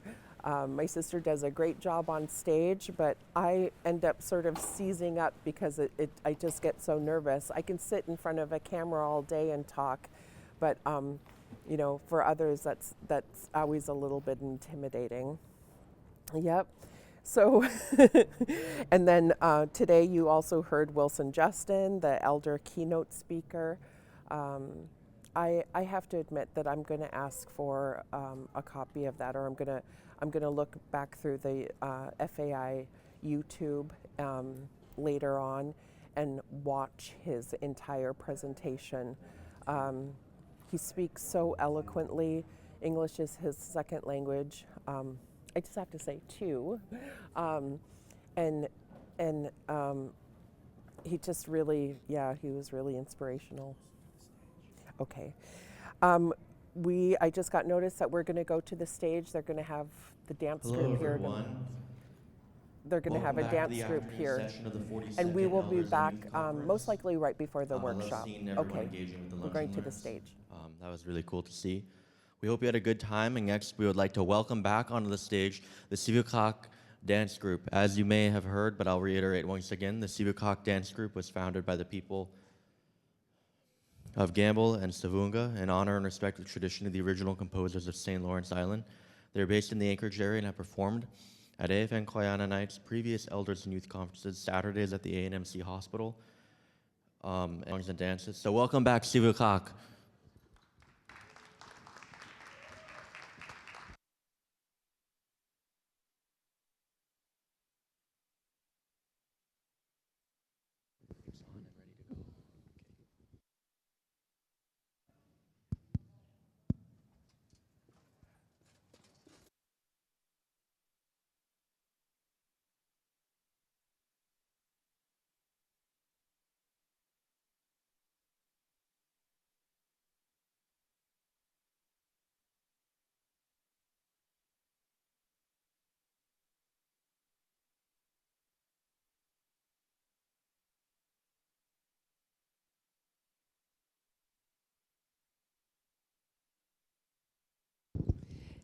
Igamsi kayuvi gamsi Juanguta sivungarmi sivokachmi mani Anchorage Juanguta arulastet atortet sivokak dance group of Anchorage ukani. Magista haluta Juanguta Sherlin kutsu Juanguta debisu liskani arulamang adut mang sivungami sivokami.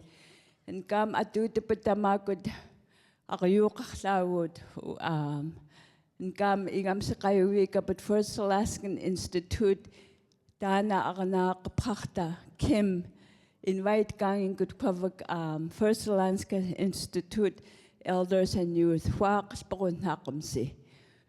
Hi, my name is June Martin. We have Debbie, Shirley, Gordon, Taylor, Vi, and another visiting girl from St. Lawrence Island.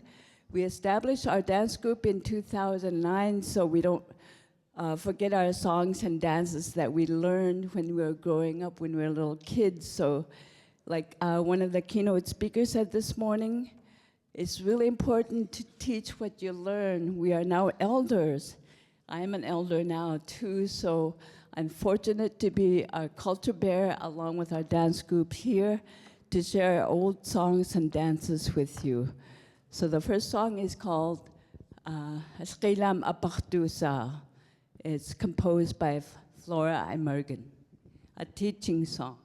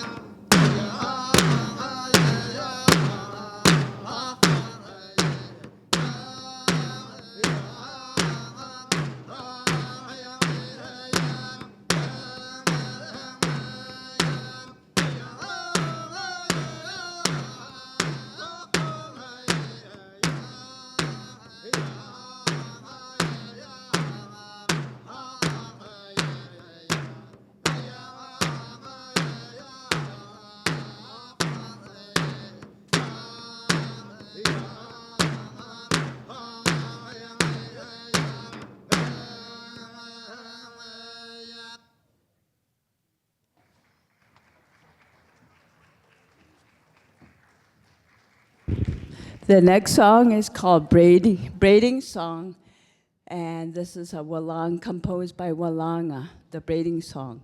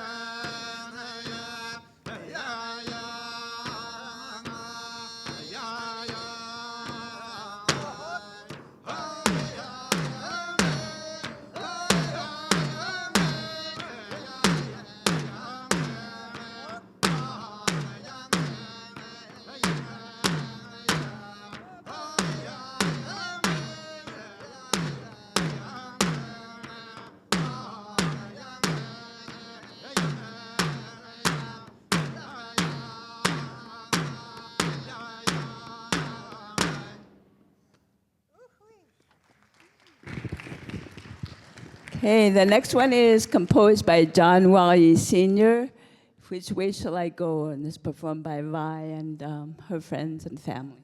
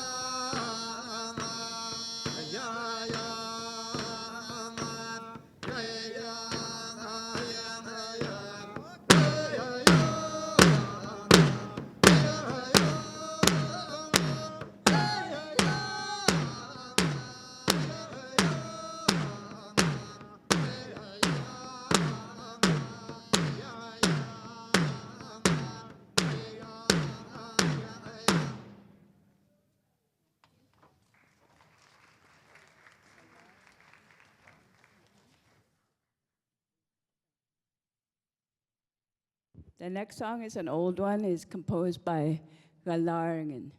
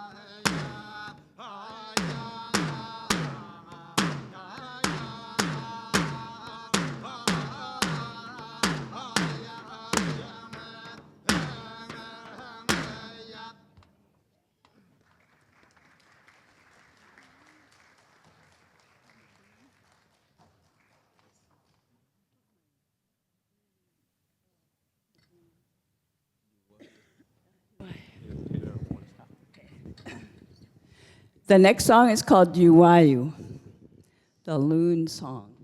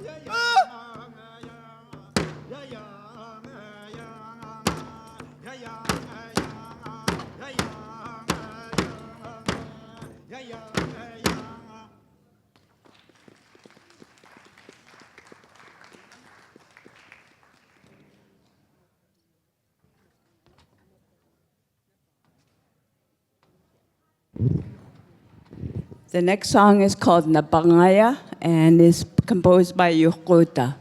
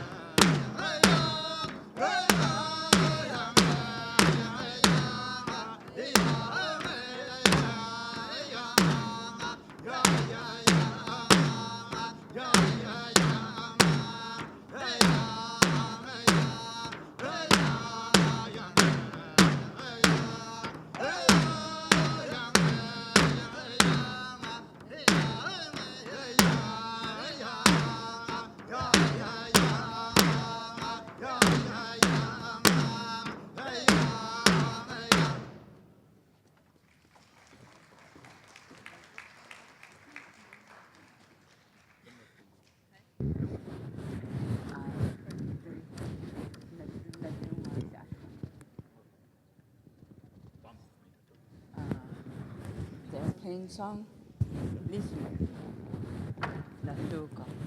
The next song is from Bam Kochmit and it's called Tinguk Kayuk.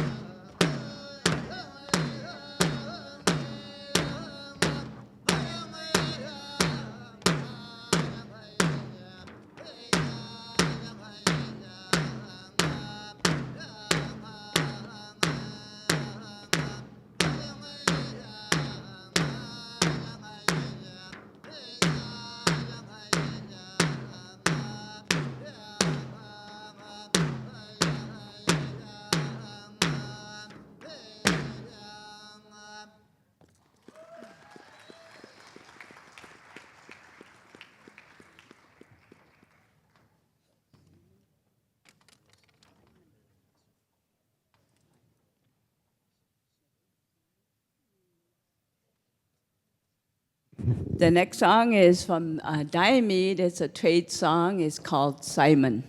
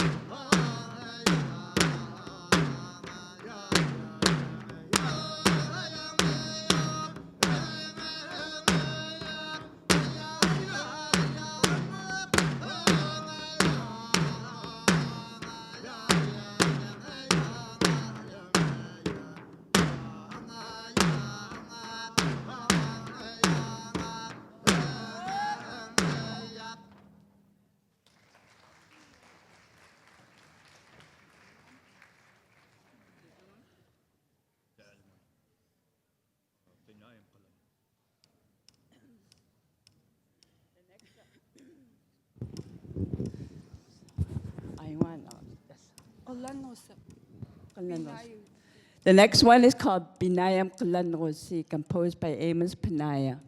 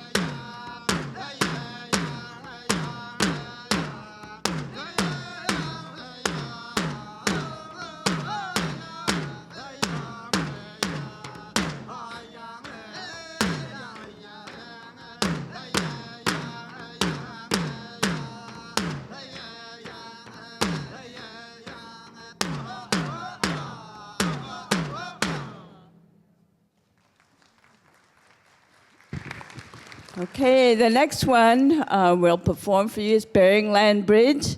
We'll perform it, and if some of you would like to join us on the second part, come on up and join us. This is composed by Tim Gallagher Sr., the Bering Land Bridge.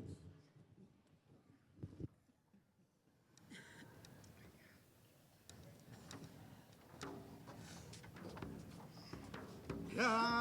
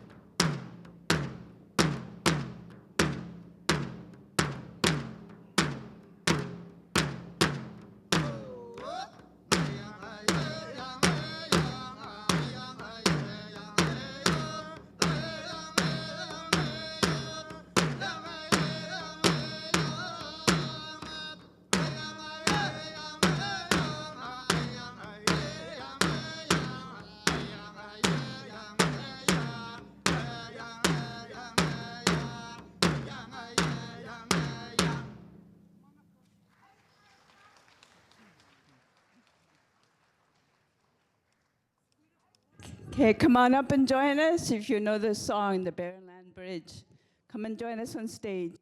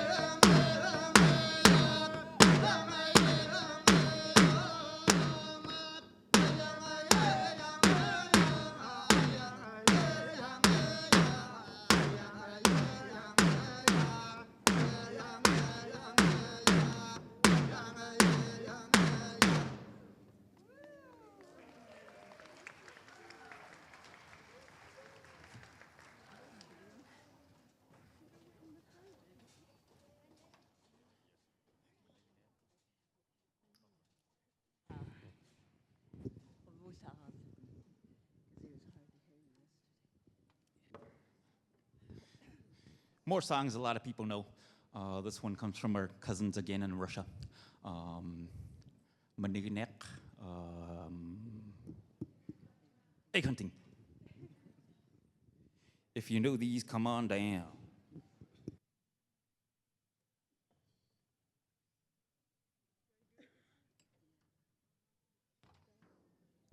It's another one of our trade songs, egg hunting song.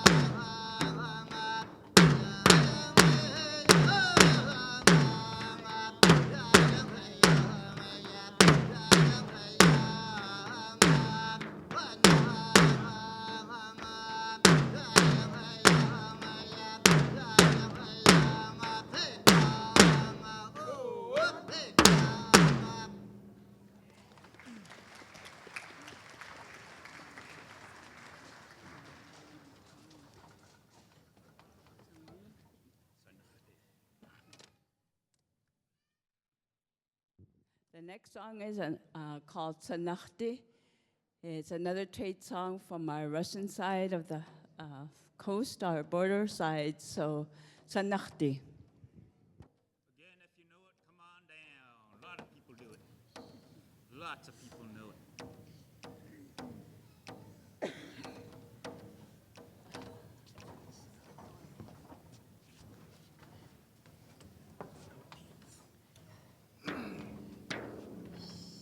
Yeah.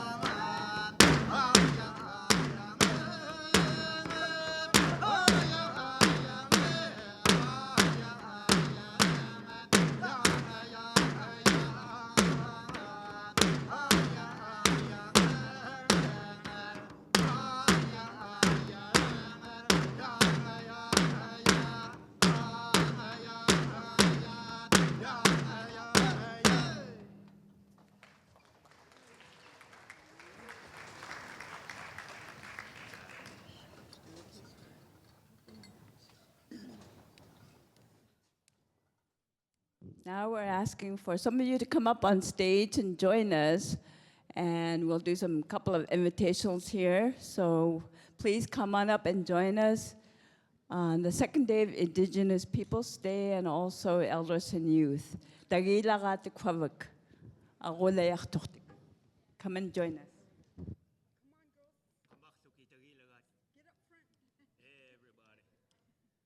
Invitational. This is invitational. Don't be shy and come up on stage with us. Earl. Earl.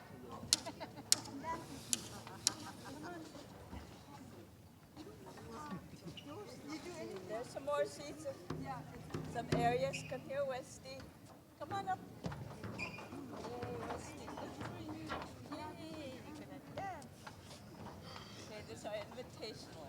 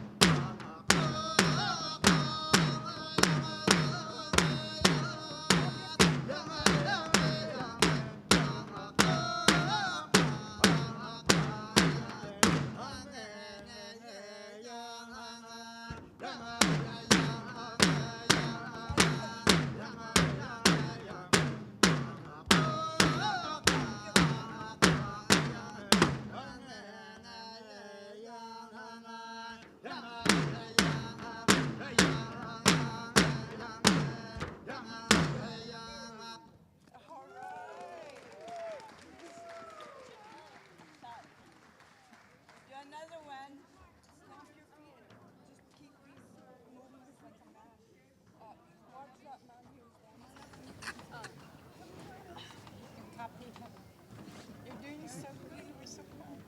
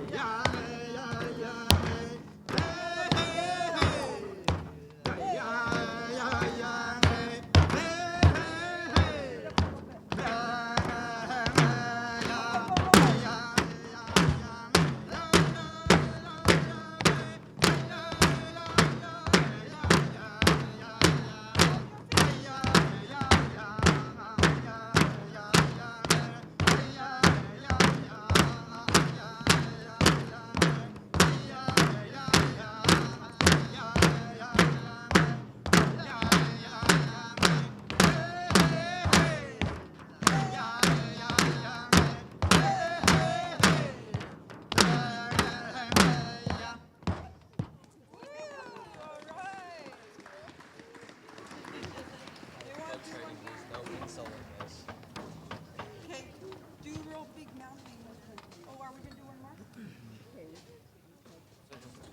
Yeah, just keep doing mounting movements like you're real strong. And then do another one. But I'd have to be strong to Like look you real can, strong. you could even move around. Wait, why are we doing? No, you're good. But I'd have to look strong. Just do whatever you want. You could even put it around. I'm clinking. It's okay. It's okay. Just do it. Am I allowed to dance like Yeah. that? Okay. We're doing invitational. Okay. Oh yeah. You two boys show up. Do manly movements.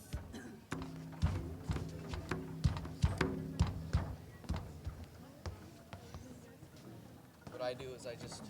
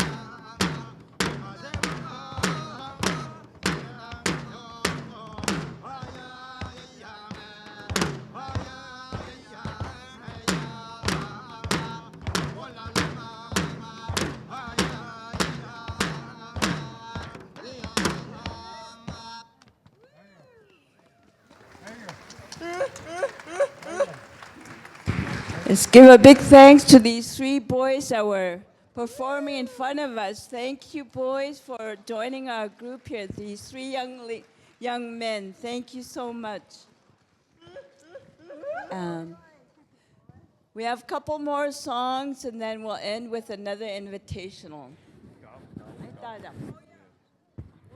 Okay. I wasn't aware with our time frame, but that was our last invitational. And we thank you again for First Alaskans Institute for inviting us, especially to Kim. Igamsi Kayuvikamsi. This is in honor of those that are affected by the typhoon Halong along the Bering Straits coastal regions, and also for the loved ones that we have lost this year. So we dedicate these songs. Igamsi Kayuvikamsi. Thank you.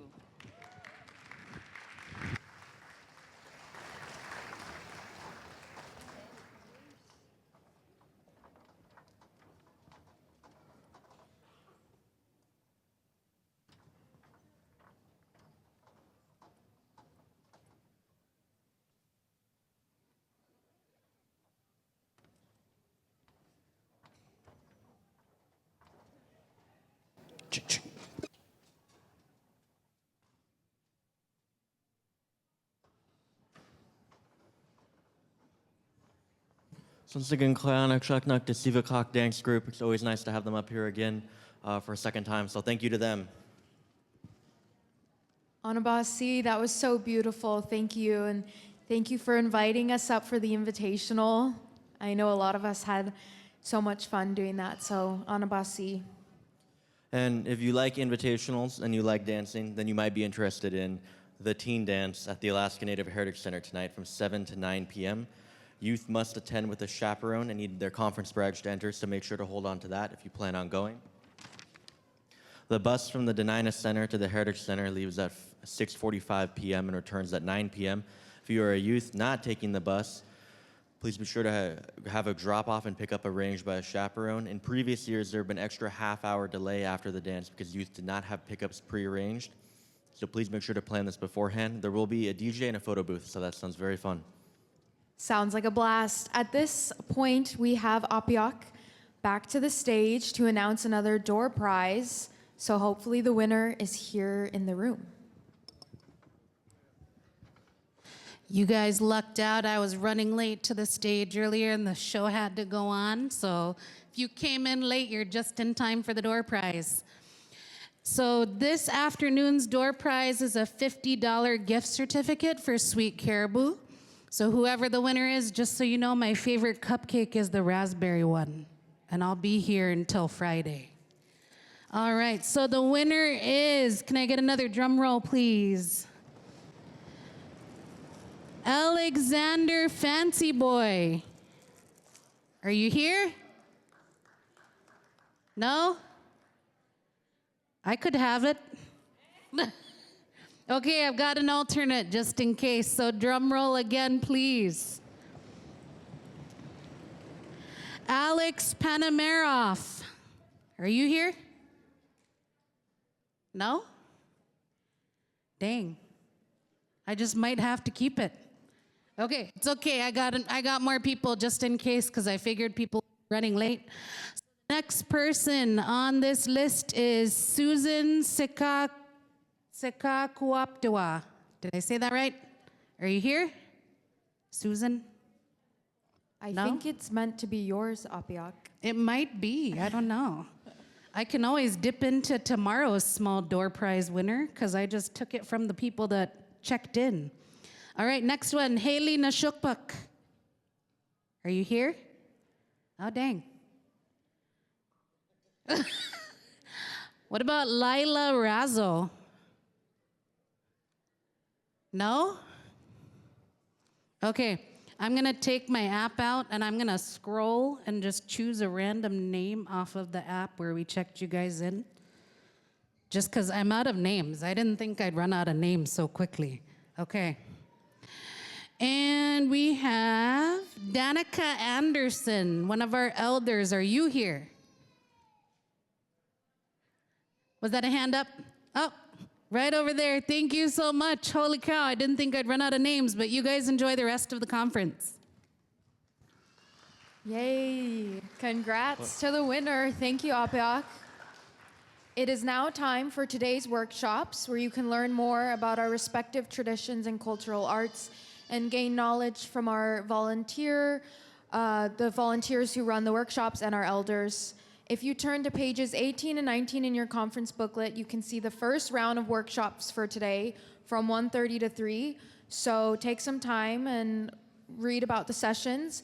If your preferred workshop is full, please choose another session. And every session has something meaningful to share, so your time will be special no matter which workshop you attend.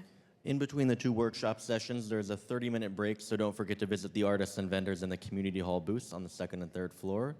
And remember to be present, listen with intention, and embrace your experience. You can find the workshop explanations on pages 19 through 21 in the booklet. And if you get lost or have any questions, please talk to one of our FAI staff who are wearing the yellow lanyards or a conference volunteer. Okay, have a great time, everyone. Have fun, enjoy.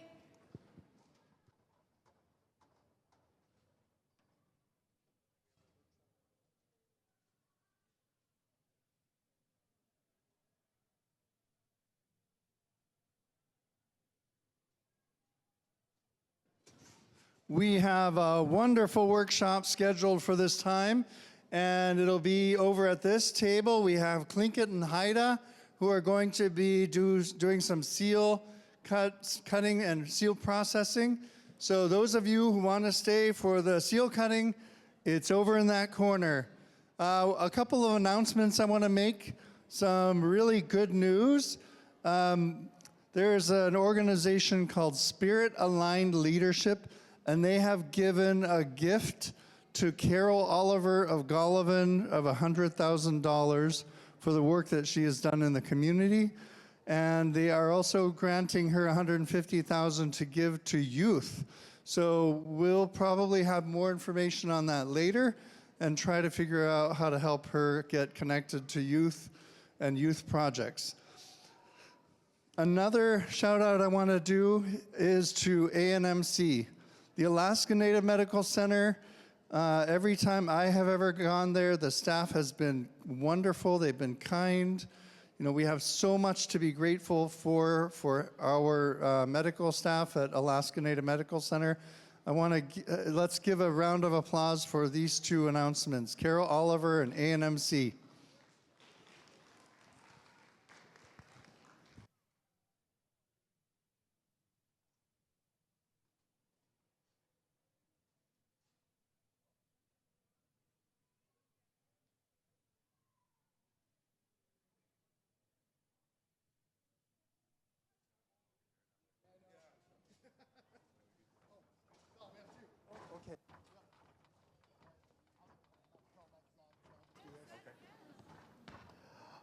All right. Yake Kwasatini, it's good to see you guys. My name is Brandon Ware. I am with the Tlingit and Haida. I am the coordinator for the Seacoast Indigenous Guardians Network. Now, our whole goal and mission is to bring balance to our coastal waterways and ecosystems, and we do that through partnering with a bunch of different tribes throughout Southeast Alaska.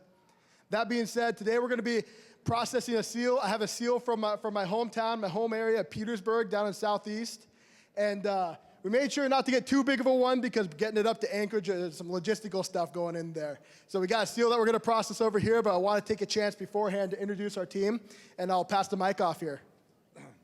Sinudan Higan, Hangalai Hinudikiang. My name is Claude Young. I come from Heidelberg, Alaska. I've been working with Tlingit and Haida 2.5, almost going on 3 years now for traditional food security. It's a program coordinator position. It's really a dream job. A lot of us, would say the same thing. We're tasked with the ability to be able to try to gap traditional food in our youth and anybody that might want to, learn more about traditional food. So it's really a passion of ours. We take it very serious, and we have a lot of fun doing it. But there's a lot of passion behind it. There's a lot of purpose behind it, and it's just really cool to be able to come on stage and see so many familiar faces and people that are engaged in doing this type of things that we like to do. So thank you, and have fun today. San Kingwas, Hinudikiang, Anthony Christensen is my name. We're from Heidelberg. We work for Tlingit and Haida Traditional Food Security and partner with our Seacoast Guardian program. And like Claude said, we're looking to keep this relationship alive with the animals that the Creator made for us to keep us healthy. And so bringing a seal is just bringing a part of our culture up here, sharing it, knowing a better part of the state uses seal as a real vital resource for their survival. And so letting the kids that may not have had that experience come and see the handling of a seal in this setting is just for us important because we like to share our culture and we grow as well as we do these processes. We're continually learning from each other too, and so we always appreciate coming to elders and youth because over the last couple of years we've gained a lot of knowledge in other resources and how other cultures are managing their lifestyles and maintaining that relationship. So proud to see all the youth engagement. It's been really cool. Yesterday it was a very interactive experience, and so we expect something similar today. This is about questions and providing answers, and so proud of this team here for being able to step up and provide that kind of educational opportunity here for the youth. So we thank you guys, and we'd also just like a moment of silence of you guys all for the Western Alaska tragedy going on.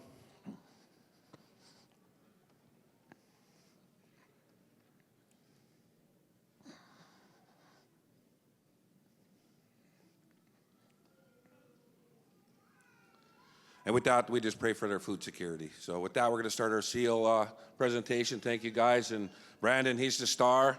We're going to come up with some nicknames for him today. But we're all, budding team members here. And we, like again said, we really appreciate the opportunity. Brandon, you got the floor. Here, maybe, let me check it. Oh. Let's see, trying to turn this, oh, there we go, perfect, it's on. All right. So like I said, we got this seal came from the waters of Petersburg and down southeast about 90 miles south of Juneau. And so this is the way that I was brought up to do it. And by no means am I an expert. And so I've been doing this for the last few years as an adult. But I was raised hunting and fishing and doing all sorts of subsistence. And so I'm kind of relearning as I'm going along. My dad taught me, and he still comes out with me, but now I'm making my culture my own. And so part of that is I've been doing this, I'm learning as I'm going, and I'm sharing what I know with you guys. So let's see if I can get a pair of gloves that fits here. There we go, that's a little better. But let's see here. And if you guys want to have any comments or anything that you notice I'm doing anything weird, I'm always open to learn more. That's the beauty of what we're doing here. So I'm actually going to carry this. So if you do have questions for Brandon, I'm carrying a mic. So just raise your hand if you have some questions or want an answer to something, or I'm here to help you engage with us. So just the curiosity gets the best of you. Raise your hand. I think I got my knife right here. Perfect. And like I said, it's not a big seal because having to ship a seal up to Anchorage is a lot harder than it sounds. And so we wanted to make sure we got one.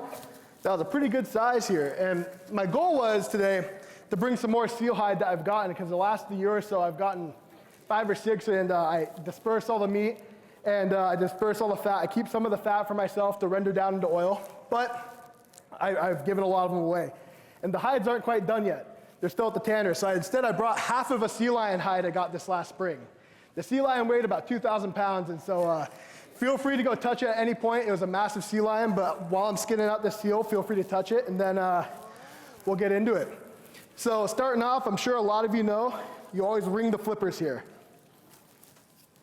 I start off ringing the flippers, going all the way around. It's a nice and sharp knife. I'm used to doing it with a dull knife, and so this is pretty nice. And it's pretty easy with this, and so I'm going around it. And yet again, if you guys have any questions, feel free to ask. I'm going to be a little focused on this seal, and so Tony will go around and see what you guys are asking here. But back home, we do a lot of marine mammal harvest, so I do a lot of seal personally. I do sea otter, sea lion every spring, and so this one was harvested just a few weeks ago. And where I got this one was down a waterway close to Petersburg, and it was off this rock that I know there's always seal and sea otter hanging out at, because there's a lot of bait, and there's a lot of crab and shrimp right there. And so about this time of year, you got to go find those rocks that have the bait. You got to go find those rocks that hold all the seal and sea otter and all that life. If you try to get a seal in the springtime, you got to be a little tricky. You got to find, that's the reproducing season, so typically we try not to hunt too much around the springtime for seal. But and then in the summertime, you can find them around the mouth of our creeks. You can find them all over the place around there, in the creeks and rivers systems. And so this one we got, like I said, just got off that rock down what's called Duncan Canal. Now, I'm sure as many of you know, the trick is with seal, you always got to start off small, making real small cuts, separating that hide from the fat, because if you get a bunch of fat on there, it takes more time to flush it out later. And so I'd rather do the work now of getting right down to the skin, and seal, thankfully, have pretty tough skin. Not like sea otter where it's pretty easy to nick. This, I just take the time and I skin it down to the flippers. And I have this nice little buck knife here. It's a knife I just picked up. Normally, I'm using a Victronox. And we were joking yesterday that Victronox for me is a traditional knife because it's what my family's used for the last 30, 40 years or so. But I picked up this buck knife and it's doing a pretty good job here. And so I start off with smaller movements and leave as much fat on there as possible, or get as much fat off the hide and leave as much fat on the carcass as possible.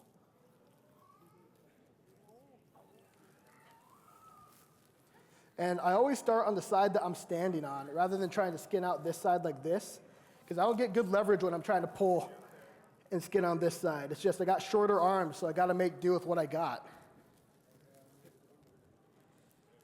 But let's see here. Can I get a raise of hands? How many people have processed seal before?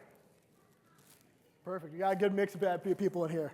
Well, if you process seal, when I'm done skinning this out, I'm going to need your help, okay? We're going to we're going to butcher all this fat and meat, and we're going to hand it out. So what did you do with the guts? The guts? I gave the gut. There are. So what I did with the small intestine, I gave the small intestines away. And so the small intestines traditionally, but it depends on how you want to do it. We scrape out all the insides, and then we braid them. And then you can deep fry them in the oil. Now, given that this seal, I was kind of in a rush to get it going, so I gave those away. I gave the liver away. And I didn't do anything with the stomach this time, and then I didn't do anything with the lungs this time. But traditionally, there's a lot that you can do with the stomach and the lungs. And so I gave all those away to elders in our community, and typically, like I said, whenever I'm getting a seal, I'm giving away the vast majority of it because that's what we do. We always give it away. We bless other people with what we've been blessed with, and so it's just the way I was raised, and it's the way that I'm going to raise my son and my nephews. Let's see here, making a little bit of progress on it. If anyone wants to step a little closer and take a look at what I'm doing, feel free. I don't bite, and the seal doesn't bite either.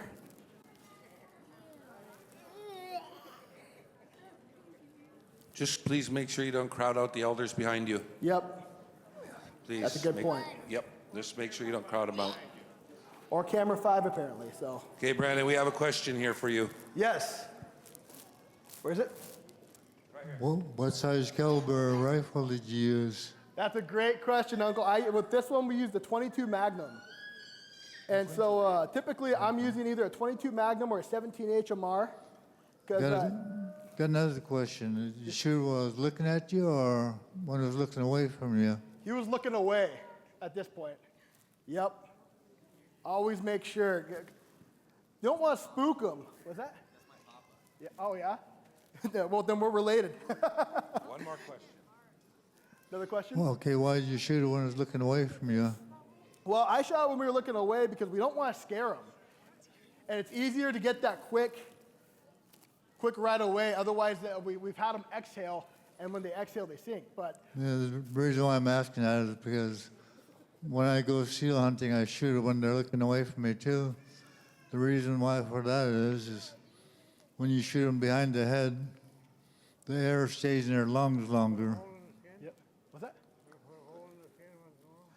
Every once in a blue moon. Thank you. So we're here to grab that knowledge as well, so we appreciate that. You know, if you shoot a seal, shoot it looking away, because you're trying to keep the air in their lungs. And Brandon and I were just talking the last couple of hunts we went on, we did lose a seal, right?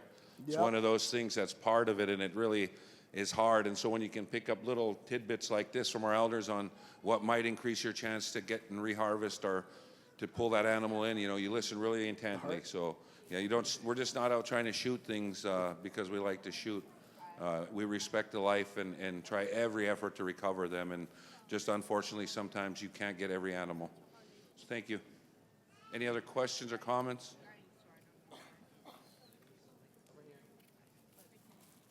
Coming around.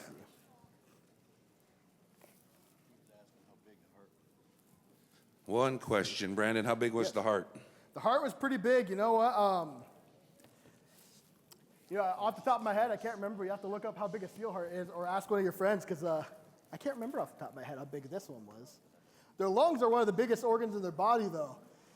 And so the reason being is that they'll take a deep breath, inhale, and you'll see seal do it all the time. They'll pop way out of the water. And so, and then when they exhale, they sink down. So, yeah, we had a question back here and you answered it. The reason, you got to be real mindful how you shoot them is we want them with a full bag of lungs so that they don't sink because they're just full of fat and protein and they're super dense, and so they're going to sink on you, kind of like we sink the swimming pool. How long do you bleed them for, or let them bleed out? Was that how long do I bleed them for? Yes. So I bleed them just until I see that they're done. So what I'll do is I'll cut them right up on the throat right here. And then it's pretty nifty. I have a drop bow boat, a little landing craft. And so I'll drop that landing craft just a little bit so it's at an angle. And I'll put the head facing down so it all drains out. And when we were hunting in skiffs, we'd always drag them to the beach and prop them up so that the blood drains out. But when I'm hunting out of a boat, having that landing craft's pretty handy.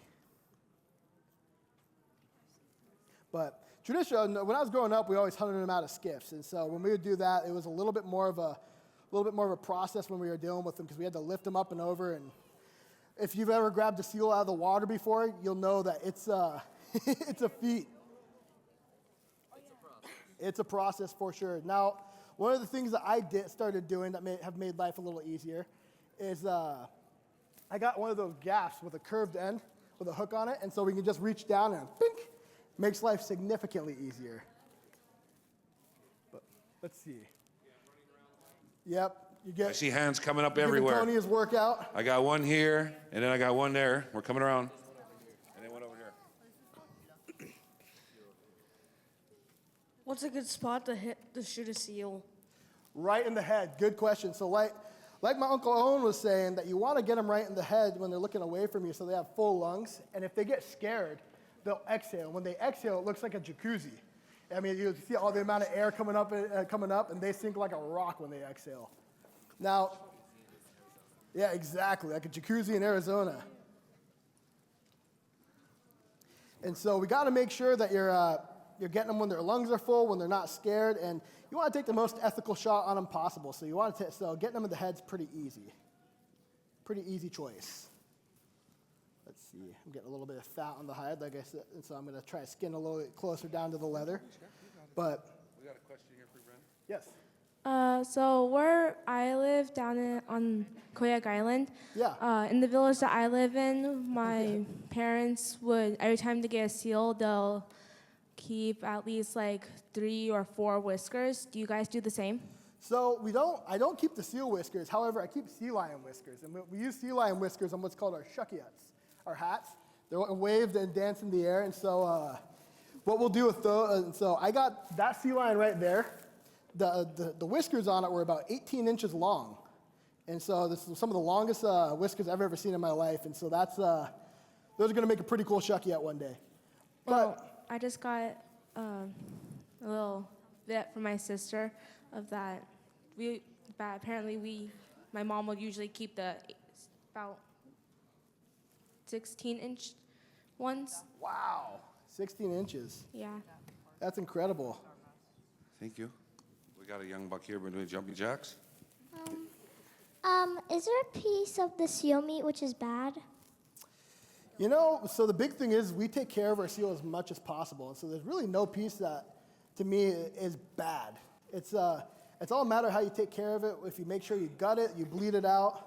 And I mean, I could be wrong because I haven't eaten as much seal as other people. However, what was that? Oh. We got a question here for you, Brent. Now, what are the rules and regulations that I'm reporting it to Fish and Game? So seal you don't have to actually, and so given that it's a federal process, it's under the Marine Mammal Protection Act they're protected, and so you have to be right now a quarter blood quantum, that whole deal going on. So since they're they're under federal regulation, we don't have to report them. And it's even a little more than that. You must be a quarter blood on a coastal community. So you really need to know not every native can go hunt a seal.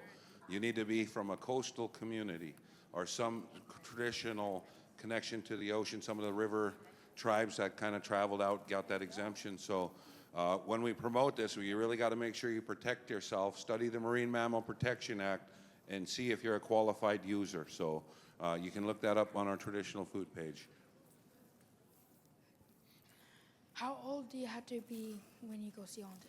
When I go seal hunting, so my first seal I ever harvested was when I was 8 years old. And there's one spot that my dad took us that it's kind of a rookery. They hang out there in the wintertime. And funny story, my dad dropped me off on a rock and said, all right, there's about 100 seal in that cove over there. Go sneak up on them and go get one. And so as I'm sneaking up on them, there's a seal sitting right alongside the rocks on the beach. So I ended up shooting that one. And my dad pulls up to me and is like, what are you doing? Yelling at me, why didn't you go over to that cove? He's like, there's like 100 of them over there. And so I let him finish. He was yelling at me. I go, I got one. Immediately changed and said, okay, fine, whatever. Like, good job, Brand. But another cool part about the seal, so whenever I go out, I make sure to take out, a lot of the time I'm taking out my brothers. And so my brother isn't that much younger than me. But we're both kind of learning how to do this as adults and claiming this as adults. And so that's where I tried to go out alone to go get a seal, and I was unsuccessful. I wasn't able to get one. And what that told me was that I was meant to go grab my younger brother and teach him and show him how to do it. And I make him skin out every seal with me, and I make him do everything with me just because whenever as I'm learning and as I'm growing in this process, I also want other people to learn, and I want to teach him how to do it so he can teach his kids and he can teach our nieces and nephews. How many can you get? So typically I'm trying to go out and get about 5 or 6 a year because I'm also a skin sewer. And so I do a lot, and so I'll make all sorts of stuff with these. I'll make all sorts of hats, mittens, some regalia, vests. And so I try to get 5 or 6. If I have more orders, I'll go out and get a little bit more. So there is no limit. So as long as you're a responsible hunter and you're going to use it for things that are culturally appropriate and you stay within the value system of your elders, there's no limit, right? I think our communities would be the ones that regulate how much we could take in that setting, right? Because if we killed every seal, then it wouldn't be cool either. Oh, there you so being able to, know what a healthy population looks like, and then manage your hunting to, this time of season like Brandon's talking about, we stay away from when they're pupping, so when we go clean a seal in the spring, we're not, taking another animal out of the equation. So we try to, know if it's a bull or stay away from known breeding grounds where they're going to have their babies. So why do you want the lungs to be full? So it doesn't sink. So seals sink like a rock when they exhale. And when they do that, sometimes we're getting them in spots that are 15, 20 feet deep. And so you want to get them when they're a little bit more shallow and when their lungs are full so they float. Now, when I was a kid, there was one point where I was out seal hunting with my dad, and I shot one seal in about 4 feet of water. And we were drifting over the top of it, and it had sunk, and it was like, man, how are we going to go get it? I waited until my dad turned around, and I reached in, and I just about looked like a duck in the water with my feet up in the air. And he was holding on to me as I'm reaching for this seal, but that's why you want to make sure their lungs are full. Can we ask all you kids in the front to take a knee?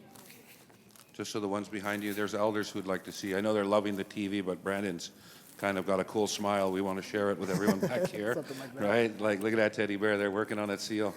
Right? All right, there. Thank you, kids. I'm working my way around here, trying to be polite about making sure everybody's involved. What's a good place to get a seal? So, like I was saying, it depends on the time of year. So this time of year, we're finding them where there's a lot of bait, and where there's a lot of bait because there's a lot of salmon around those bait. We get the winter king salmon in the southeast. And so we'll go after those guys. So usually around like where rocks are sticking out of the water, wherever there's structure.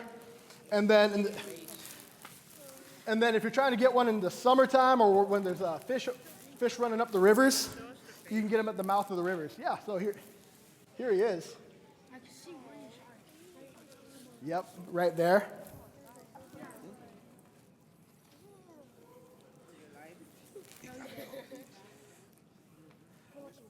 And so what I just did is I just flipped this guy around, and I'm going to go start skinning this way. And once I get all of his front half skinned out, I'm going to roll him over and lift the hide up and use tension and use push to try and separate the hide away from the fat as much as possible.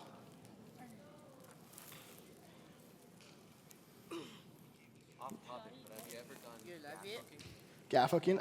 I have not. Oh, yeah, go ahead. How big was the seal?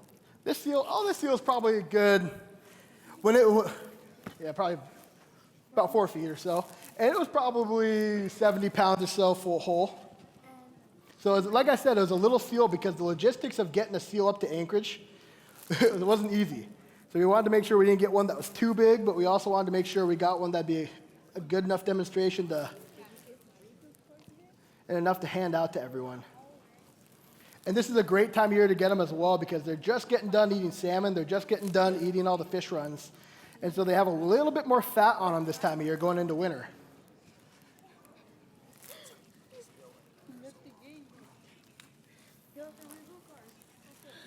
And I'm taking my time here. Where's his reboot card?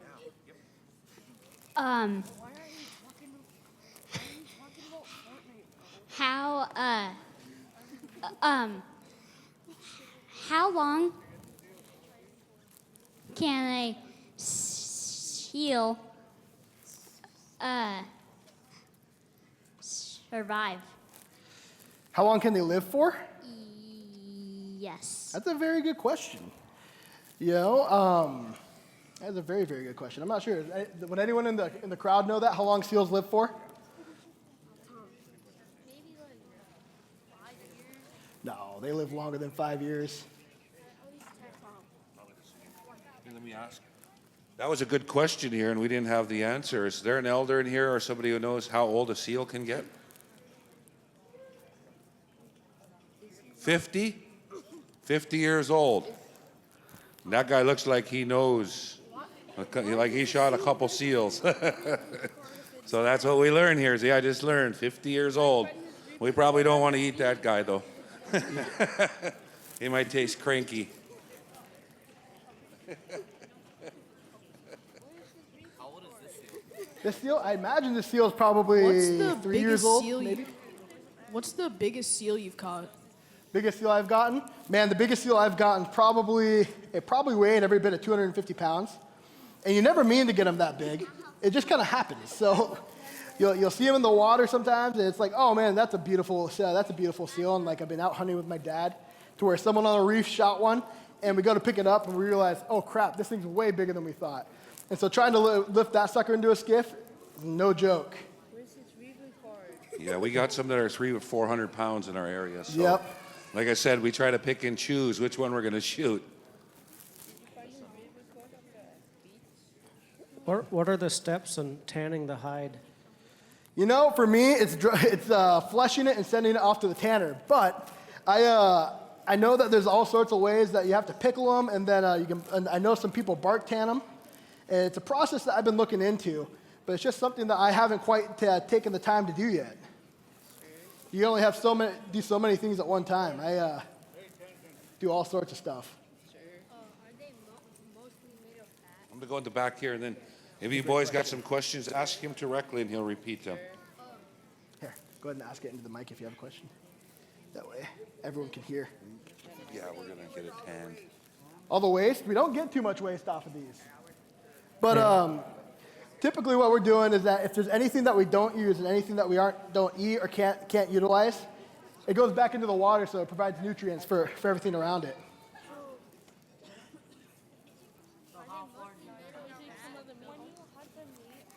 Okay.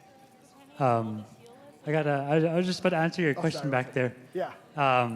The process of tanning some of these seal hides is that we flesh it first and make sure it's clean, and then traditionally, what I heard back then is what they would use the brain of the seal, mash it up, and use some of the seal oil and lather onto the skin and stretch it out, and then keep on using that process, keep on stretching out until the membrane in it softens up and it's good to use. So that's the traditional way to tan these seal skins. Yeah, good, Sheesh. I appreciate the knowledge. This is what we're here for. I'm here to share as much as I know, and I'm also here to learn. So I appreciate it a ton. Here, you want to raise your hand? Over here. Oh wait, we got one more. Where I come from, up north, Point Hope, when I was a young man, I used to hunt seals. And the first thing we did when we put it on the ice, we would carry a pouch of water. And when the seal comes on the ice, we'd open its mouth, put water in our mouth, and put it in the seal's mouth. I just wonder if you do that as well. It helps take the spirits out. And when the women cut the seal, they cut the throat to release the spirits. That way the seal will know when we go hunt, we go to that man right there. He take care of us real good. Oh yeah. That's all. That's beautiful. Good Sheesh. That is beautiful. And to answer that question, you know, I've never done that before, but that's a beautiful, beautiful tradition. And we got asked over here, are they mostly made of fat? And so you can kind of start seeing they have a blubber layer here. They got a layer of about, this one probably has a good close to an inch of fat all the way around it. And then you see all that meat in there, all that dark, rich meat. Yeah. Yep. How do you get the seal oil? So that's a great question. So the seal oil, we'll take these chunks of fat that aren't bloody, and this one bled out really well, so you can see it's pretty clean. So what we do is we get this big pot and put a little bit of water on the bottom of the pot, enough to evaporate out. Oh, sorry, I just thought notice that. And then you layer the fat on top of it, and you don't want to overfill the pot so it doesn't burn, and you slowly render it down while that water evaporates. And that will leave you with a really beautiful fat, or really beautiful oil. But you have to make sure the fat isn't covered in blood, otherwise it'll turn it kind of a reddish, brownish color, and it actually will taste a little bit more spoiled, a little bit more fishy. And I'm just doing my thing on this side, cutting down, separating the skin from the fat.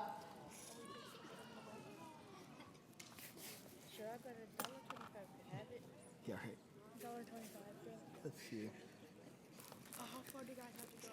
How far? Oh, I just got asked, how far out do I go? And so the beautiful part about Petersburg is we're right on some really great areas. So there's creeks all around us. And so typically I'm going pretty close. I'm not going super far. I'll go out anywhere from 10 minutes out by boat to a half hour. Yeah, I'll go to the mouth of a creek. We have creeks right alongside of us. And then I got this guy about 45 minutes away from Petersburg. And it's beautiful part about it, too, is I was out moose hunting and sea otter hunting while I was doing this. And so we got the seal, and on the run back in, we spotted a bull moose, and we didn't end up getting it. But that's why we choose to go out a little further, so we have more options to get animals. What is that part right there? By the This? Yeah. This is the neck. This is the neck muscle to move, and it's a little bit in rigor mortis, and so it's harder for it to move around. Yeah. Yeah, and so when I'm done skinning this, we're going to start taking the fat off and butchering it up, and so we're going to distribute some of it, and it's going to be going out to everyone, so as much as we can. The whole goal with this is we don't want to walk away with any seal left over. I'm going to say something about what not shown here are the interior, the guts and the heart and liver. You take the guts out and take them down in salt water, and flush them out 3 times, and then braid them, and then cook them over fire, manioc. And it's really tasty. You make a manioc stick with oil, seal, heart, then oil, then liver, then oil, then kidney, all throughout, make 3 or 4 sticks, and then take them out an hour later, and you got good, yummy seal oil with it, and yummy tasting seal. Thank you. It's not showing there in the guts. And then when you come down the ribs, there's a soft spot that you cut up to cut the ribs in half and take them home, put them in a fire, roast them over a fire. Manioc is really good. Thank you. Good cheese. Thank you. Good cheese.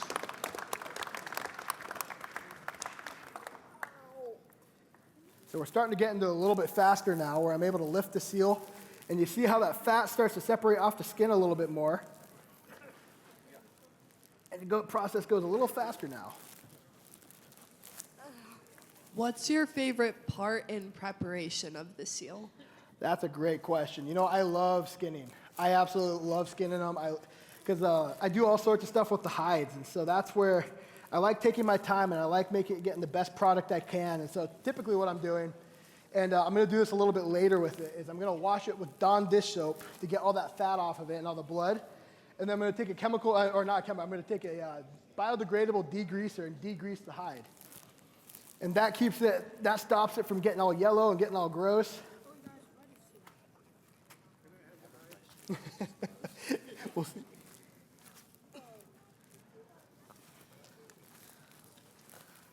Come on, get your hand up one time.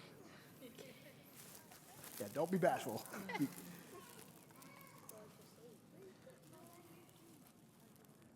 What was your great shot on a seal? What was that? What's your greatest shot on the seal? Greatest shot on a seal was the most ethical and clean one I could take. And so the biggest thing is that whenever I take a shot on a seal, I'm not going to shoot it from a long ways away because we still have to retrieve it before it sinks. And so what I'm typically doing is I'm shooting within about 50 yards or so. And that's why I'm using the 17 HMR, I'm using 22 Magnums, and so it doesn't poke a big hole in the hide. And I'm able to take a clean, close shot with that. What's the lowest caliber you've ever used? I've used 22 long rifle, and that's the smallest caliber I've ever used. And that's typically what I grew up seal hunting with, and so that works pretty well. Have you ever skinned a moose? I did. So I've skinned a lot of moose because we do a lot of moose hunting in Petersburg, and I just skinned one a couple weeks ago. What's your favorite part of the seal to eat? My favorite part of the seal? Oh man, I love that back strap. Love that back strap. Like, we used a 23? 223. Yeah. 223, that is a great round, too. 23 at 50 Yep. yards. How about you, Hunt? When you're cutting the flesh off the seal hide, how much do you want to keep on so you don't cause any slippage? When I'm cutting the flesh off the seal hide, so what I'll usually do is I'll use a power washer. It's kind of the modern traditional way to do it. I'll power wash, I'll stretch it out, and I'll get a power washer going with a turbo nozzle. And what that'll do is that'll get right down to the leather without damaging the actual hide itself. But that's a great question. What do you guys do with the flippers when you're done? With the flippers, you know what?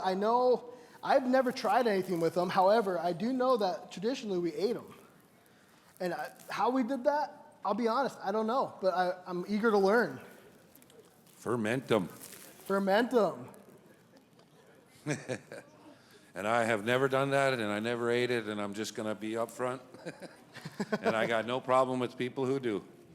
My grandfather did, and I learned how to do exactly what Brandon's doing, because my grandmother made the kuspuks, or whatever the things I see all the ladies dancing with up here. My grandmother actually made those, and so my grandpa would ship me out to hunt seal just for the skins, and so I learned how to skin a seal, and I didn't eat it. I just brought home mostly the heart, liver, intestines, and lots of seals just got harvested for skins. We weren't what we were doing with it at the time. So now we're looking at it as more of a really nutritional food source, and getting it re-engaged into our community. And just this last year, we brought in some teachers like this to our youth who had never eaten seal, and the whole school district ate the seal and tried it. And so doing more of this and exposing our children to the food and getting them to understand it's really good and healthy for you. So that's our whole mission here, is to have us engage our children in this resource. Is there a point in skinning it that you get to a point where you can just pull it off of the meat and the fat? Yeah, so with seal, not really. So I do a lot of sea otter as well, and sea otter is kind of that way. Typically, when you're at this point with a sea otter, you can just kind of pull it right back. Same thing with deer. But with seal, there's so much blubber on these guys that you kind of have to work your knife around it, which is why it takes usually a little bit longer. But also, it's you got to be pretty meticulous about it. And so we had a question here. They didn't hear you about rendering the fat again. And so Brandon, you told them earlier about the blood and the bleeding and then the water. Could you explain that again? Yeah, so when I'm dealing with a seal, what I'll typically do to keep all the blood out of the fat and the meat is I'll cut the throat, and then I'll angle the body but like this, so the head's pointed down. And so that allows all that blood to drain out, and so it gets it all away from the fat and gets it away from all the meat and everything, and makes for a pretty clean seal. How old were you when you shot your first seal? I was 8 years old. Yep. What is the best spot to hit it? Right in the back of the head. So the reason being is that you won't spook them, and then the lungs will still be full of air. Does it matter how long you boil the fat? Yeah, you don't want to go too long when you're rendering the fat, otherwise you might burn it. Do you keep the flippers and tail and head on? When I'm skinning them out, oh yeah. So you'll see that I wrung around the flippers, and then once I got to the flippers, I pulled the hide around. And so when you tan it, you'll have this little bit right here. When my dad missed the seal, my dad told me to grab it. Oh yeah. Right on the flipper. How long have you been hunting seals? So let's see, I'm 25 years old now. I started when I was 8. And I just recently, so I went a long time. I used to hunt in middle school and part of high school, but like a lot of people, I got really into high school sports.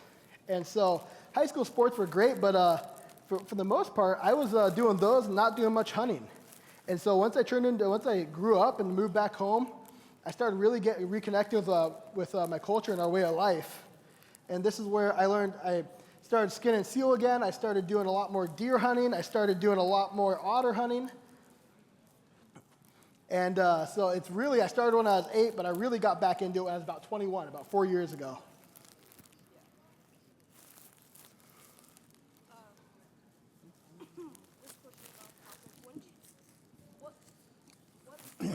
Good afternoon. Curious about fat on that's used back home. We use for preserving our foods like seagull eggs. Mm-hmm. And second question would be if the decline of seal used to be we'd be able to get seal without any problem. Now we're having trouble with the decline in seal because of sea otters are on the icebergs as well as the seals. In fact, they're fighting over the icebergs that I see in this past season. You're doing a very good job there. Thank you. Yeah, so so as far as it goes with the fat, typically I'm not using it to preserve much right now. I know traditionally it's used for that, but pretty easy to jar everything now and pressure cook everything. But as far as it goes with availability, thankfully we're in my area around Petersburg, there's still a plethora of seals. The sea otters haven't quite made it up towards our glacier yet and towards that way. So we have a pretty good population of seal around. But if you don't mind me asking, where are you from? Puna? Okay, I noticed the sea pigeons. But yeah, we can still have a good number of seal around.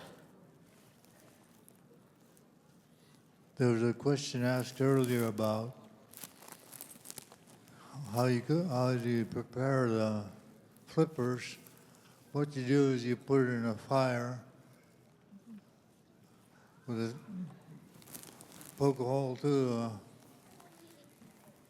flippers and hold it with a stick, like you're roasting a hot dog or a ham or marshmallows. You roll it around and burn the fur off. Scrape it. Do that about 3 or 4 times. Then you can cook it, boil it in water, and dice it up. It's just like pig's feet. I'll have to give it a shot. Maybe someone can take these home and There we go. try it. We're going to have seal toes next year. There we go. I'll make sure to bring them. Why is there no fat near the flippers? What was the question? Why is there no fat near the flippers? You know, there's still a good little layer, except for right here. And so, truth be told, I think it's just where the muscle is, and maybe the muscles need to cool off. I am no biologist, and so I'm just kind of going off my cuff here with that. But that's a great question. If you believe in evolution, it used to be a paw or a hand. That's true. That's a good point. Yeah, so to stay neutral. We know the Creator gave us the seal, right? But we'll be politically correct. Here we go. And we're making some progress. And once I get this all taken care of and get this hide off, it goes much faster getting all the meat and blubber off. Sorry, what was your question? And so as you're watching this, you know, the commitment, the time it takes to actually put away a seal, I think is something we need to appreciate here today, even in a smaller sense. You know, he's taking his time so he, you know, is protecting the skin, and he's doing it in a manner that is showing, you know, a meticulous process. But, you know, you get a bigger seal. I'm like, hey, let's go get 5 for the program, and we got 2, and I was like, whoo, I was glad we didn't get 5, you know, because it's a job, right? It's a good protein and fat base, but also remember what you're getting yourself into, because we really want to respect the animal. And so always be ready for the workloads you get when you're out harvesting anything, because it takes work. What type of rifle do you use?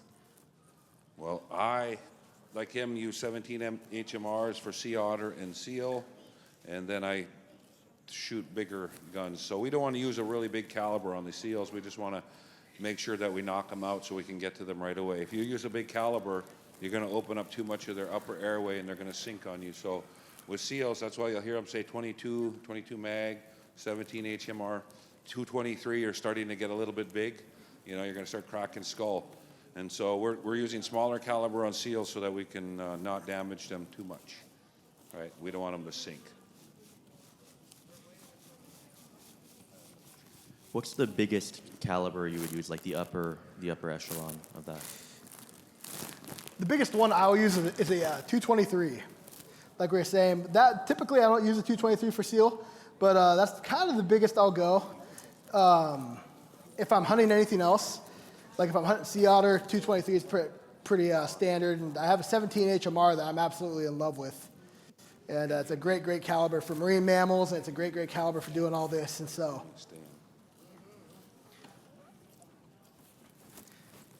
And when you harvest seal, you make sure that you have what they call seal cleaning clothes.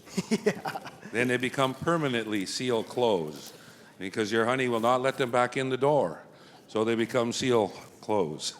let's see. My wife was here just a second ago, and she asked me, she goes, "You forgot your seal clothes." And I was like, well, it's a good thing this is a brand new shirt because it might just become my seal shirt from now on. This will do only so much. I must be lucky because my wife goes. Edna does love you. Yeah, she does. She said, "Oh, come back here." Because we do spend time in a smokehouse, huh? And my wife makes soaps, salves, and medicines, but we're trying to capture the smokehouse seal.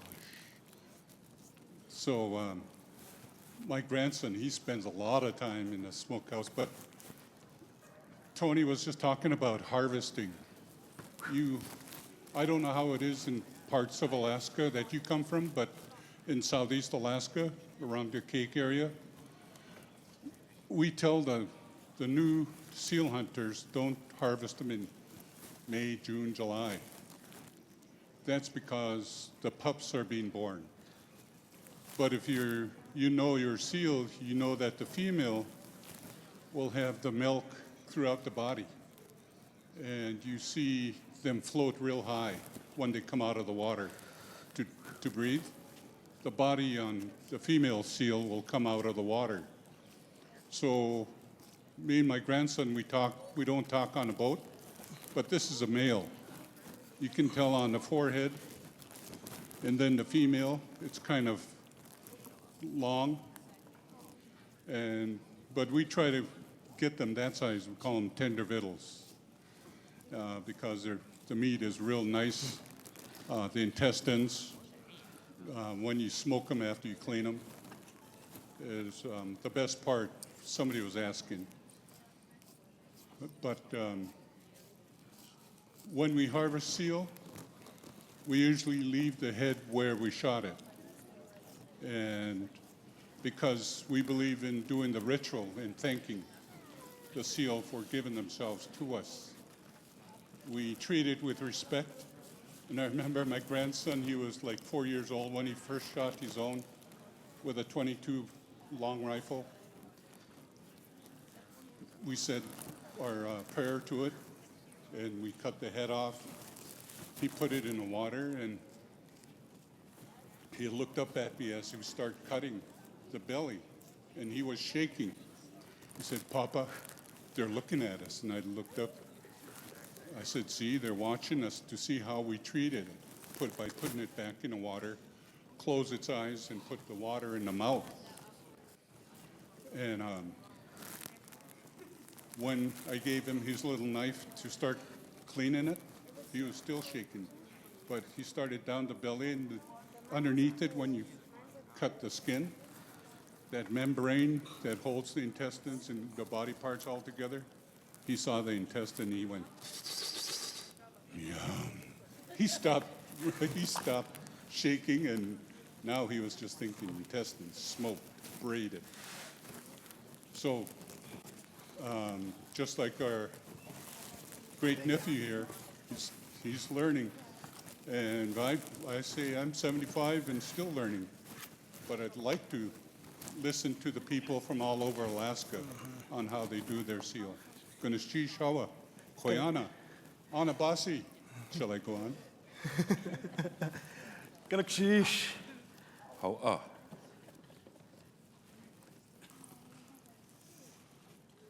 way in the back there, I see one more. The price is right.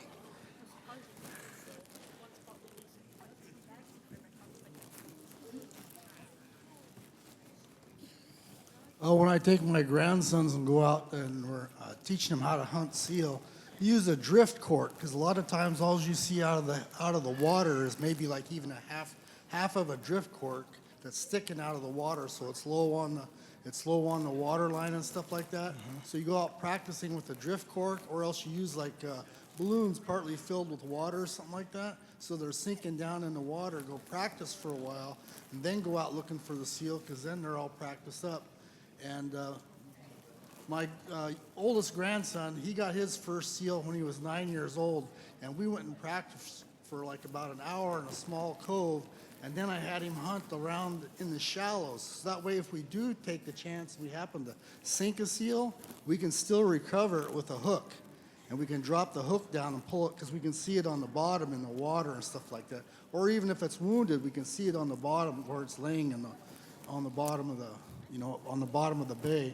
But it's better to shoot in the shallows or where they're sitting on something solid versus shooting them in deeper water because you take a better, you have a larger chance of losing them if you shoot them. And the reason that they're shooting them in the back of the head is so that way when you shoot back here or off to the side, it pushes the head down into the water and then it keeps them from exhaling their air.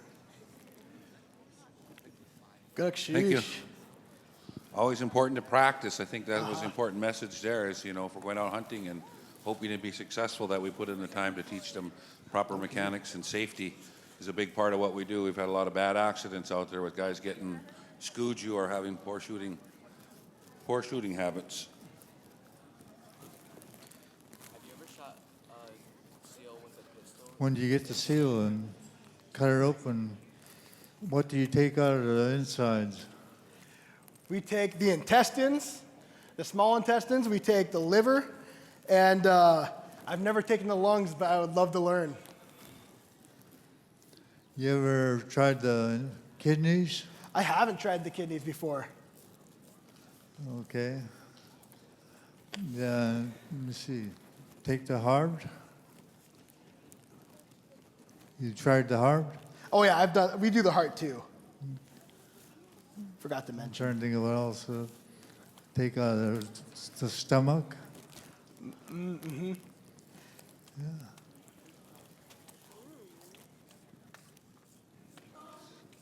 Thank you. My partner was trying to stuff the seal stomach full of the heart and the liver and everything and then cook it in a bag and feed it to me. And I said I was going to have chicken adobo. And I'm not being, so I'm learning with you guys. But I love the liver. I like the heart. I've eaten the intestine. Almost. So just putting it all together shouldn't make us feel a different way, right? So we have to remember our food and be respectful. Yeah, they call him Savage in Heidelberg. Oy, merciless, savage he is. I'm kidding. No, but I remember one search, we were working with Search Hospital up down in Sitka, and they had a printout, and it didn't have seal meat on there, but the other superfood in our area is seaweed, black seaweed and kelp. But they tested it, and it was the best oil. I remember my grandma used to cook with the oil and even fry with it. Of course, we grew up with seal. But the equivalent of McDonald's hamburgers, you'd have to eat 24 hamburgers to equal just 6 ounces of this seal meat. And you'd have to eat 48 hot dogs of that equivalent to get what all the minerals and the proteins that are in this. So it's a very much of superfood to us. And I guess with Costco hot dogs, you might have to eat 12 of them. But I just thought I'd throw that in because it's so nutritious. And it's the best meat for women to eat, especially when they're coming upon the age of having children because of all the nutrition, iodine, and iron. That's just a little bit.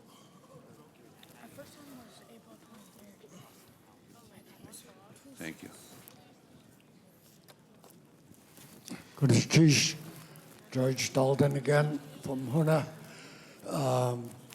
I do have one that I'd like to share with the younger children. I see a bunch of them around, gathered around you. It's very sacred to us. If you ever do come across one, is the white seal, as well as any other white animal or bird that you may encounter.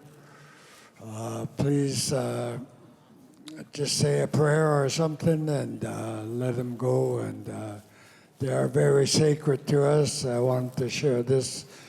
After all, this is all the benefit for the young children that we have come up to so that we could share our thoughts with you and to be with you and to enjoy our life with you.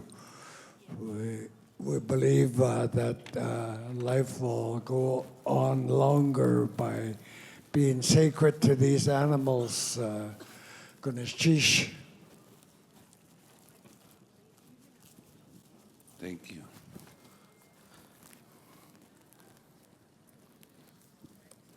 Now we're getting deep into the nutritional value. See how important it is to listen and learn from our elders? I think that puts a stamp on this conference and the whole mission that the Elders and Youth Conference has, is that we can connect this and hear from multiple elders across many places to learn practices that respect the animal, because they're long-time traditions that bring the balance between us and the things that we harvest. And so really appreciate the elders sharing all the wisdom today. And we know one of the biggest things we do lack in our indigenous diet is iron, and a lot of people suffer with a deficiency, and it creates a lot of problems. And so if we just ate some seal, we'd be iron tight.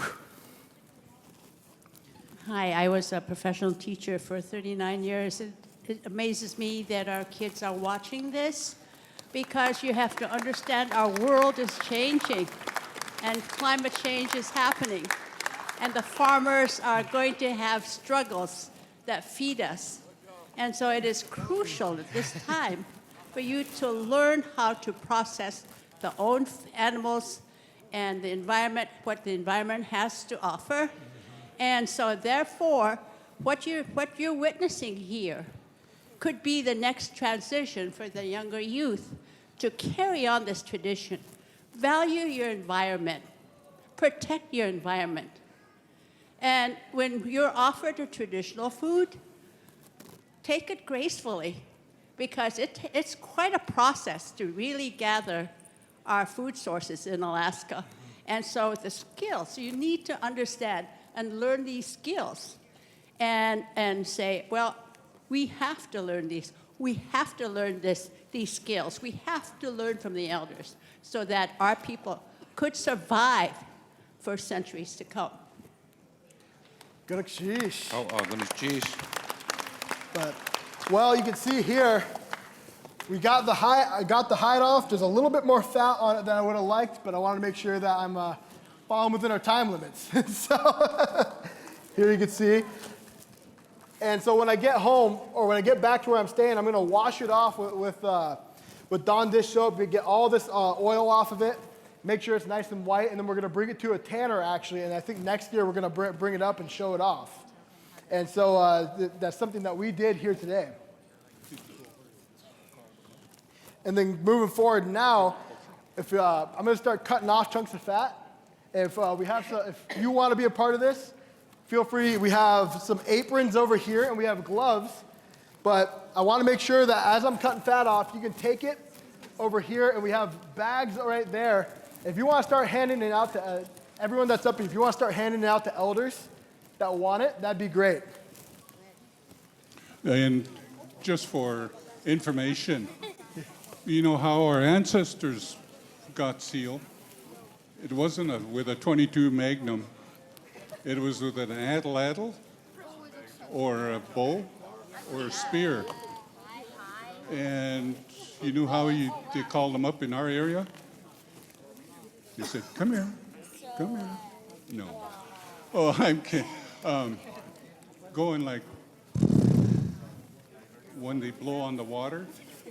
Our grandson did it at the Seattle Aquarium, and it's about a 50-foot round tank of water with seal. They're over playing with the kids on one side. A school classroom was there, and he goes, they stopped and looked over at him. And he did it again, and they disappeared. In a few minutes, few seconds, they came right up in front of him. And their teacher said, how'd you do that? Well, my papa said, just like how you fart. You know, but it's calling the seal right up to him. But if you're a big bull moose or a seal, go, wow. And the females come right up to you. So that's how we got them close. It does a little bit, huh? Hawa. Goodness cheese. Waha. All right, well, we're thankful now everybody can see on the big screen now. We're getting down to making the magic happen. Brandon, where is the seal at? He's up here cutting it up. Yeah, we'll do. All right, man. Yeah, like they said, we're so happy the teacher spoke to the enthusiasm the kids have to seeing it, wanting to touch it and engage in it, and just showing the love for the process here. So we truly appreciate all of the engagement here. And again, make sure, jump up and down, elders, if you want a taste of the seal from one of these kids up here. We don't want you to elbow your way all the way up here. At home, we say the grayest hair goes first. With the skin, we're going to get it tanned. That's really greasy. It is real greasy. But it's beautiful. The fat's rendering already on my hands, so you can see it right there. One last question to the Skinner there. What's his name? Hey, Brandon, we got one more question. Brandon? Yes. Last question from George. What time is dinner? And cook lots of rice. And cook lots of rice. There you go. Yeah, grab a little bit. Yes, you're welcome, brother. Grab a little chunk for dinner. Yep, I'm cutting it right now. Yep, this is all the fat right here. Thing and see if you can pull a flipper, pull a piece off, whatever. Go fight for it. This is where the Ravens win. Yep. If you're interested in taking part of this home, you got to stand in the middle and fight for your right. Right? Come on, we're indigenous. I can't promise you anything. This one's gonna have a little bit of meat on it, but that's okay.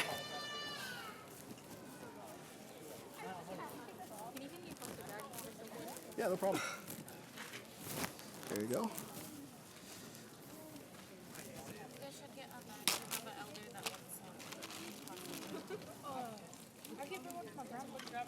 I'm giving one to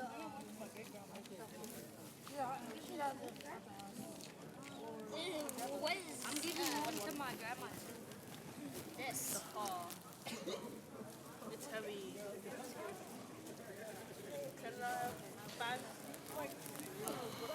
Take some of the fur or maybe a flipper. Flipper, yeah.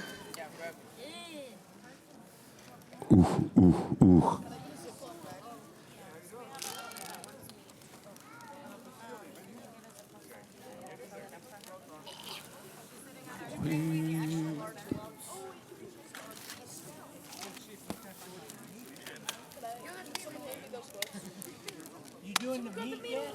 Not yet, just getting the fat off of it. Oh, okay. Yep. I get fat. Okay, cool. Give it to her. Give it to her. Give it to her. I love the smiles on your guys' faces. Oh, you're going to make some aunties happy tonight. there's some more. That's the best hair gel you'll get. Yeah. Then your hair will stay like that all the time. Yeah. Here, put that one right there. Second one? Oh, yeah. Yep. Oh, yeah. Wait. Oh, what's that smell? Probably the seal. Oh, what is these gloves are too tight. Feels like vegetable oil. Can I give it to this guy?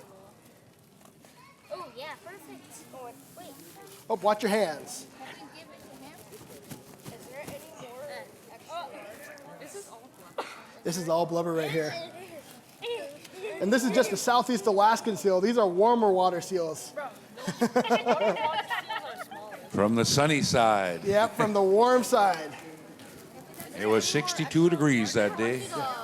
Harbor seal? Yep, this is a harbor seal right here. Oh, you're not supposed to play with Put one in the bag or something. We get it. The smaller ones are more tender. I have this one question. We get Here, let's see. harbor seal in our area. Man, you guys got me working. Brandon is going fast now. Can someone bring me extra large gloves? Can someone hand them gloves? There's no extra large. There's no more gloves. Over there. These gloves are so small. All right, let's see.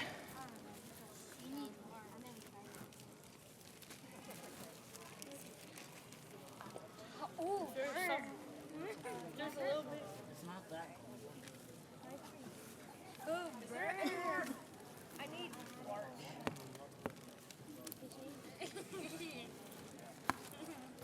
We'll do this.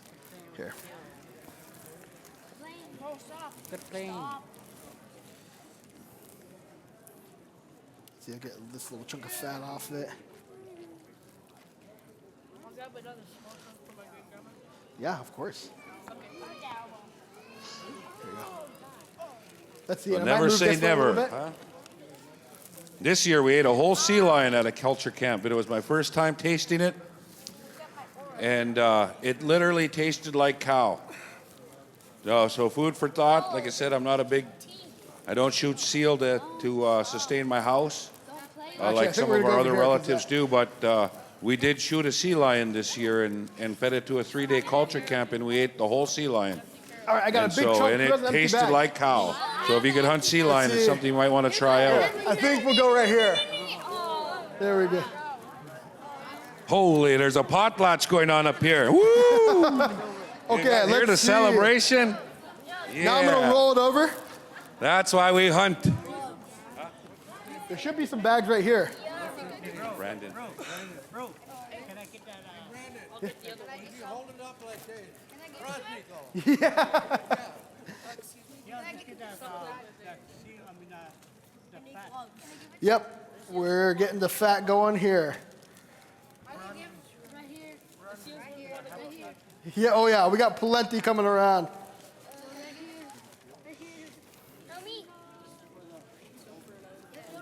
There. Let's see. This one right here. We have it.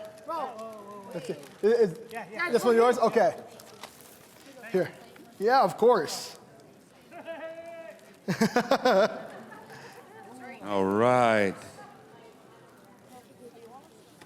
We love to see happy elders. Thank you. Yep. Right here's for the elder. Are you gonna get it? Oh, right here. Do you have a bag?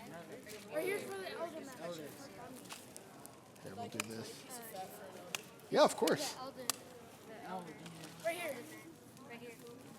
Oh, it's this one. Here. Who just asked? Right here. No, right here. Let's see. Let's see. Elder man. Right here. Here, we'll go right here, and then I'll work my way through. Oh, yeah. All right. All right, let's see.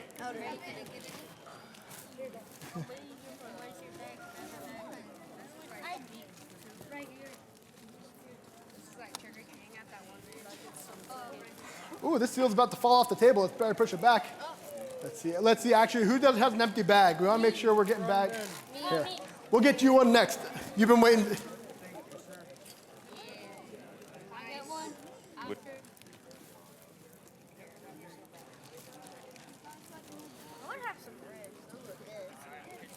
Let's see. Remember, guys, we still got the meat after this. And so once we get rid of the fat. Ooh, my hands are slick. Oh, no, my dad. Hey, Mimi.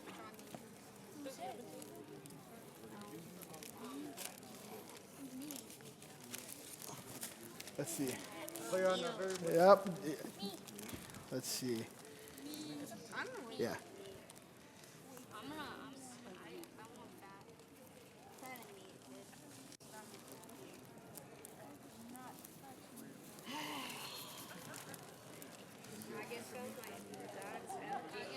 Perfect. I can cut one here in just a second, actually. Let's see. Who hasn't got one? Here. Whew, I got a little bit of seal oil on my nose. Let's see. Let's get a little chunk of meat over here. How about a tenderloin? Yeah.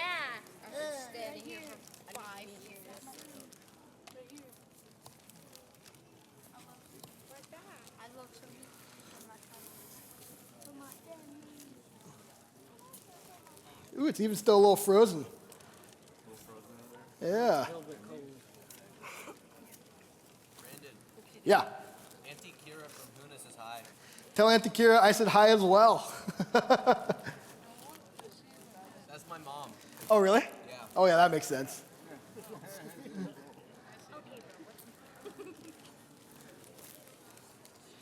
Cut the tenderloin in half, but there we go.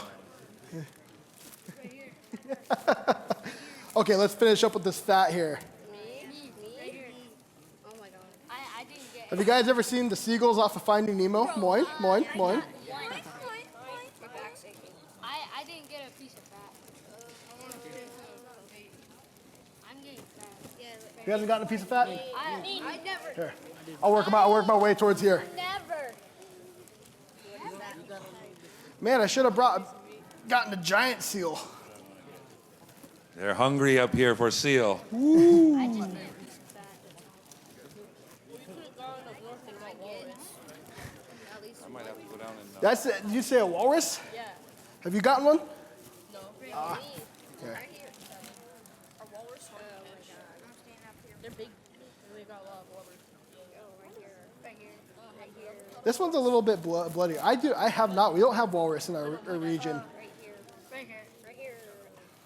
I didn't get it. Yep. Just one second. Let me cut this one out. All right. We're almost done with the fat. So if you haven't gotten any fat, please step forward. Thank you.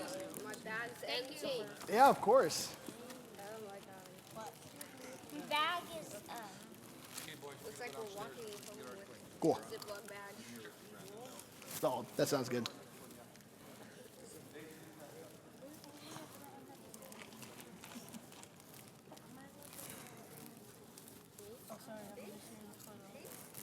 Let's see.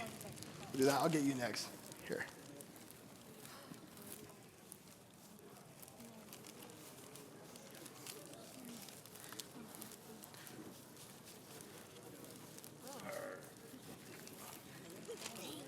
Yep, let's see. Yeah, of course.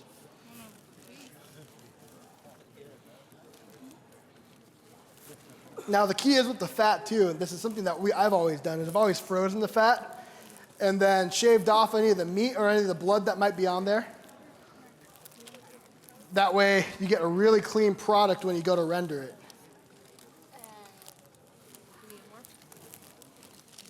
Here. Has anyone not gotten any? Okay. Cool. Well, we're almost through with the fat here, so if you haven't gotten any fat, I'll hand it off to you. Let's see. Yeah, we already got some fat there, so I want to make sure that everyone gets a chance here.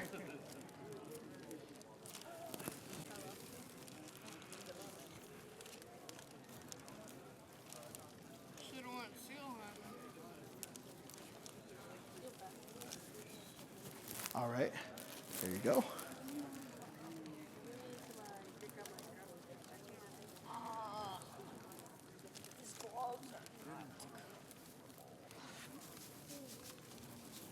All right, let's see. There you go. And let's see if there's any more fat. I think this might be the leanest seal I've ever seen now. Oh, perfect. There we go.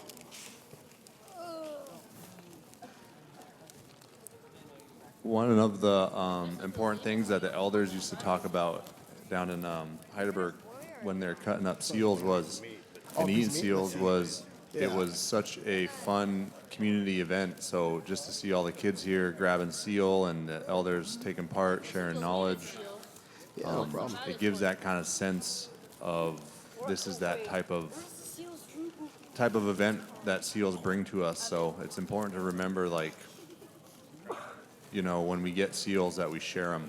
They're such big animals. This is a kind of a small one, but when we get seals, there's so much to go around, and you know, everybody's just looking for a taste. So it's good to see the kids and the elders here partaking.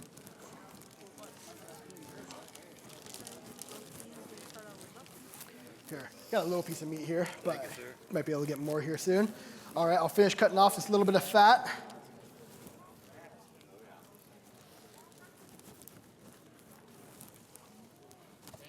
Yes. Auntie Kara says she's proud of you. I love hearing that. Let's see, who else hasn't gotten one yet? Let's see. Ooh, got a little bit more right here. Oh yeah, go and grab that. Oh yeah. This is the leanest seal you've seen. What's the fattest one? Oh, I'm saying now it is. Let's see, who only has a little bit? Yeah, there we go. Well, I think we'll start butchering it here. Cutting into the meat. Starting to look more like a sea otter than a seal. Can anybody tell me their native name for seal in their language? Does anybody know? Nobody? What do you call it in Tlingit, Brendan? That's a good question. I saw it right before this, and I was like, I need to remember that. And then now I can't remember. Let's see. Some of these elders probably know. I was about to say, Uncle Owen. In Haida we call it hoots. What is seal? It's nice having an uncle here. It's ah. Sa. In Sa. Tlingit. Okay. It's ah. ESAA. Let's see. Getting ready to do the back strap here, the back loin. Yeah, of course. Back where I'm from, we call seal izuik. Yeah, izuik. Zuik. Zuik. Van goedisten dawad na koze kalgaikod naksagot dawad. Lots of different names for seal. Oh, I was just joking. This is a lean seal because we cut all the fat off of it. So what's the fattest one?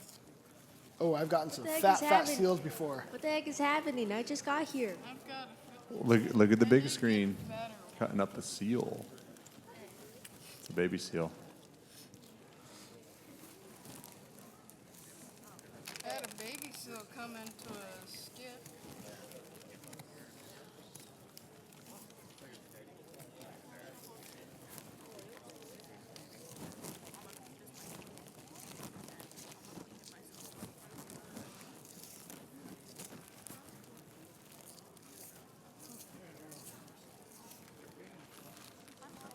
Ooh, let's move that away a little bit. Big chunk of backstrap. Here we go.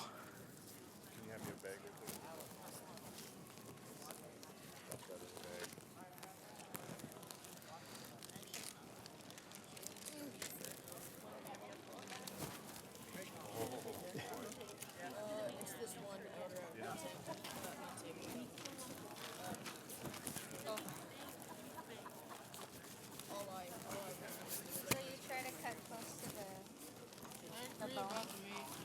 What's that? Along the spine. Yep, I tried to do it pretty close to get all that meat off here. Yeah, Let's see, who wants to meet here? Let's see. We'll go, since you said you're going to Elder. We have much more where that's coming from. Can I grab this one? Yeah, go ahead. Oh, oh shoot. No. I'll grab this.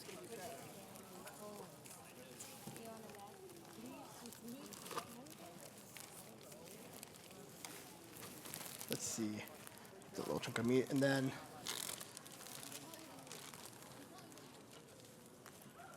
cut this up. Oop. Now let's see. That's the first part. I grab. My grandpa wants the flipper too. Let's see. See if I can separate this well here. Yep, there we go. Are there bones in the flipper? There are. Oh wow.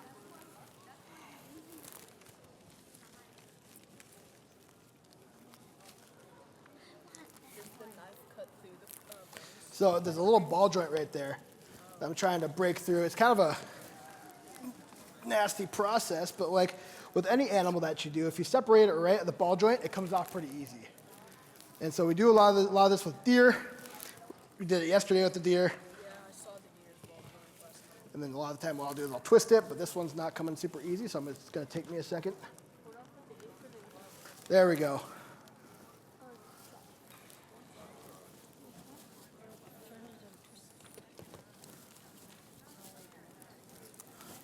And then I twist it a lot of the time.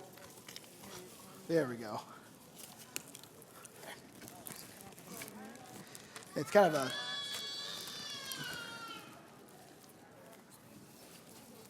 here. Let's see. I think you. There you go.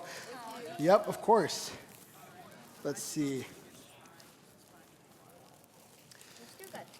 Oh yeah, we still got this half here. I'm gonna cut off this front quarter. So like when you're processing a deer, it's pretty easy to get the front quarter off. Just like this.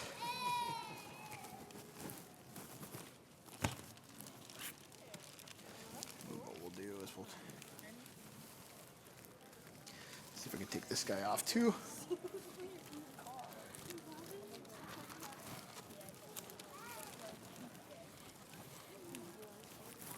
Got the ball joint right here.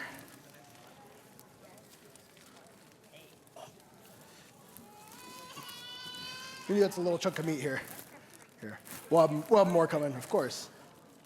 And I'll cut this little flank off as well. Just do that. And did someone want the front flipper? Okay. I think the back flippers are what I've seen before, but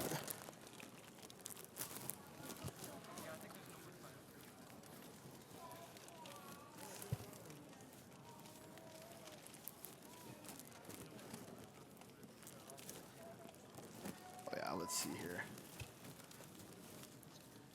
Caught me off guard when you wanted the front flipper. Oh yeah. That's the beauty about this. Where I'm so excited that you guys are here. Nothing's gonna go to waste off this seal. All right.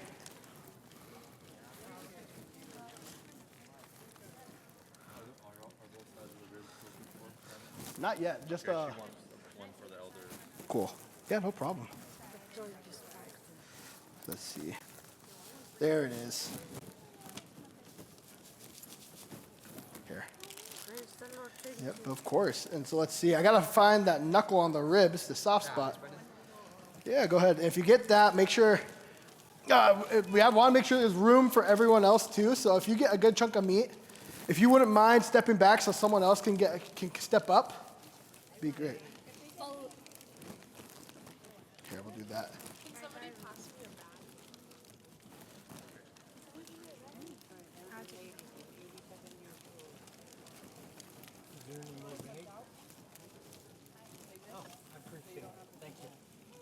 Knuckles right there. There we go.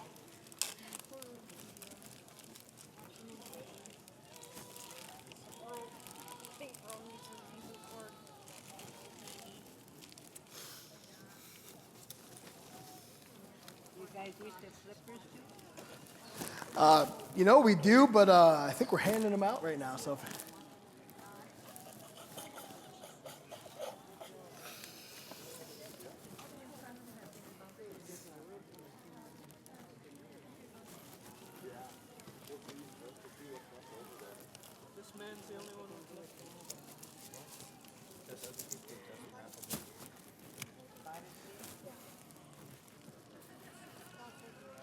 Let's see, find that knuckle.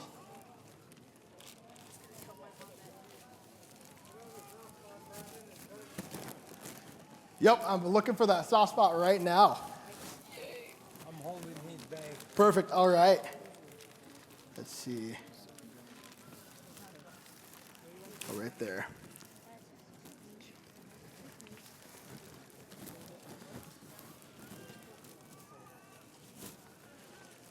How much are they charging now to tan hide? You know, I think it's per hide, really depends on where you're going, but I think it's 130 or something like that, last I heard. You get a lot of them back that are yellow? You know, not a ton.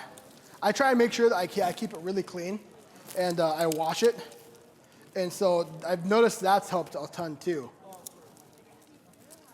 That's what we were having problems with. Yeah. There we go. So here's the soft spot right here. And then let me go right here.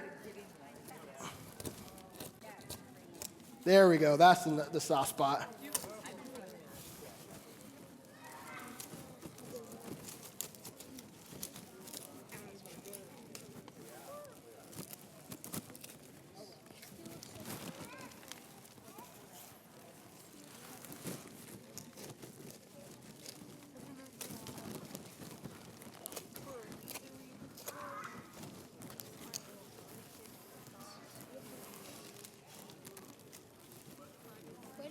Did you hunt it yourself? I did. I harvested this myself.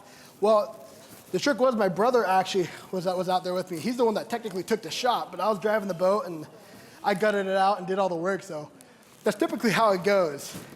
When did you get this? Week before last. There we go. That's what I was looking for. What do you guys do with the bones? The bones? Well, whenever we're done with them, we'll usually toss them back into the water. Give them back into the environment. There we go. Let's see. Is this the rib? Yeah. Cut it in half? Okay. Yeah, I want some. Brendan. Yes. We get harbor seals and sea lions in our area. You get harbor seals and sea lions. Have you ever hunted either? What? Have you ever done a sea lion? I have. You have? Me too. I love, let's see. Here you are. Let's see. Let's see, and is Claude still up here? Perfect. Oh yeah, he just got. Want some rib? I'll get some ribs when this one fill up, and then. You have me? Was it you? Okay, perfect. Here you go. Feel free. Yeah. Just some meat? Okay. Well, I'm about to do the other half. The flippers? Do you want one of the flippers? Okay. Well, we have a couple more, but we're going to make sure that these get to elders first.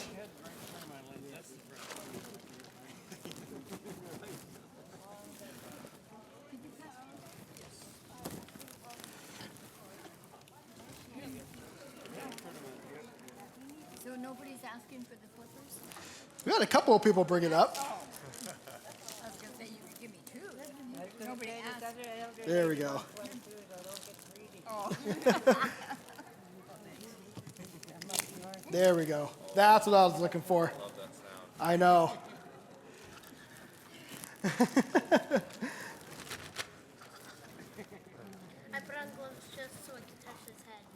That's the best part of the seal. I've never tried it before.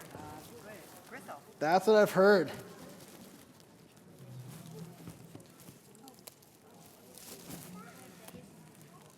Yep, of course.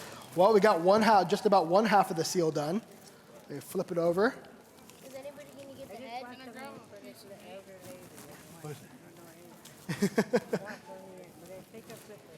All right. Well, how about this?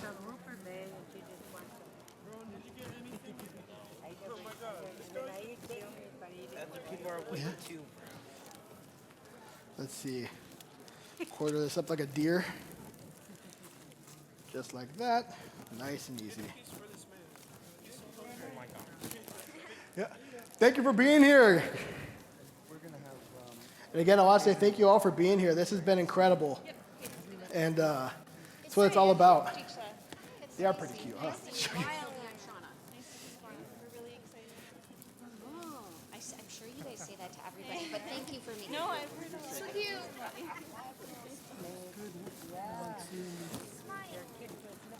What did you do with the eyes? Did you go back in the water? Nope. Here, there we go. Good enough. All right. And then Oh, they are.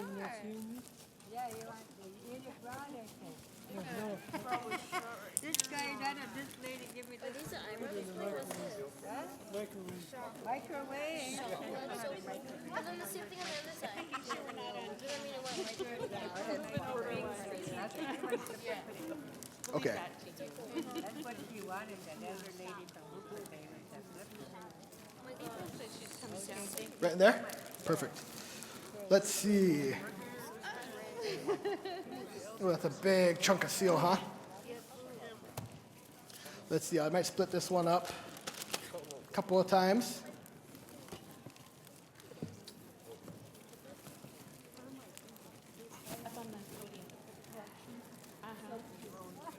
The whiskers are so hard. Yep, one of each, and then you've got the nerve, you've got the little kazoo, or blower, noisemaker. Yeah, I think we put noisemaker in your cup ones, but they can either shake them. What do you usually do with the skin? The skin, I tan it. Well, I get it tanned, and then I'll make all sorts of stuff with it. And if I would have thought about it, I would have brought up some of the stuff I make. But let's see. You look like you're hungry. Yes. Oh, feel free. I'll leave. Yay, thank you so much. Of course. Yes. Of course. That's what we're here for. All right. Shoulder blade. I might give it to someone who hasn't gotten it yet. What do you do with the spine? The spine? So let's see. Normally I toss it back into the water for the crab to eat. The crab usually eats the spine? Yeah, they do. Can I get like a... Let's see. Now we cut this little chunk of meat right here. Probably. I wonder if it still has its teeth. Yeah, it does. What do you do with the head? With the head? Usually it goes back. Really? Wow, you don't take the head? I don't. Let's see. Why? Why don't you take the head? Because I don't do much with the head. I'm sure there's a lot that you could do with it, but well, let's get the back I could totally take back the strap head. out. You know, I'm just telling you, I could. Oh, you could take the head if you. Yeah. Well, if no one else is taking the head. Oh yeah, I'm going back to it. I'm always here for Of course. just letting you know. All right, that's good to know. One's nice and blue. Isn't it so cool? Mm-hmm. So you just it's nice. Nice and pokey. Yeah. Seals eat fish and crab. And this one was full of smelt. Smelt is like a herring. It's pretty oily. Yeah. When you so normal. Can I get like fat? Okay, I'm gonna flip this guy over because it's a little bit easier to do it this way. Oh yeah. I want to feel. Oh, that's soft. It is very soft. Hey, you sharpen my knife after this one. And it's the fat that still is connected to it. I might use that Avalon. Yeah, that'd be awesome. This is starting to dull out a little bit. Cut too much bone. Why when you skin it, why do you leave some of the fat on it? Huh? Why when you skin it, why do you leave some of the fat on it? Some of the fat on this? And on the skin, Because this time I was kind of in a rush to get it done. Just want to make sure we had enough time. Sheesh. There we go. What does the tail feel like? Oh, I can feel the bone. This is its tail? Yeah. Butthole's right under it. It's so cute. Here I we want to go. crack the bone so bad. It's so tempting. And I'm still. Maybe with a joint, if he lets you. Let's see. Yeah, I can't break it. Too tough. Oh, it's so cute though. It's so stubby. Tempting. Very tempting. Butthole. Where's the butthole? That's funny. All right, let's see. We got a little more meat coming. Oh yeah, I'll get you some. Don't worry. And maybe another piece. You know what? I can totally just take the head. Just want the head? Yes, that's all I want. Okay. Let's see. Anyone else not have meat? Because I want to eat the eyes. Need some meat? Here, we got more ribs coming up I too. really just want the head. Not gonna lie. It's so fluffy. This is really small. Probably sell that for a couple. Let's see. We got a little bit of meat here. Or Let's make it a see. rug. There you go.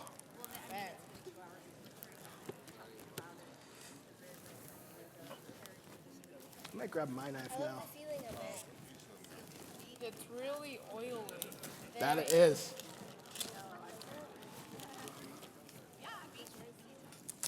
Yeah, there's a soft spot on the knuckles.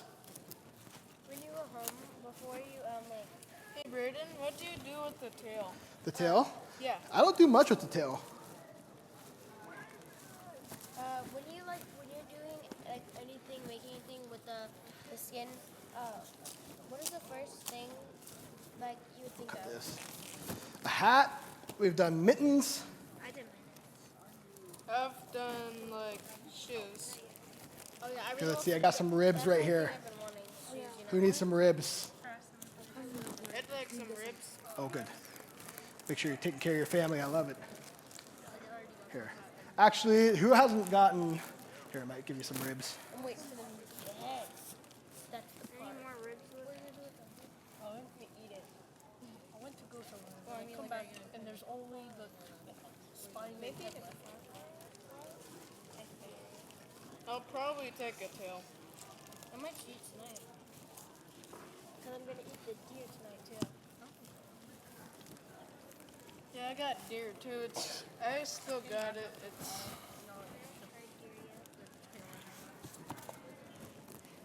Let's see. This is the hind quarter. Can these? Let's see. Is there an elder that hasn't gotten anything yet? Let's see. Not yet. Okay, we're good. I'll cut some meat off of this. Can I have this one? Oh, yeah. Feel free. Okay. I like the feeling of it. It's very soft, oily. I still like it. But if you Let's still see. Got some more meat? keep it alive, but you take the So oil I've been out here. of it. Wait, I've been gone for 20 minutes and I come back and there's only a spine. Goes quick. And I've already caught the head. Let's see. Who needs some more meat? The hat as a seal. Let's see. No, imagine having Put some seal more. as a hat. And then, let's see. Any other bags? Here. Give it. I'll take a spine. Then we got the last little bit of ribs here. By the time I left, so they were still on the outer side. I want a little bit of that. What happens if you made something with the like This is a skin seal bag. and it didn't work? What would you do? 2 minutes? No problem. This is a seal bag. Yep, okay, that's What would fine. you do if one of your projects failed with the skin? Then I'd make something else out of it.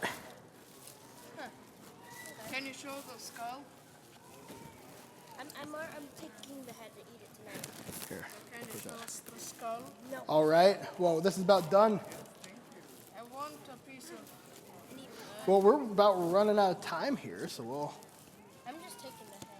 That's all I'm here for. Here. Please and thank you, sir. Well, I think we're just about picked clean here. But the head is mine. That's the best part, sir. You're the hacksaw. You're right. Cool. His name's Braden. Sheesh. No, all I know, Ooh, every one of the animal big guns. has the best part. I think it has. Oh my god. He's using a saw. There we go. Thank you, sir. Of course. All right. Here. We'll cut this off real fast, and I think we'll be good to go.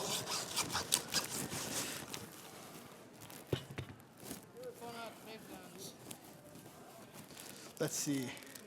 Fill your bag. All right. Well, I think we're about good here. Good Sheesh, thank you for being here, you guys. Thanks, everybody. Let's give a round of applause for our Tlingit and Haida friends who have given the demonstration. Yeah, that was. Yeah. Yeah, of course. You can't use song. Huh? This is the spirit of an animal. Oh. Everything counts.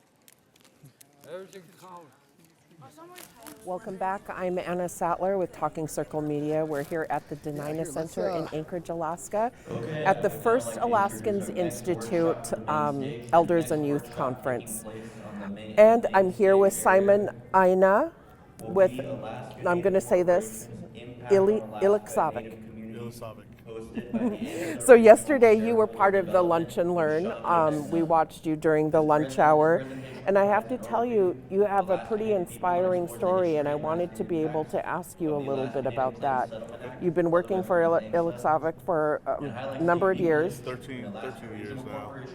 But you also got your GED there, now to your AA and then your BA. Can you tell us about that? Yeah, so I went to Barrow not thinking about college.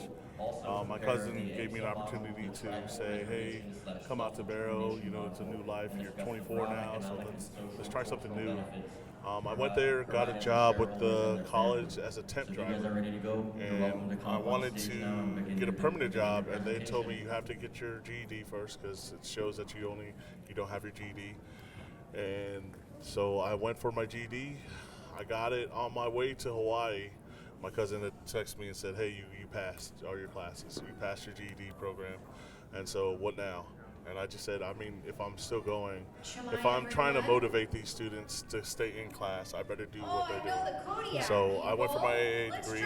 So if any student said that all classes are hard, classes are tough, I just tell them, well, I'm right there with you. I'm driving in full-time now. I'm full-time going to classes and full-time work. So I graduated in 2014. Took a year off, and then they introduced the bachelor's program. And then I said, you know what, I might as well go for it. Since I'm here, let's do this. And then during that year, 2018, my mom passed away. And then I stopped for a year. And then following that year, I came back. I left Barrow for a year, or like 10 months. Moved back to Anchorage here to take care of my dad with my siblings.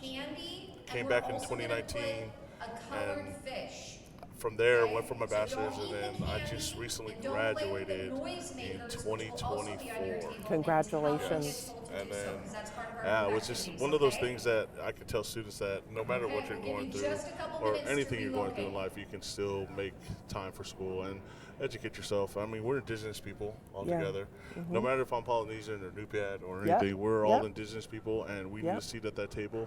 They can take everything away from us, but they can't take away your education. They can't take away that I'm a tribal student.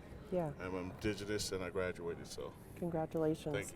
Exactly, and exactly why I wanted to interview you. I mean, you know that historically, there's often been a little bit of a stigma when, you know, for people that got their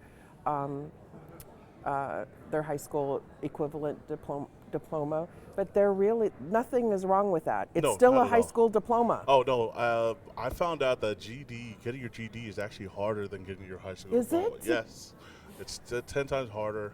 I think folks just think like, oh, I'm just going to drop out of high school and get it. No. And my story was different because I didn't pass the HSGQE, the high school qualifying exam. It was a math portion, but around the time I got the GED, they had sent out an email or like a letter saying that if you didn't graduate because of this, due to this portion, but you graduated with attendance, you can get your high school diploma. So now I got my high school diploma and my GED. Yay! Plus so I got it all. So, but the GED is harder because it's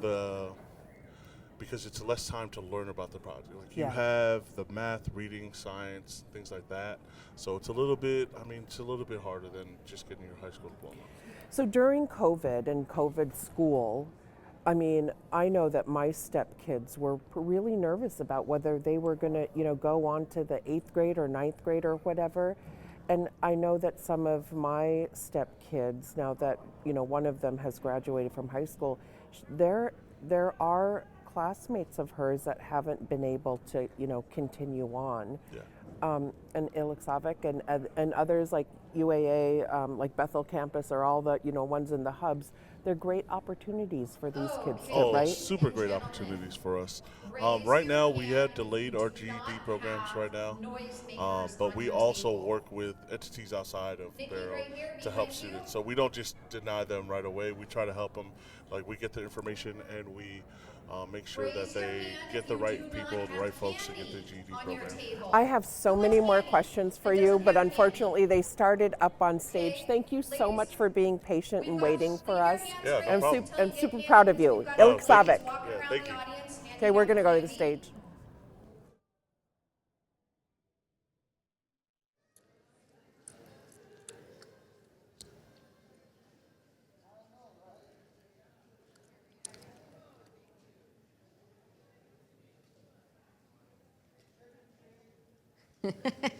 He needs candy down here.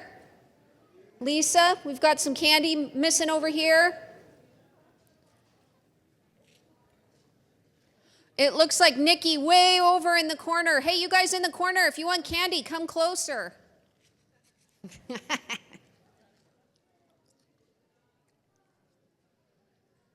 Is there anybody who does not have a fish on their table? Your fish is going to look like this, but it might be red, yellow.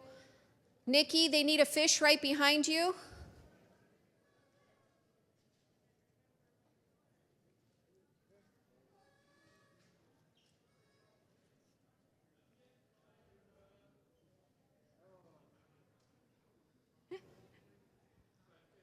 Okay, ladies and gentlemen, are we ready to get started?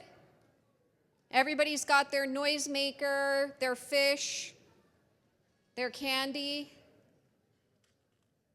Okay. Chumai chi Shauna Ilanka Achunach Miot Chali Port Lions Mek. Hello, my name is Shauna Hegna. My family is from the villages of Port Lions and of Fognac. For those of you that aren't from the Kodiak region, that's where my villages are at, is on Kodiak. Today, I serve as the president of Koniag, the regional corporation for Kodiak Island.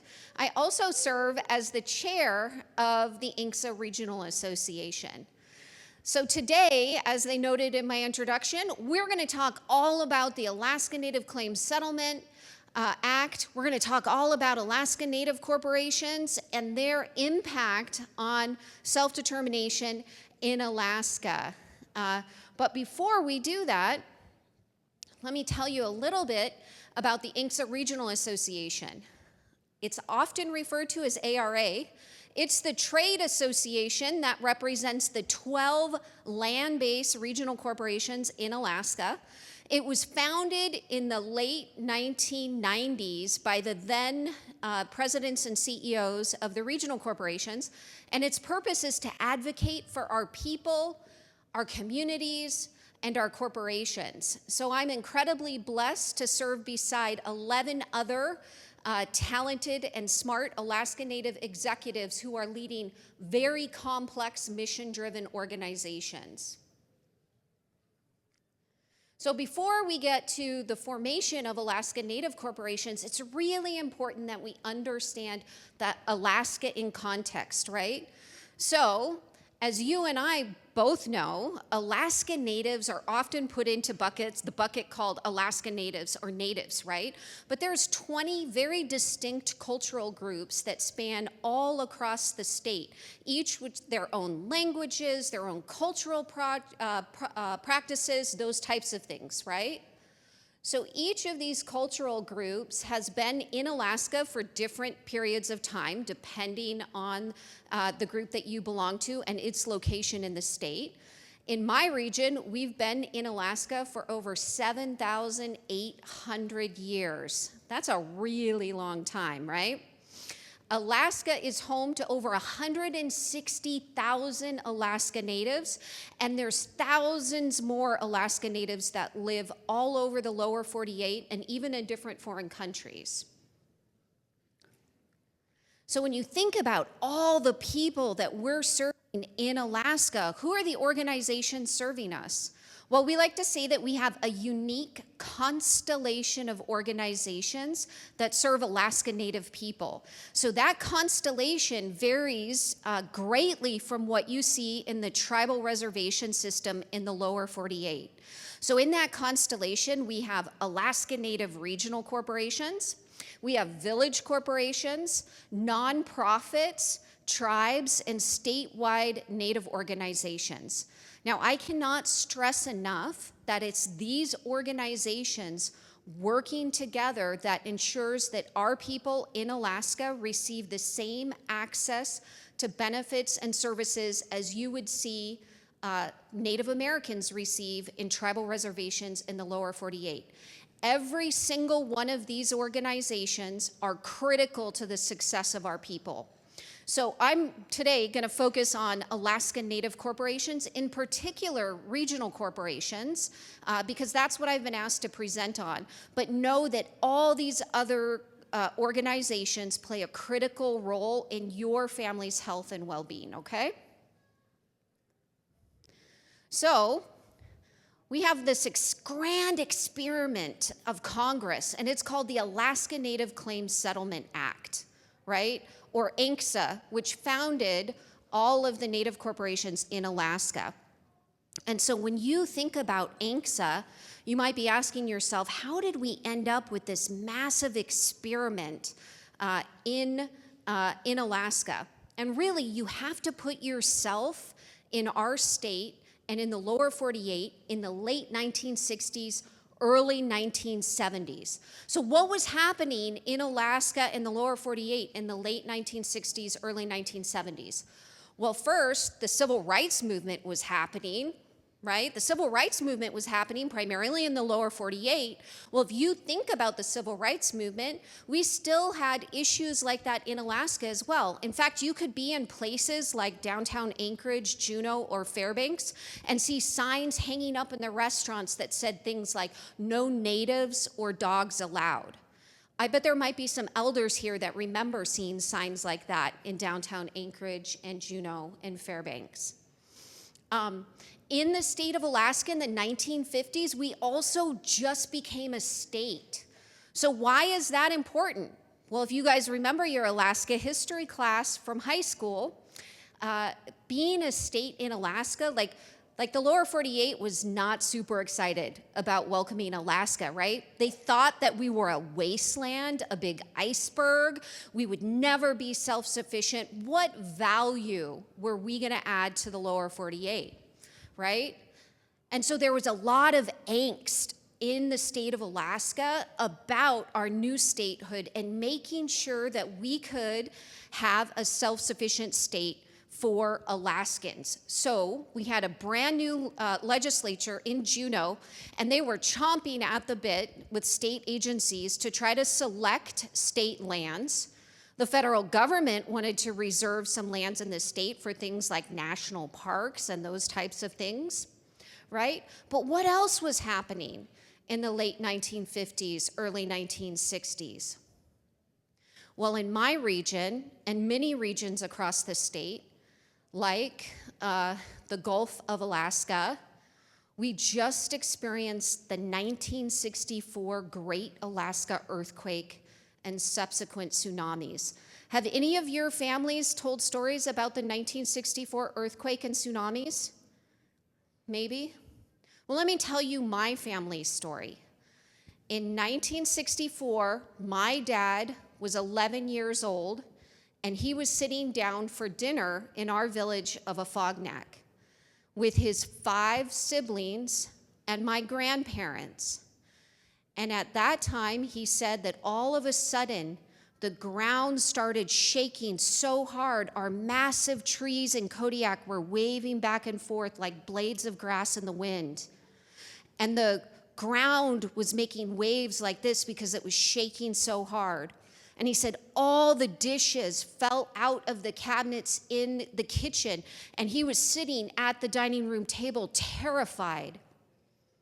And shortly after the earthquake hit, the CB radio, he heard a voice come over there and somebody said, tsunamis are coming, get to higher ground.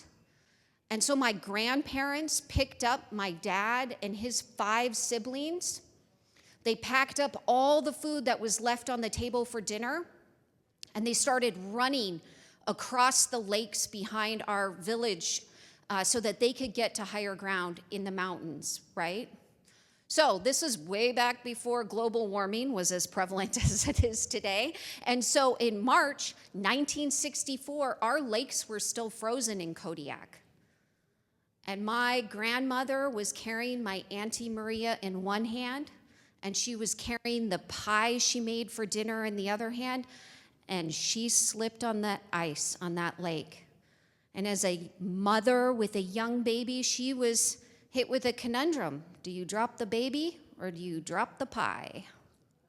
What do you think she chose? The pie, that's right. My dad will tell you that as an 11-year-old boy, his most vivid memory of the 1964 earthquake and tsunami was the fact that he could not have pie for dessert when he got to the side of the mountains, right? So it's all about perspective. After hanging out on the side of that mountain, my entire family came down to find that their house had been destroyed. It was no longer could be lived in.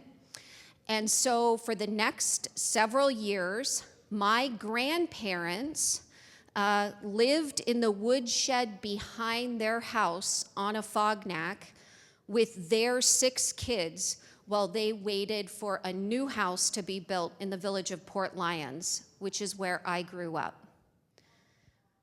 Ladies and gentlemen, if you think about the Alaska Native Claims Settlement Act and the formation of Alaska Native Corporation, that moment in time, the moment that my grandparents were experiencing the '64 earthquake and living in a woodshed and preparing to move to a new village, that is the life that many of our communities were living in at that point in history.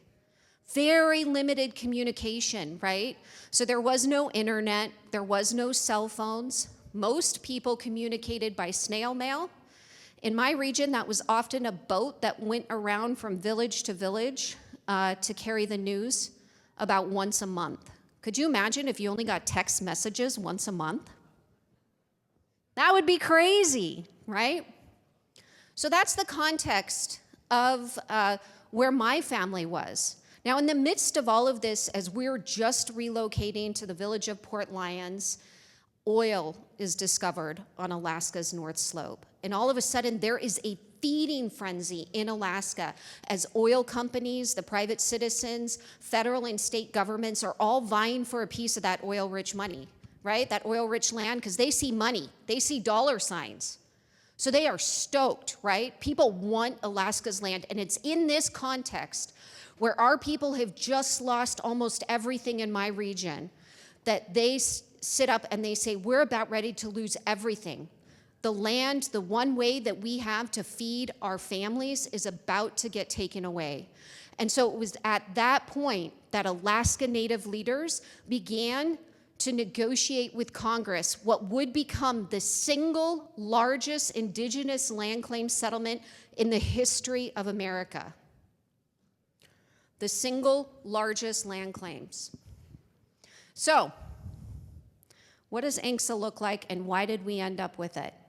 The other thing to put in context when you think about ANCSA is not only all this timeline, but the public perception of tribal reservations in the late 1960s, early 1970s.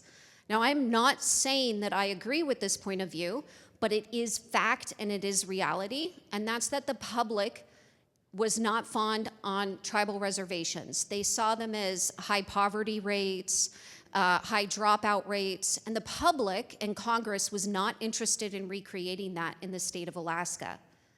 Now, Native leaders in Alaska at that time were also not interested in that.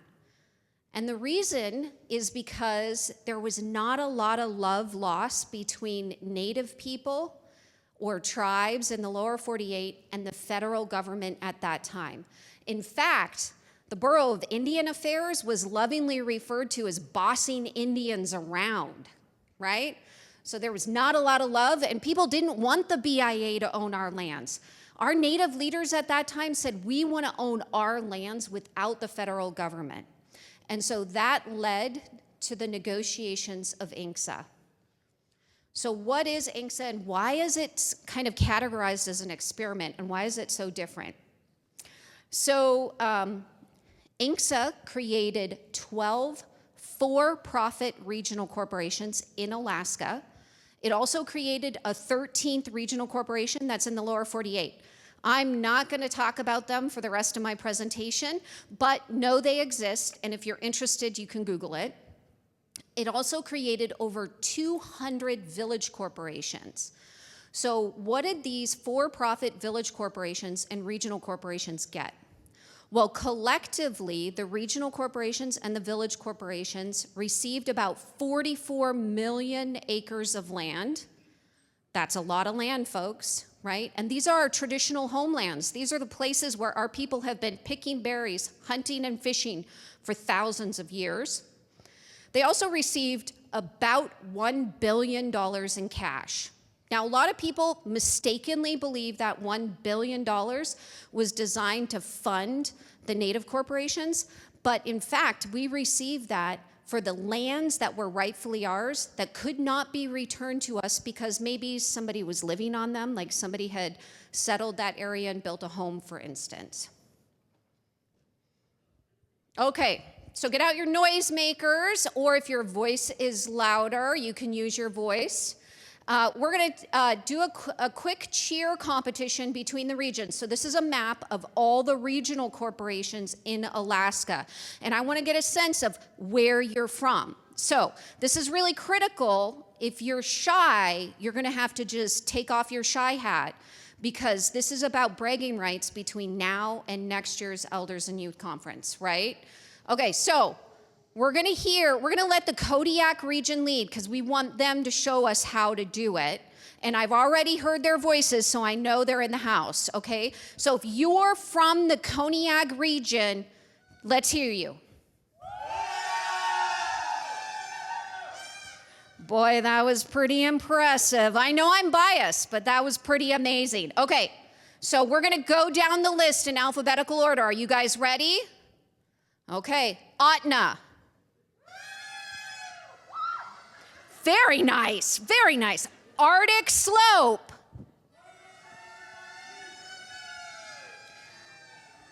Oh boy, we might need to try that again. One more time, Arctic Slope. Oh, I heard that. Very good, very good. Okay, the Aleut Corporation. Where's our noggin? There's no noggin here? They got pooped out from gutting a seal, I guess. Okay, Bering Straits. Very good. Okay, Bristol Bay. Oh, that might be a contender. I don't know, that was pretty good. Chilista. Very good. Chugach, Alaska. Oh, small but mighty, you guys tried, I love that. Okay, Siri. Very good. Now, Doyon, you got a lot of landmass, so you better represent. Are you ready? Doyon. Okay, that was okay, I was expecting more. Nana. We should have got you guys louder noisemakers. Okay, and last but certainly not least, Sealaska. Very, very good. Okay, who do we think won? Doyon is saying Doyon. Kodiak, we think Kodiak won? Yeah, should we make him try one more time? Let's hear from Kodiak. Yeah, I'm totally biased, but I think they won. Okay, so who are the shareholders of Alaska Native corporations? Well, shareholders are really unique. First, that's not our word. That's the word that Congress gave us. But shareholders are the people who own the Alaska Native corporations. So shareholders, the original shareholders, were the people that were alive when ANCSA was passed. So they had to be alive on December 18th, 1971, and they had to be 1/4 blood quantum or more, and they had to have ties to a region or a village in order to enroll in that region or village. Now, it's really important to remember that as Alaska Natives, you didn't automatically enroll in a regional and village corporation. You had to choose to do so. So you had to take the time to sign up, and if you did, if you chose to enroll in a region and a village, you received 100 shares in both, right? The other thing you have to keep in mind is that our shares cannot be bought or sold. So some of your parents might own stock in like Apple or Google or other stocks that can be sold on in the stock market. But Native Corporation shares, nobody has gone public with their shares, right? Now there's one more way that descendants can, well, there's a couple ways descendants can get shares. So if you have a parent that's alive, they can gift you shares, or a grandparent, for instance. You can also inherit shares from a relative. And then the third way is open enrollment, which I'm going to discuss in a minute. But when we gift shares, so for instance, you can tell that I'm way, way too young to be alive in 1971. Right? Yes. I'm way, way too young to be alive in 1971. So I'm not an original shareholder. So I got my shares in Koniag because my father gifted me some, and I received shares in my village corporation because I inherited shares from a close relative who passed away. And so those are options for people that weren't alive when the act was passed, but the other is descendant enrollment or open enrollment. So in 1991, there's these things called the 1991 amendments. They're incredibly complicated. I am not going to go over all of them in the interest of time, but one of them that's really exciting is that our Native leaders fought to allow Native corporation shareholders to vote to open enrollment to their descendants, right? And so you can see up here on the screen, 9 out of the 12 regional corporations have voted to open enrollment. So for those of you that are from Bering Straits, Chugach, or Bristol Bay, huge shout out, because your regional corporations just voted in the last 2 weeks to open enrollment to your descendants. Yeah. Very, very exciting. Okay, so who owns the land in Alaska? Alaska Native corporations own the vast majority of private lands in Alaska, and the rest of Alaska is mainly owned by the state and the federal governments. So if there's something, if you forget everything else that I said today, if there's something to remember, it's Native lands are not public lands. I'm going to say that again. Native lands are not public lands. So if you're in Montana and you want to go deer hunting, would you just like hop a rancher's fence and like go shoot a deer on his property? What do you think would happen to you?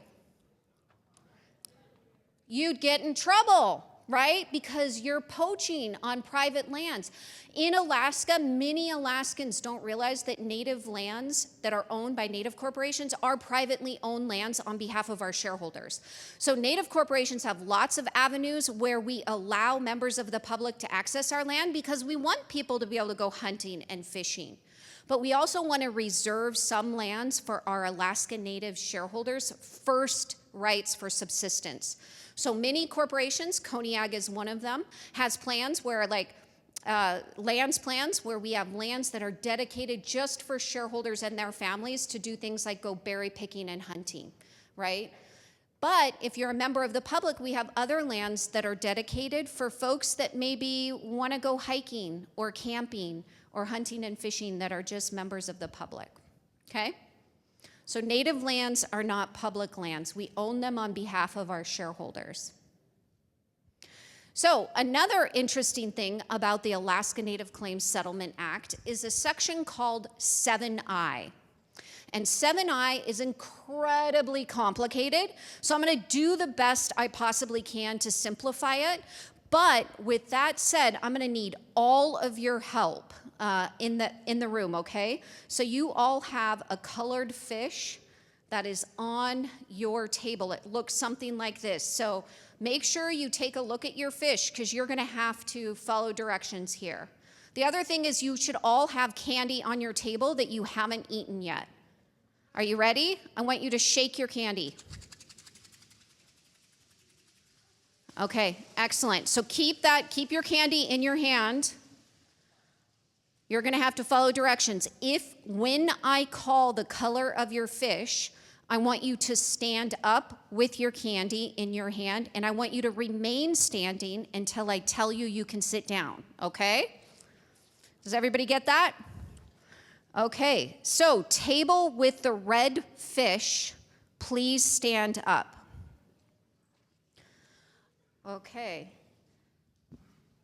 This table represents my regional corporation of Koniag, and they have harvested timber on their ANCSA conveyed lands. So the lands that they got through ANCSA, and Congress in ANCSA requires Koniag to give 70% of the money they make from that timber development away to the 11 other regional corporations in Alaska.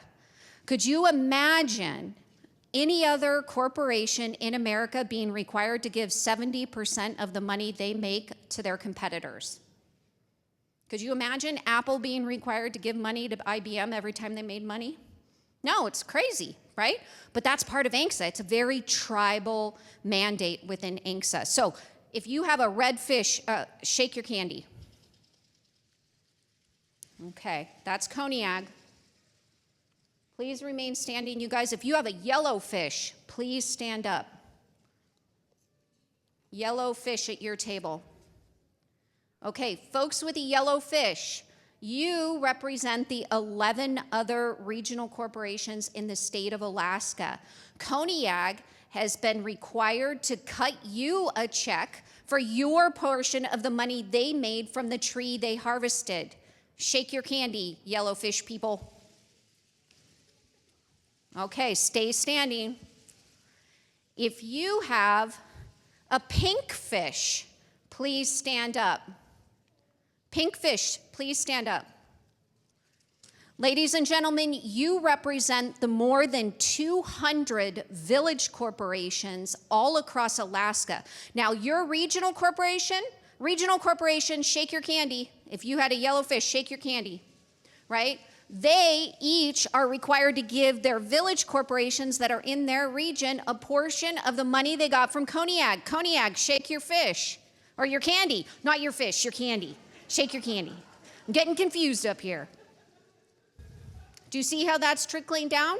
Now, village corporations, you might get your money and you might say, hey, like we are gonna fund college scholarships and we're gonna fund a community farm, and maybe we're gonna use some of this money to keep the lights on in our company.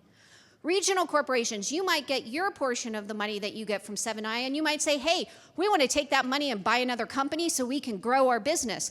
Or maybe we're going to put that towards dividends, right? Your boards of directors decide what you do with that money. Stay standing. If you have a blue fish on your table, please stand up. Blue fish, ladies and gentlemen, you represent the shareholders, the Alaska Native shareholders who forever, whatever reason, we don't know your reason, but you made the choice to only enroll in a regional corporation. So your regional corporation is required by law to send you a check separately for the money they would have sent on your behalf to a village corporation. And you get that money and you might use it to buy groceries, you might use it to pay gas or to pay your rent. If you have a blue fish, shake your candy. Ladies and gentlemen, everybody shake your candy. Everybody in the room.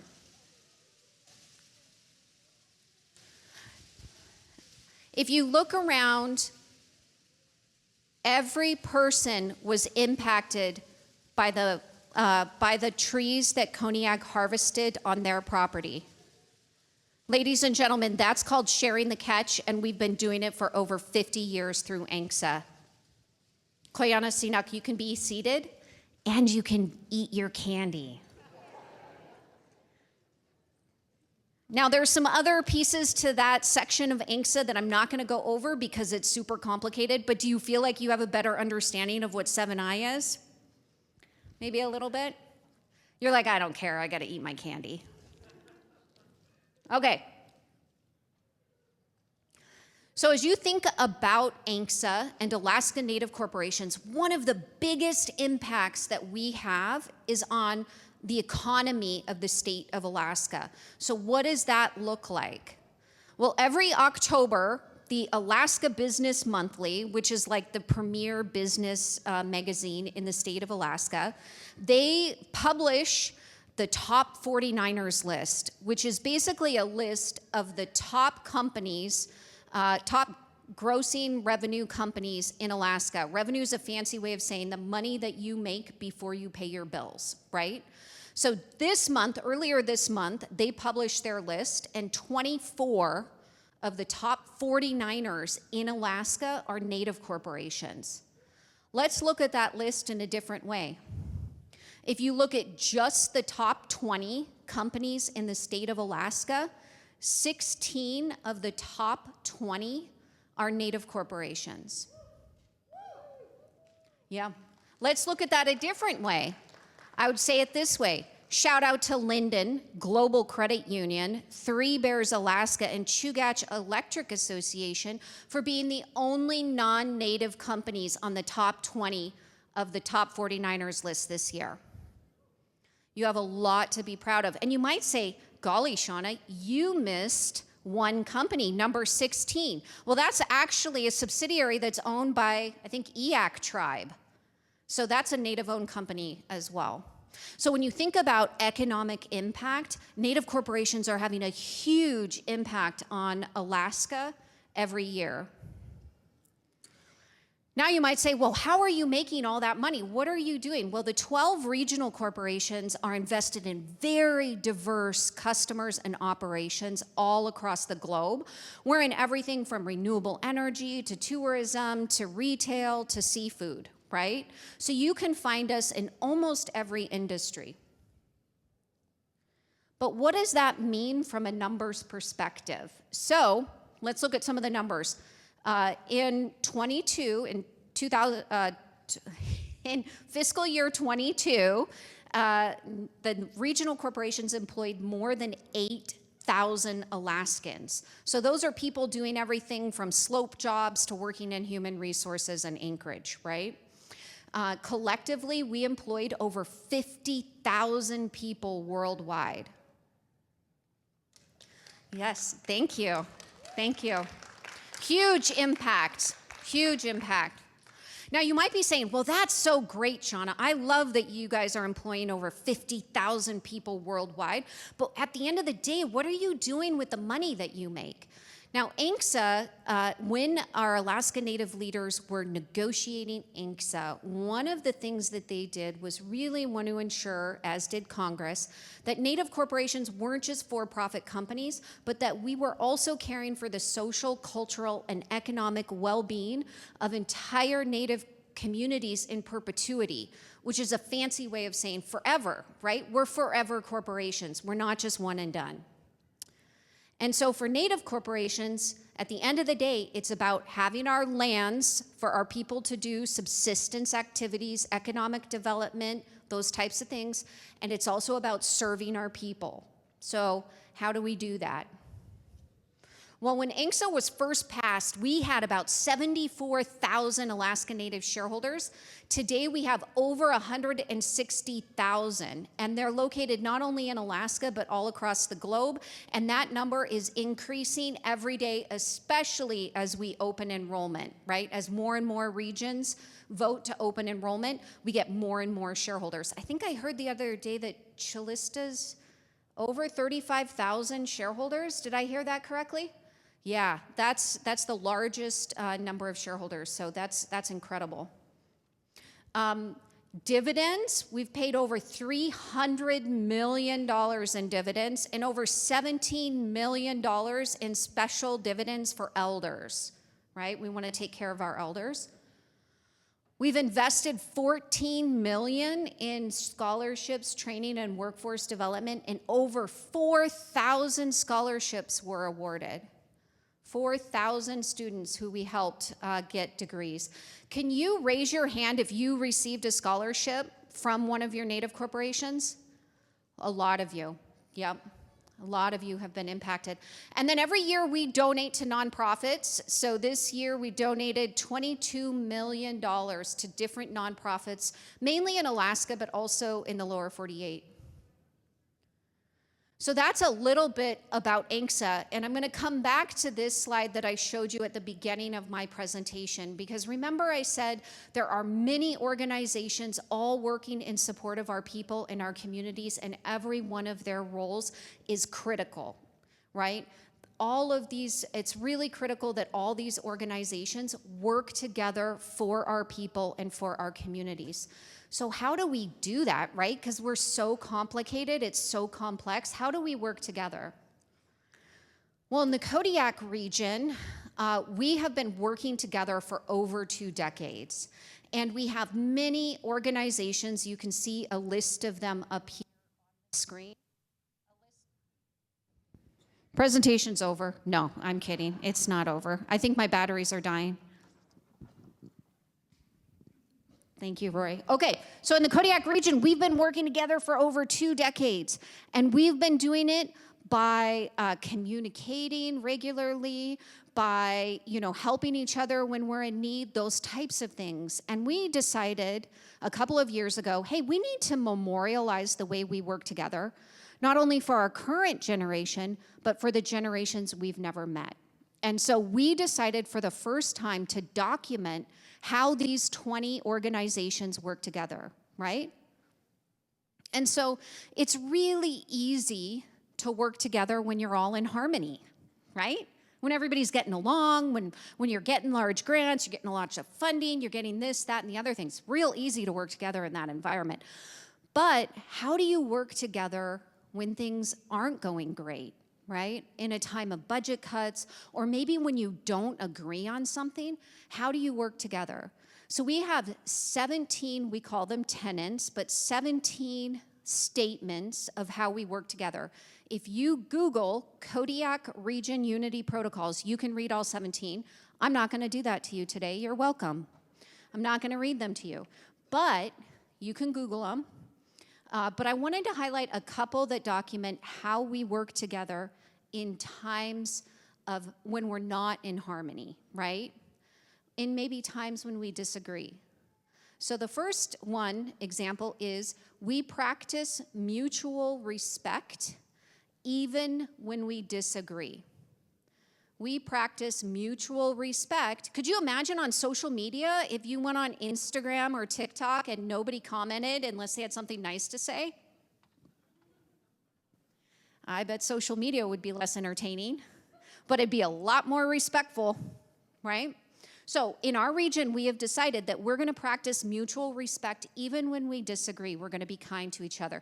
Just because you disagree does not mean you have to be disagreeable. Another example is we recognize that compromise is often needed, and we must be willing to change our mind or adapt to the common good. So nowhere in our tenets does it say my way or the highway. It says, in fact, sometimes we have to change our mind and we have to compromise because we know it's in the best interest of our region and our people, right? So ladies and gentlemen, in an incredibly complex environment, that's how the Kodiak region has been able to work closely together and successfully together for over 20 years. So I'm going to break you guys into small groups, but before we do that, do you guys have any questions about ANCSA, Alaska Native corporations, my presentation? It looks like we have a question in the back there. We're going to get you a mic.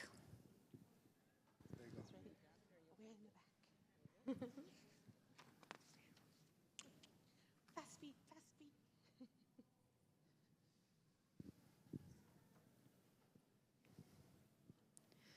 Nikki's going to get Thank her you. steps in. Go ahead.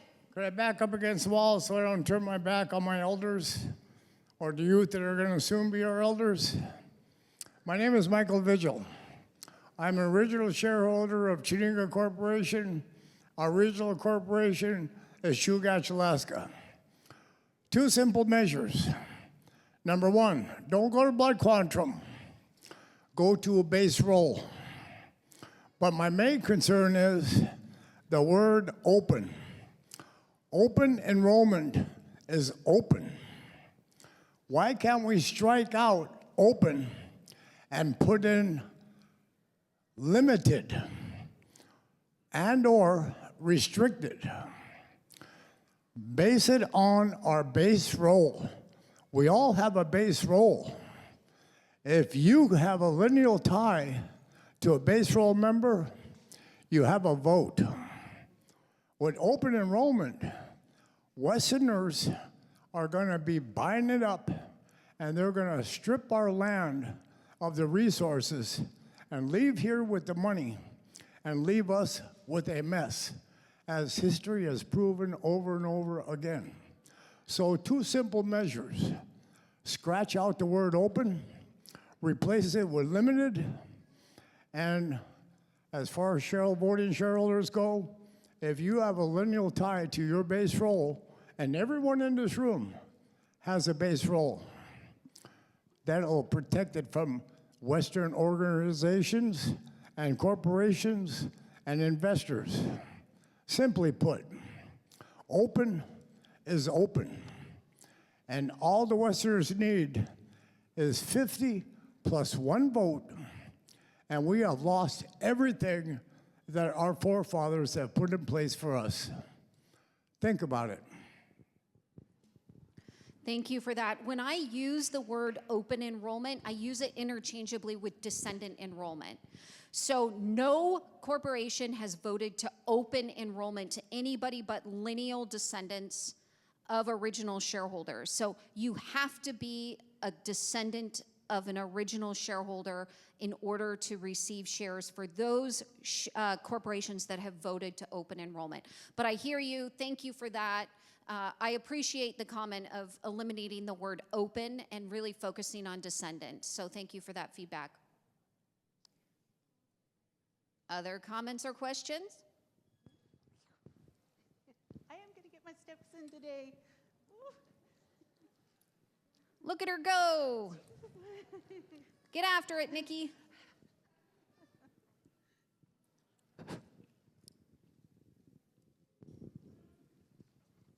Hi, my name is Benjamin Danny Cornell. I noticed you didn't discuss urban. Urban's a little bit tougher because you got Kodiak, Kenai, Sitka, and Gold Belt and Juneau. That's a little bit tougher to be in urban because that's 0 7i money. And I found it interesting you didn't touch on that. So it's a lot tougher to be in urban. And I thought Kodiak was urban. Yes, you're correct. Remember when we were doing the 7i discussion and I said, hey, it's much more complicated, but I'm going to simplify this with some fish. That's what I meant. One of the things is urban corporation, if you're a shareholder of an urban corporation, which is in just a handful of cities, which includes the city of Kodiak, your corporation does not receive 7i funding. It goes directly to the shareholders the same way that we do for other shareholders who don't have village corporations. So it's a little bit complicated. I know the summary is we're complicated, but thank you for that. Thank you, and we're Gold Belt. Thank you. Yeah. And Gold Belt is one of the handful of the urban corporations, correct? Yep.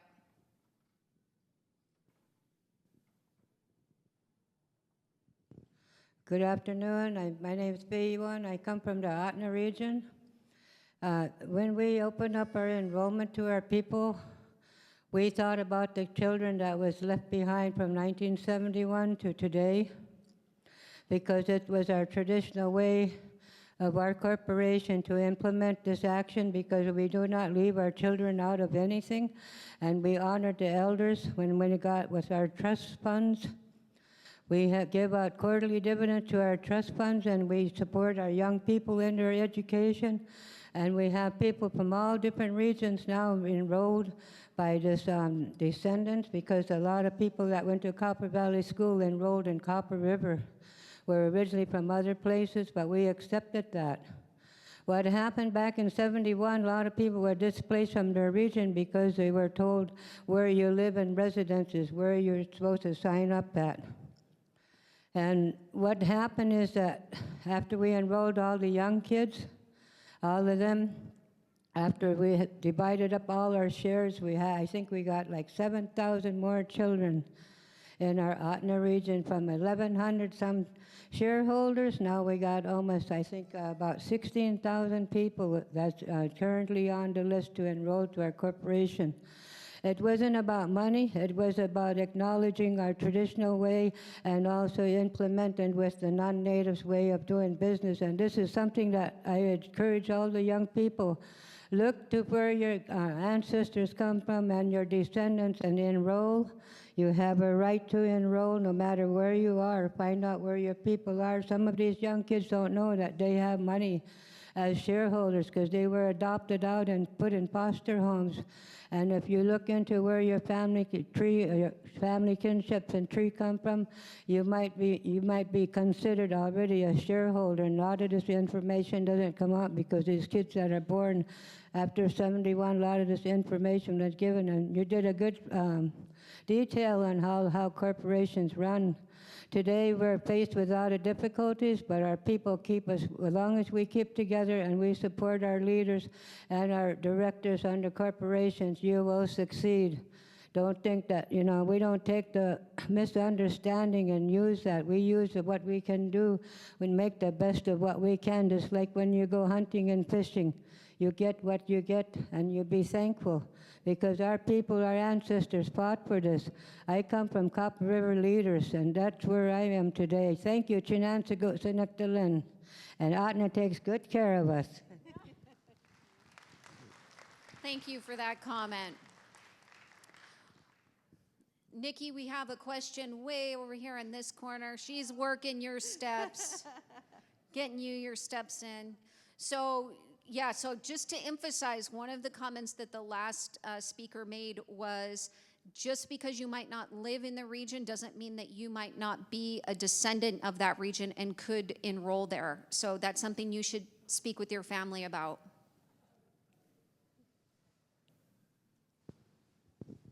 Hi, Shauna. I'm Michaeline Stefan with the Cook Inlet Natives region.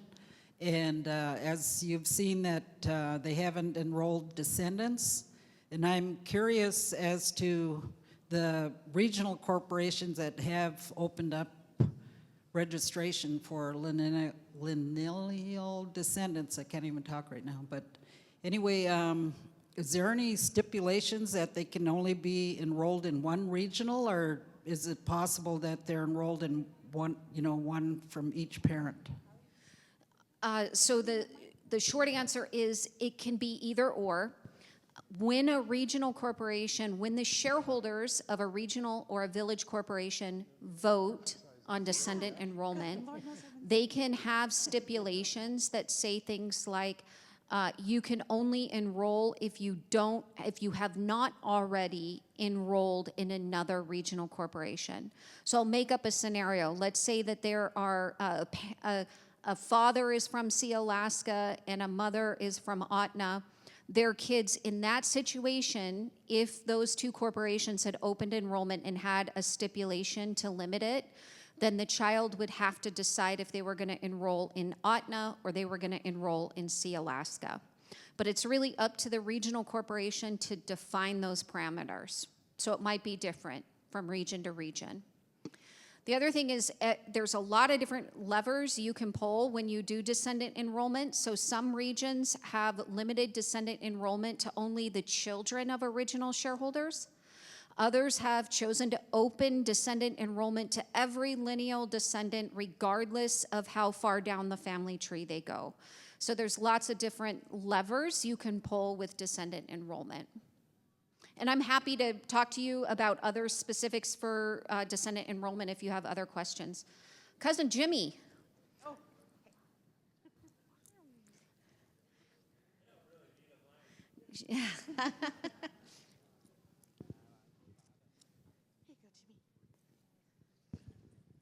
Yes, when you open the enrollment, and you're going to do descendants that were born after 71, what about the ones that now are shareholders that were gifted shares and they were born after 71? Are they still eligible? There's different ways you can do it, but the short answer is yes. So, for instance, you guys all remember during my presentation, I told you I was not alive when the act was passed, so I have shares in Koniag and a Fognak. Well, if Koniag chose to open enrollment, because I am a descendant, I would still receive shares in this example. Yep. Other questions? Do you know if there's any like lesson plans or like units that have been developed to teach high schoolers about this as like a longer, more in-depth, like just they could go over more details? Yeah, there are some available online. I think it's under Alaska Cool. Maybe they had a couple of lessons. I know myself and other Alaska Native Corporation leaders often, when we get invited, go in and speak at in Alaska history classes, for instance. So I would say reach out to the regional corporation in your region, because my guess is if they're not already volunteering to speak, they know somebody who can come in and do that. One more.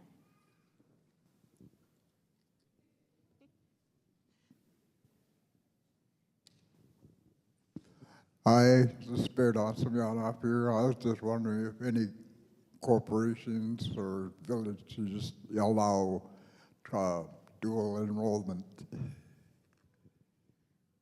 Dual enrollment between, yes, you can have both corporation, you can own corporation shares in multiple regional corporations through inheritance or gifting. You can own shares in multiple village corporations through inheritance and gifting. When corporations open enrollment, they often make the descendant choose if they're going to be in one or the other. So only for shares that they receive through descendant enrollment, not for shares that are received through gifting or inheritance. I know that's super complicated, but we're complicated people, folks. Okay, is that it for questions? Okay, let's move on to small group activities. So what we're going to do is we're going to break you into small groups. This is your opportunity to share your thoughts with us. So I've got 3 group questions up on the screen, and then we have a youth-only question and an elder-only question. So what I'd like for you to do is we're going to break you into small groups. Raise your hand if you're a volunteer facilitator. We've got a whole bunch of us, okay? So what we want to do is break you in. Maybe if you're in the front row right here, if you can meet over here with the lady with the salmon-colored t-shirt. Can you raise your hand? Let's go over and sit by her. You're going to get a facilitator. The second row, if you're in the table on the second row right here, can you raise your hand, Allison? Go sit by Allison. That's going to be your group. If you're in the row, the third table row, do we have somebody? Third row. Maybe this table, 2 ladies right here with the blue shirts on, right here. Lisa, raise your hand. Yes, by those ladies. If you're in the third row, the lady, you're going to go to that table right there by those ladies in the third row, okay? And then if you're in the fourth row, right here, the fourth row, Mitch, can you raise your hand? Right there. Mitch, you got to keep your hand raised. I'm using you for the place where people are going. Okay, if you're in the fourth row, you want to go stand by Mitch. Okay, if you're towards the back, if you're in the 2 rows back there, there's a lady with a black shirt right there. She's not seeing me. Lady with the black shirt right there. Yes, go and sit by her if you're in the back couple of rows. And I want you guys in your small groups to answer these questions.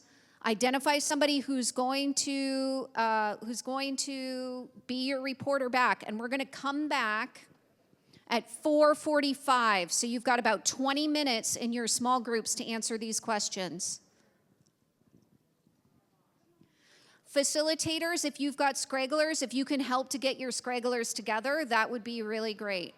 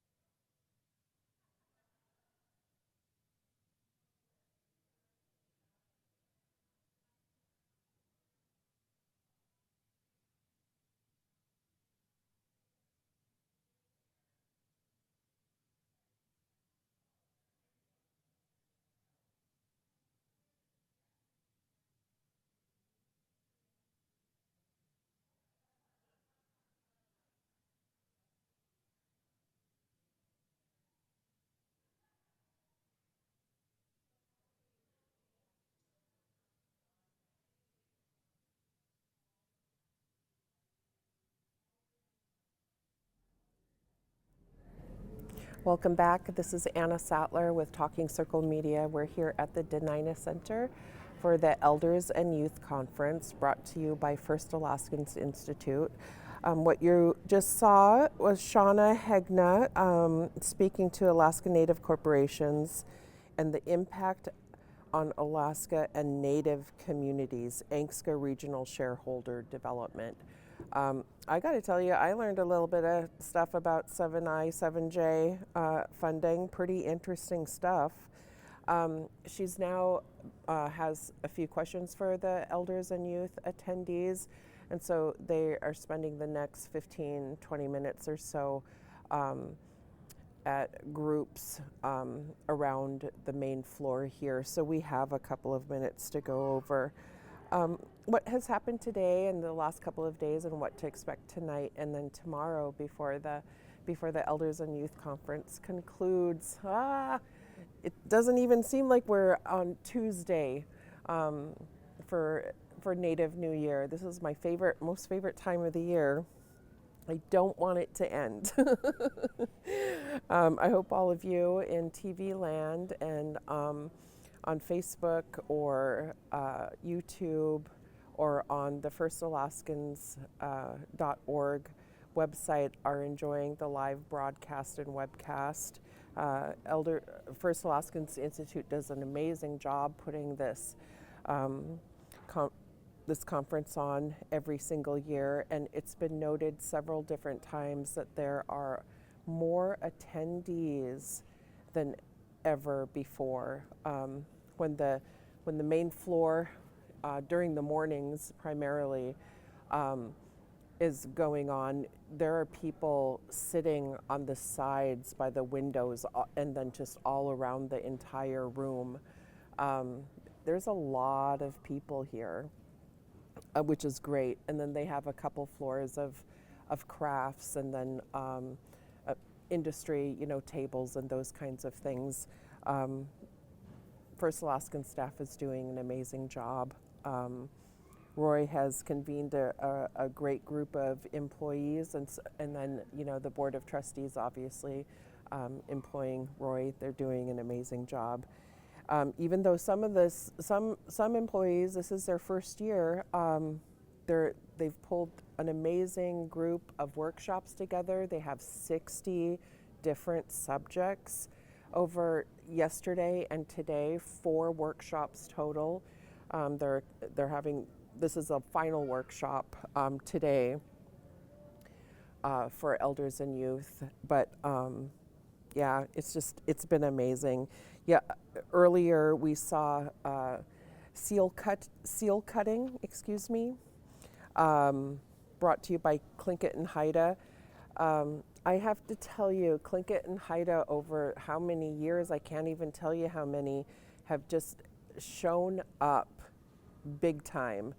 Seals, fish, salmon, I mean, they come in here in droves and they are educating a lot of people. If you were able to watch, you could see how many people were to the left of the stage.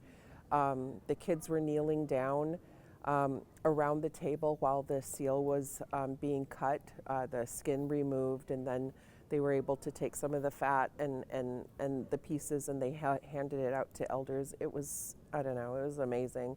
They did say that they were going to tan the hide and bring the hide back next year for elders and youth. I can't shout out enough to Tlingit and Haida for being this involved. They're also a sponsor.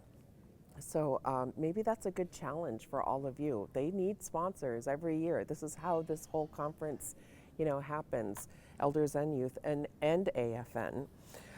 Let's see here. So we're scheduled to conclude at 5. It's about 4:30. Tonight is the teen dance. And again, you have to be a registered participant and you have to go with your chaperone. So next year, kids, make sure you, work with your school and you come in and are a registered participant. If you've been watching over the last couple of days, you'll see that a lot of the leaders have started out here at Elders and Youth. I mean, Ben Malott started out here. I mean, there's, super long list. This is where you get to network and meet people from other regions, but also just be able to learn and interact and see and talk about all different kinds of subjects. And as a villager, I just want to encourage all of the villages, hubs, everyone in rural Alaska to come and participate. We need your voices here as well. And we definitely have them here, but I just want to encourage village Alaskans to definitely come into town, come and follow us here, maybe at the booth. There's other opportunities, in the workshops to be able to find mentors.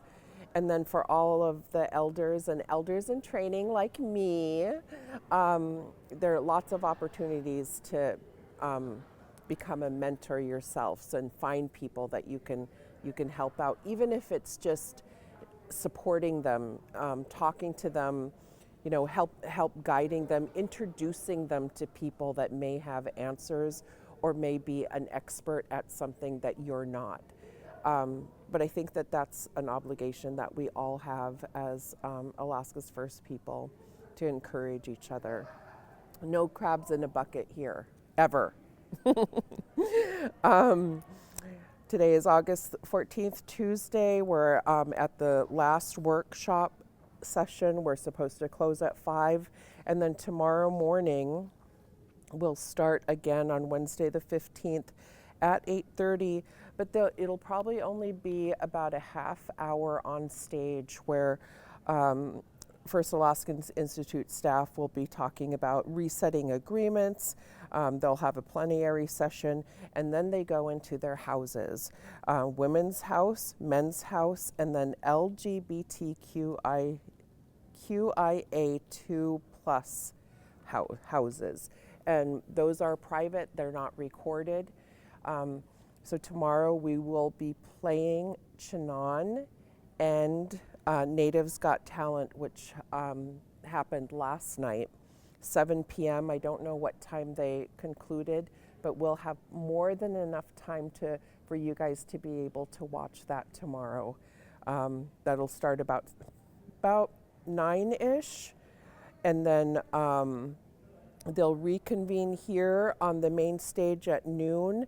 They'll have a dance group and a closing ceremony, and then 1 p.m. they're done for 2025. I'm always so sad and so happy. It's been a great couple of days. So today we had Wilson Justin as the elder keynote. He did an amazing job. Yesterday was Charlie Corthius from Bethel. Her mom at least is Vivian Johnson, who runs ABCP, but who I've known for decades. Hi, Vivian, if you're watching. Our conference guys, I have to give them a shout out. Laurel Fate Sullivan, the granddaughter of the late Mary Jane Evans Fate and Hugh Bud Fate, but also Julie Fate Sullivan's daughter. I think we all know who she is.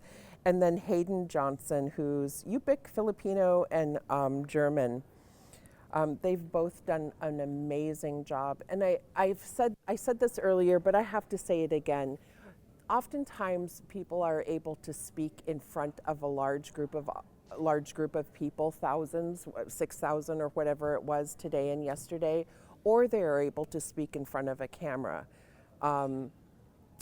Sometimes you get nervous, either one. These two conference guides have been doing an amazing job on stage, and we interviewed them here Monday, and they did an amazing job here. I just have to give a shout out to them. So for all of you in rural Alaska, if you want to be a conference guide, come into town, register for elders and youth, participate, get your name out there, do these kinds of things, and then you can intern for First Alaskans. First Alaskans Institute does a lot of things all year long. I know that the most recognition they get is for elders and youth, just like AFN, but they're busy all year long. Come in, introduce yourself, let's network, and you'll find plenty of support in First Alaskans and in the general public here with all the elders and youth. Ooh, I have an interview, yay!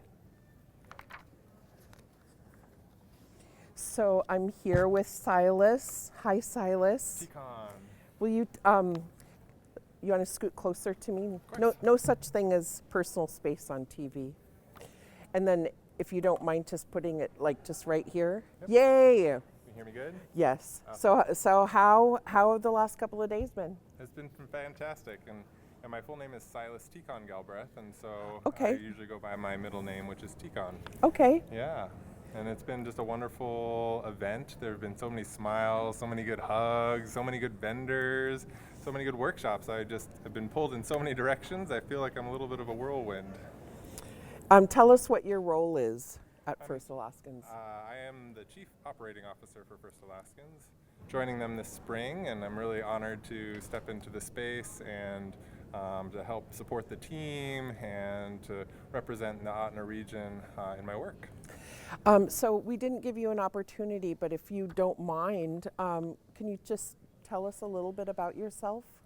Sure. Like I said, I just joined First Alaskans this spring as the Chief Operating Officer. I grew up in Fairbanks, between Fairbanks and Mentasto, where my family is from. Okay, small groups, you've got about 5 shareholder. minutes to finish your work, so make sure as part my of clan that is you the Siskiyou identify clan, someone who's gonna report out and for you really on the questions, okay? growing up in Fairbanks, I grew up in the woods, and so I really found a passion for the woods and the hills, dog mushing with my dad, and to have the opportunity to step in this space and translate those experiences to supporting our youth and their development and putting that work into policy just feels like this really meaningful opportunity for me to lend my experience and contribute to the good work happening across the state. Very well. You're a great communicator. So tell us what your most favorite thing out of the last couple of days has been, workshop-wise or just anything. Absolutely. You know, I really learn best with my hands, and to be able to participate in the hands-on workshops, to see the processing of duck, seal, deer, salmon, and to do it, not just watch, not just hear it, but to put my hands on the different animal relatives and to gain that experience firsthand here in town, in Anchorage, to have our culture so strongly represented. That is the most powerful thing for me being here at the conference. I have to tell you, I think that most of the participants feel the same way, because the seal cutting that happened here, that was very well attended. Yeah, the room was full. All of them are very full, right? I think we consistently see that, but I'm also so grateful to see all the resources coming from the many partners and programs across the state, the nonprofits, all the opportunities for youth to engage and to learn about careers, from engaging directly with tradesfolk that are doing hands-on workshop with working with drones, and to engage with the computers and the technology that they're using on the slope and in the mines, and just to really see all the options that support their lifestyle, being in place, being in their communities. It's really just powerful. Yeah, we were talking a lot about that because the last work session, or no, the last lunch session, ATHC was up here, but you had the oil and gas downstairs. But there's job opportunities all over for training. You could work for an electric utility and travel all over, do wind technician school. ATHC does a myriad of things beyond health, right? Absolutely, yeah, and I really believe that, you know, if you think about what you want to do, what skill you want to master, then you can think about how you want to apply that skill, whether it's in healthcare or protecting subsistence. You know, we need people who can communicate. We need people who can do the work, do the engineering, and so you can build a skill and then apply it to your passion area. And I feel really strongly about that for our youth to have that experience. Right? Yep. So we have a few more minutes here. Is there anything else you'd like to cover? I think it's so wonderful. I have had so many hugs, you know, from so many aunties, so many relatives, and it's just really this fills my cup to have this connection. And, you know, as much as we can highlight the programs and the resources here, it's really about the community, the connection, and the celebration of who we are and how we're thinking about the next 10,000 years and what's possible. Right. So beyond Elders and Youth Conference, what else does FAI do during the year? So Elders and Youth is a whole organization lift, you know, to put on this big event. Everyone's involved, but we have two really prominent programs: our Indigenous Leadership Continuum, and we offer internships in the summer, and as well as fellowships for opportunities to engage both in Juneau and DC, and on specific topics related to subsistence. And so we pursue funding to allow for those fellowships for that deeper dive into the topics that matter for someone who might be further along than just getting introduced to the professional realm, which is really the internship program. You know, it's a 10-week intern. We place them with our partners across the state, and they get the opportunity to explore something that they're passionate about in those 10 months, or 10 weeks, excuse me. 10 weeks. Yeah, 10 weeks, not 10 months. It's a 10 weeks internship program. Who are the partners? This year we had folks at KNBA, we had an intern placed at Donlin Gold, we had somebody at Trailside. So really we work with the interns to see what their interests might be, and then reach out to our partners in the community to see if they're willing to support and take on an intern for the summer. So if an organization wanted to become partner, could you explain how they might do that? Please reach out. You know, info@firstalaskans.org is a great way to connect to any one of us as well. And I do want to highlight that we do also have the Policy Center where we receive a lot of feedback from our community and during Elders and Youth and through the resolution process that's a part of our process here.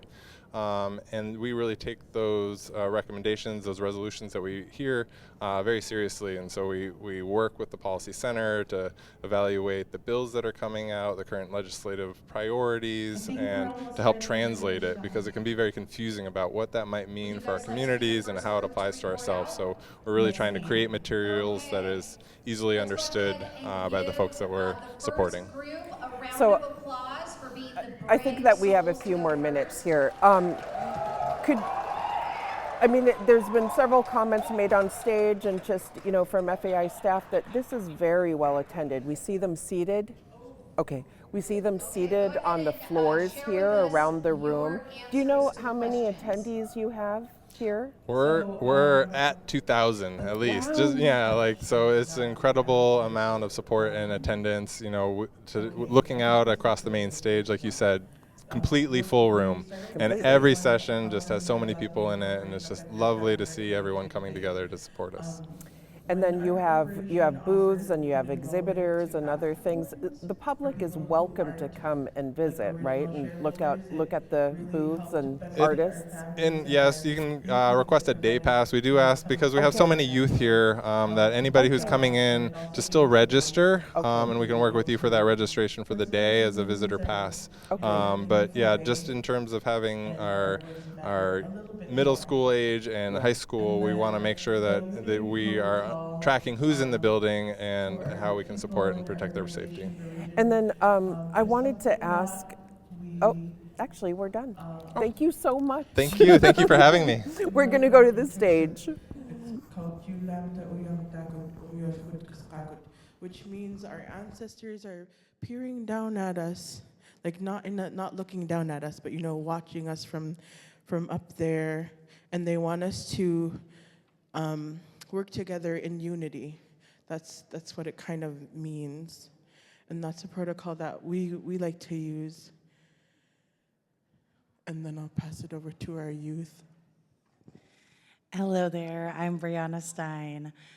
If I could share one message with our regional corporation leaders, I would share, as an afterborn without land, how do we build homes and how can we build homes in our villages?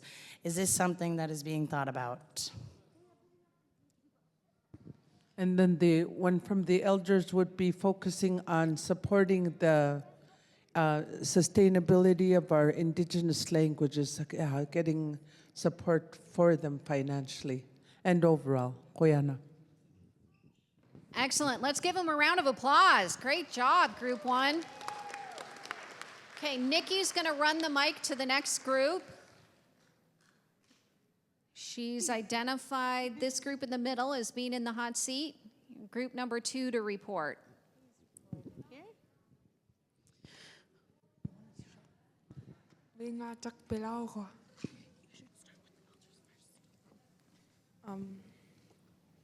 Is that the last? I just say it. So for the elders, we have honest love and kindness, the only way to move forward, and to abolish blood quantums, no need to bring it up or vote. Kodiak 70% is 16th or less. What does that say? For youth, remember what the elders told you when you were young? Have more elder and youth activities and share more. Be strong and fair, being straightforward.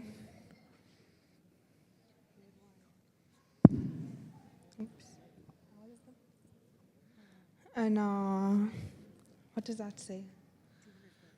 200 village corps, residential corps. How land was, what does that say? Distributed with corporations and people. Teach about land allotment and groups. Government, 70 and 30 cents. 7I and 7J, how that broke out. and favoritism with village regional corps. What does that say? Nepotism, no desire to help, greedy with money, lots of effect with village and helping when asking. Regional has more job opportunities and scholarships available. They don't help for nothing. Help elders, women, and children with housing. All voices are heard, from rich and to those who are quiet. Providing resources that don't have the right resources. Be nice, respectful communication, don't get mad.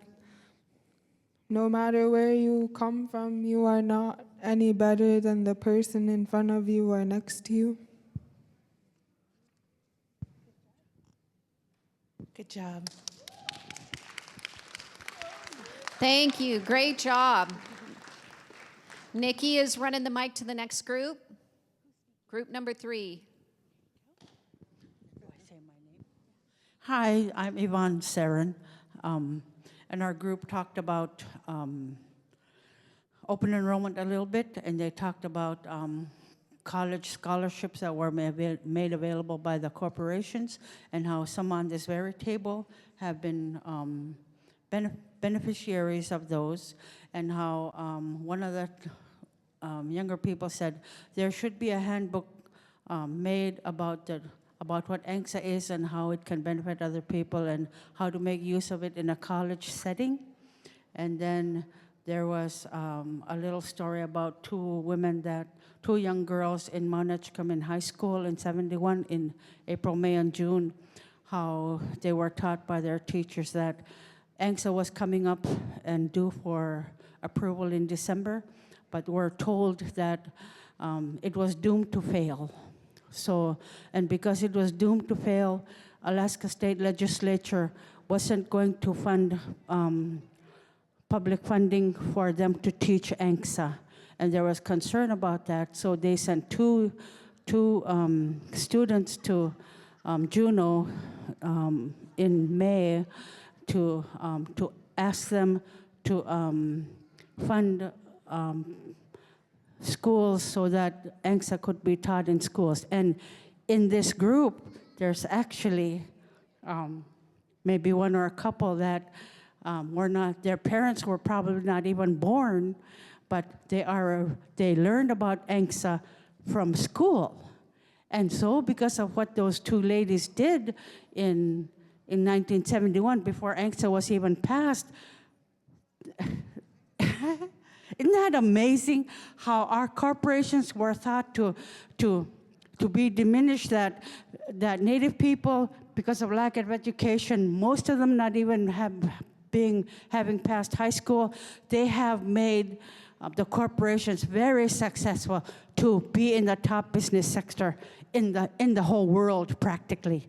I mean, I am so very proud of our Native people. Despite expectations to fail, they have not only passed their expectation, but they are thriving. We are thriving because of common sense, because of Native values, and aren't we proud of us all?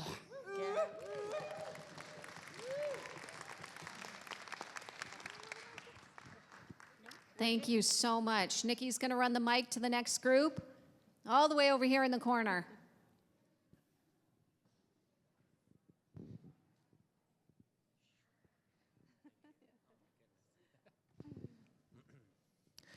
Hello, my name's Matty Hull.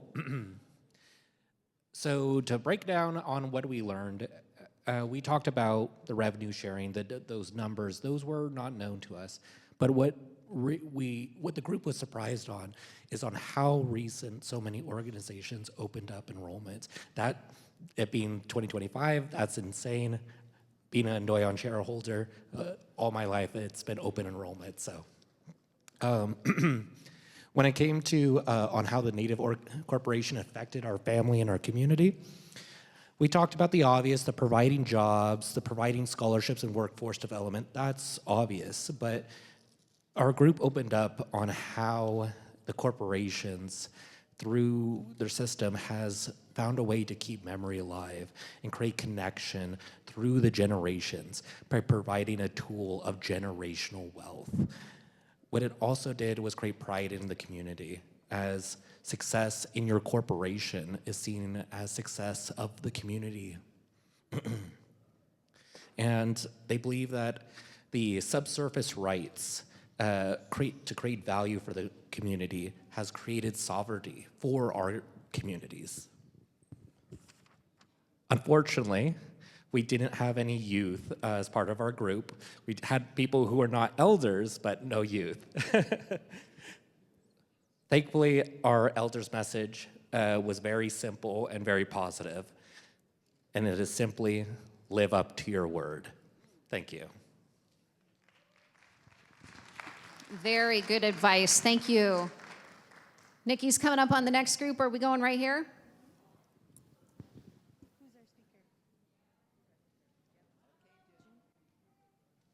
What? Boys.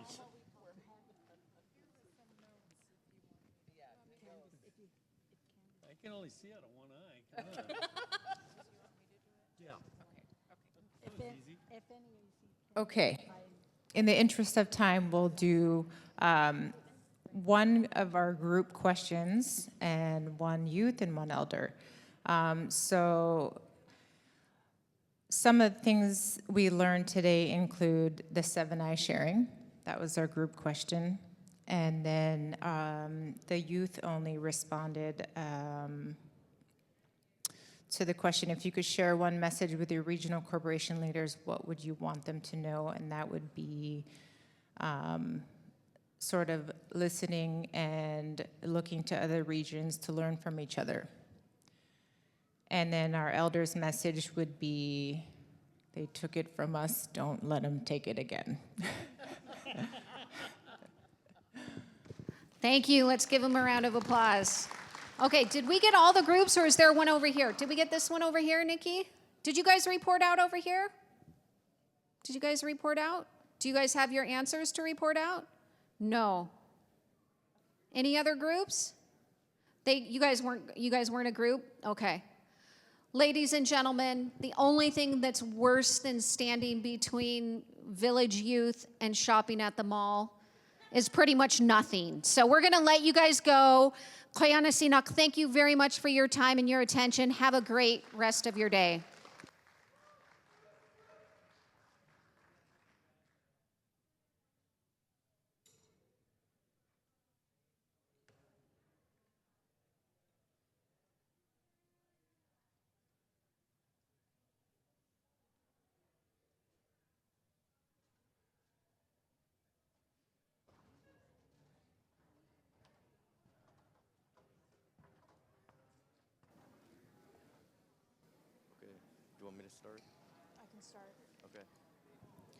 Thank you to everyone who volunteered to help a workshop.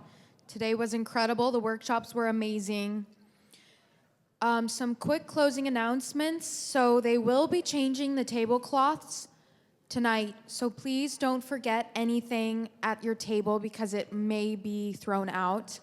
And another exciting announcement, don't forget about the teen dance. And if you are planning to go to the teen dance, remember, you must be registered and you must go with a chaperone.